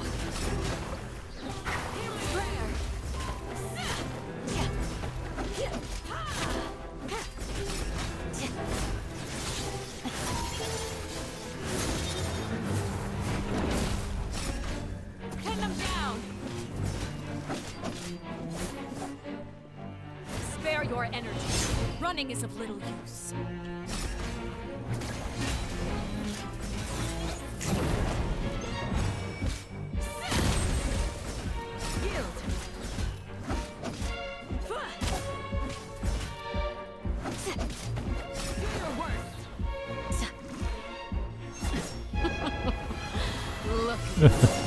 Uh-oh. Trapped like a bunch of helpless. Okay, we're fine. We're fine. I'm gonna play the Bond. That was a bit of a goof. That was a bit more of a goof. Okay, whatever. I said it was my last one. It's fine. Okay, fine. I'll do a dedicated stream later this week. It'll probably just be, Candace versus Arlecchino. Or no, I don't know. Candace versus Arlecchino might make people think I'm comparing their kits or something. That's not the point. Like Candace solo versus Arlecchino, and I'll try to get a screenshot of like Arlecchino in her second phase or something. Okay, ads are trying to run. No, don't run ads while I'm trying to end my stream. So, skip ads. A polearm for Arlecchino should you take from Battle Pass? Probably Deathmatch, but particularly with Bennett. But the other one could be competitive, honestly, in Vape specifically.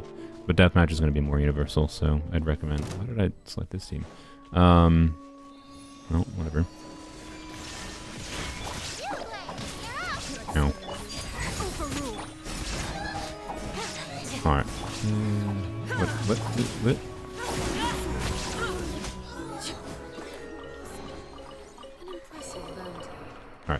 Alright. Yeah, probably Deathmatch for universality would be my recommendation.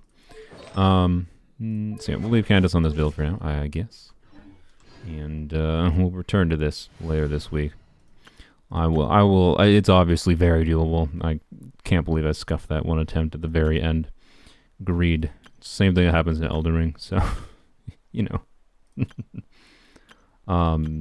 Where do be, yeah, do that. We'll use solo Emily. I mean, maybe, I don't know if you guys really want to see it. I can't do it right now, that's for sure. Want help in fixing the account? Submit to the forum. You know, if you want, you can send me a Discord message. I can't guarantee I will respond to the Discord message, but I will look at the Discord message most likely, and I may respond to you after I check. Like, if you submit to the forum and send me a message on Discord, that's fine.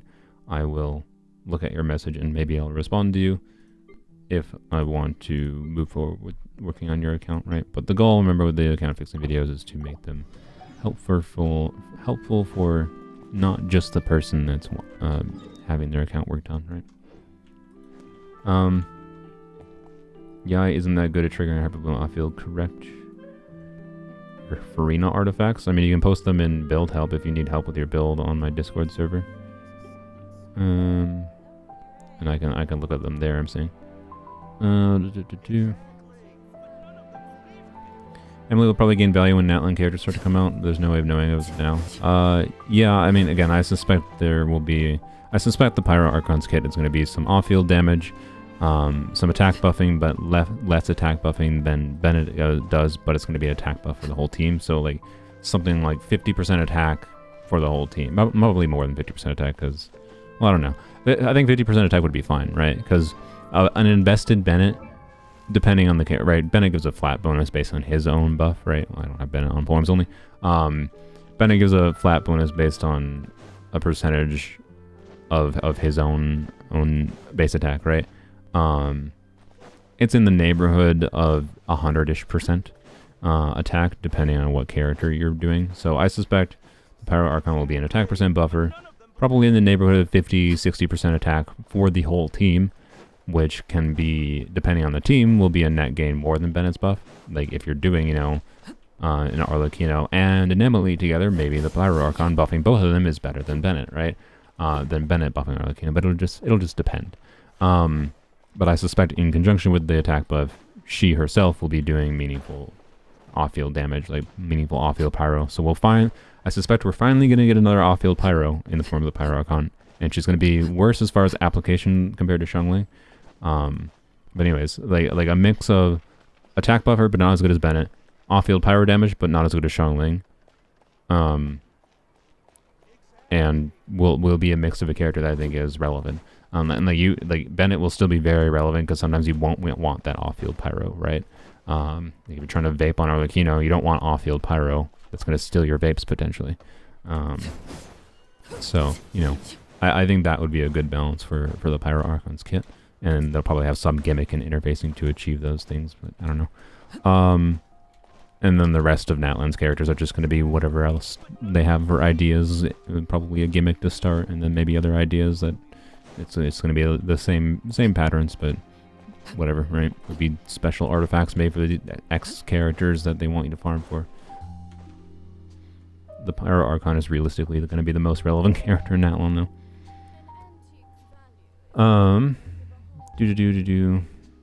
Toma be enough Pyro to do Burgeon and trigger Burn and Emily Baiju Farina team? Maybe. I'm not sure. It would be interesting. I think if you're doing Emily on field, though, you probably want Bennett or Candace. So I'm not sure, but you might also want double Dendro to be able to actually do meaningful things, but you have no one in that team that would be on field other than I guess Baiju for his application. It'd be a little bit weird. I don't know. Maybe. When it comes to Burgeon, like I'm not gonna guarantee anything because her Dendro application is not great. It's more just there for keeping up burning. Toma should be enough to keep the Pyro going, yes. But is there also enough? Is there the right balance for Hydro application and Dendro application in conjunction with the burning stuff happening to be able to get meaningful Burgeons? I don't know.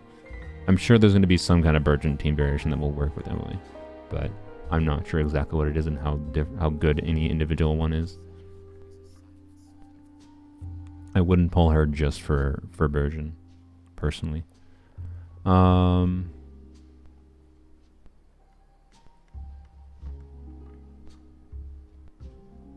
Yep. Okay. I think that's. Hopefully, I didn't miss anything. Okay. Does Pyro and Dendro work together? I mean, yes.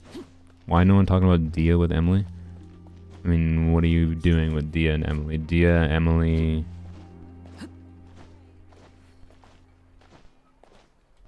Pyro. Like, I mean, you could do mono Pyro Dia with Emily, right? Like what I mentioned before, wherein this is polearms only, but wherein I mentioned.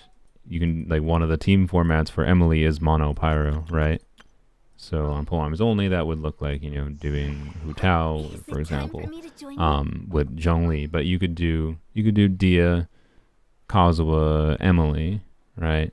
If you wanted to, and use Dia kind of as your sustain unit, I guess, and then do either Bennett or Xiangling in the last slot, I guess. So yes. But like I don't know. There's not a lot of compelling reasons to pair Dia and Emily together, basically, but it's not unusable. It's something you definitely can do, just mono Pyro formats with Dia, but instead Emily instead of Xiangling or whoever else, or instead of whatever. Not necessarily going to be amazing though, just because Dia herself is not the best carry, to say the least. Okay.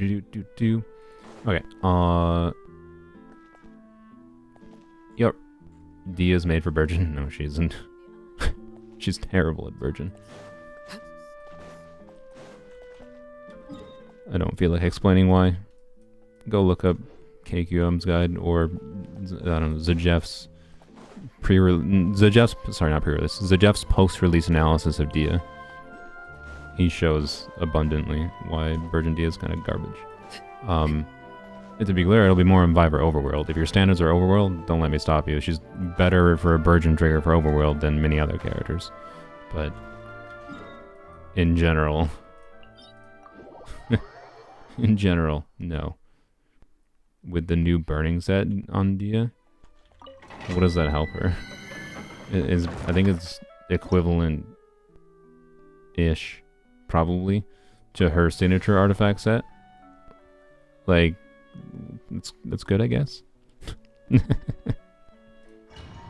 But that's it. It's basically equivalent to her own artifact set, whatever the Vorakash, I think it's called. So, you know, yeah, air fryer is a thing. Like that's it. It's not gonna be necessarily that much better, I think. I think didn't air fryer variants use Electro? Did they not? I don't remember. But air fryer is always really situational, and usually I think it uses Venti. But like air fryer with Kazuha might be more compelling now, maybe. But again, you're not the part of what makes air fryer work though. Part of what makes air fryer work is having Nahida on an EM build. And the burning damage does a little bit of AoE damage, so when you're using like Venti or Kazuha, lightweight enemies get grouped together close enough to do a bunch of burning damage to each other at the same time. Emily isn't being built for EM, so the burning damage is way less significant. So I think Air Fryer still uses Nahida, realistically. Right? Child comps? I mean, Emily with child might be something. I don't know, maybe.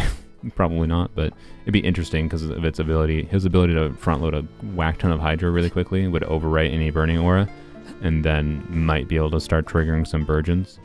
Like it might work. There'd be some interesting ideas in there, but it's probably not going to be better than Child National, realistically.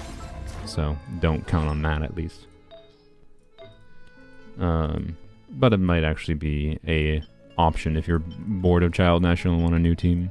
You know, that's why you're playing Genshin, just for new weird things with Child. You know. No. Okay. Well. Yep. Man, this feather. Oh, okay. End the stream here. Let's check Akasha. I almost forgot.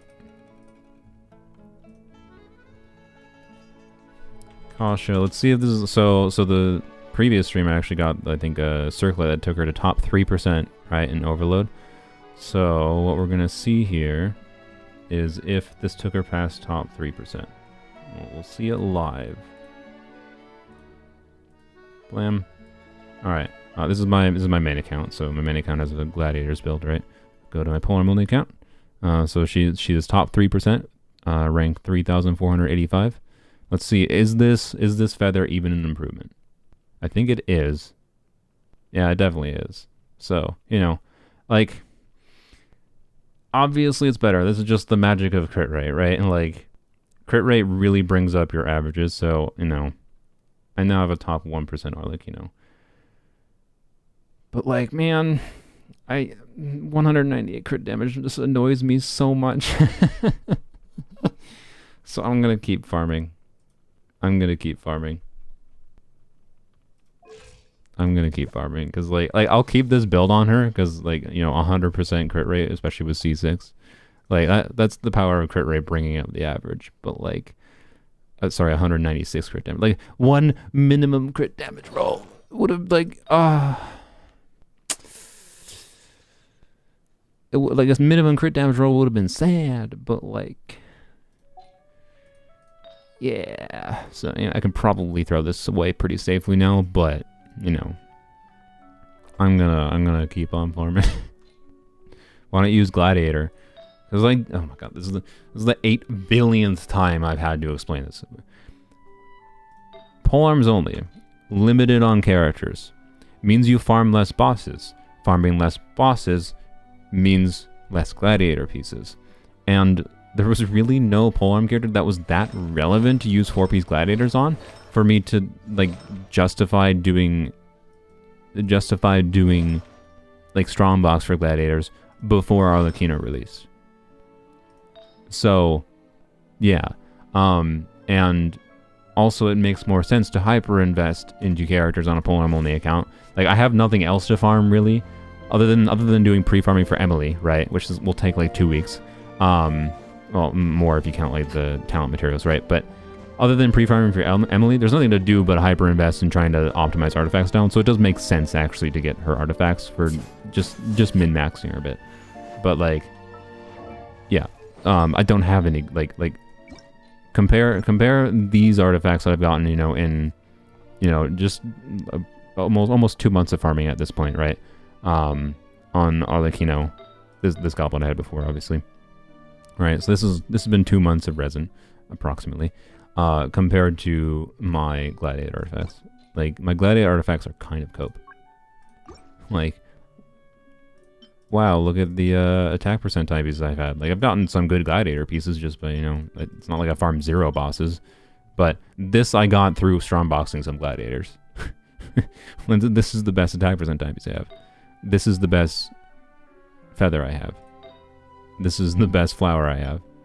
Like, maybe this will roll 40 or 30 crit damage. I don't know. No onset goblet. And then circlets have some okay options. It's not like they're terrible, but like, I actually didn't even have any attack percentile piece until relatively recently. And I was just strongboxing a little bit of Gladiators to see if I could get something that would be a workable Gladiators build in the meantime of farming for this set. But then I ended up getting a good enough set of this set before even getting a competent Gladiators build. And like, yeah, the Gladiators build is going to be scuffed as heck compared to this one. So, anywho's. That's it. Anywho's. Double Hydro. Yeah, you could do, I don't know. If we're talking Emily Burgeon, like, it's I don't know. It's gonna be weird. So yeah, I don't know. Like, I don't know how to feel about this. Like, it's like, yay, top 1% Arlecchino, but like my monkey brain, I'm sorry, my monkey brain wants this to be over 200. So, you know, like the crit ratio is very good. This is actually like good build, very, very good build. This is absolutely the build I will probably just keep her on, but it was so close. It was so close. So close. But so far. Like, how many more months is it going to take me to get another piece that is that, but 200 crit damage? It's fine. It's fine. This is one of the highest performing Arlecchinos you could possibly have. It's fine. But also... get more crit damage on the circlet. True. Anywho's. I think that's all we got. I probably will not have another Emily stream unless... I might make an Emily, like, edited video about, like... maybe on Polearms Only, talking about her specifically for Polearms Only stuff.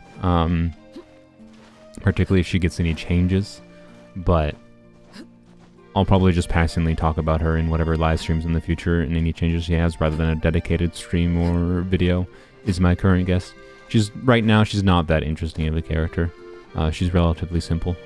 But she'll still probably be useful enough that I think I'll enjoy having her on my main account. Oh, and notably, by the way, that's something I didn't mention. She doesn't need to be level 90.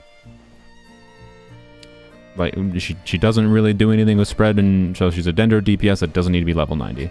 That is something significant to me, because that means she's extraordinarily cheaper to level up. She does still want her, like, skill leveled up and her burst leveled up a little bit, and if you're me, leveling up her normal attack talent too, but that's like, the individual increase you get, I think, for her damage increase for her talents is not as significant, and like as significant resource wise, as far as like you don't have to crown her or anything, right? Is my point. Like, I'll take her skill to level 8, probably her burst to level 8, and probably her normal attack talents to level 6 on my main account, assuming I get her, which I think I will. But you know, no level 90 required. Just take her to level 80 to get her final ascension for the crit ascension, and stop there, unless level 100 becomes a thing that we'll see what that implies. But you know, level 90 basically irrelevant on her. We'll level 90 her on Polearms Only, of course, because why would we not? There is also potential reason to level 90 her with C6 Bennett if she does end up having C6 Bennett configurations where she will trigger meaningful burgeons. But those are going to be relatively far and few between. She's very much not a character you just default level to 90, which is cool. So, you know, yeah. Anywho's, bye.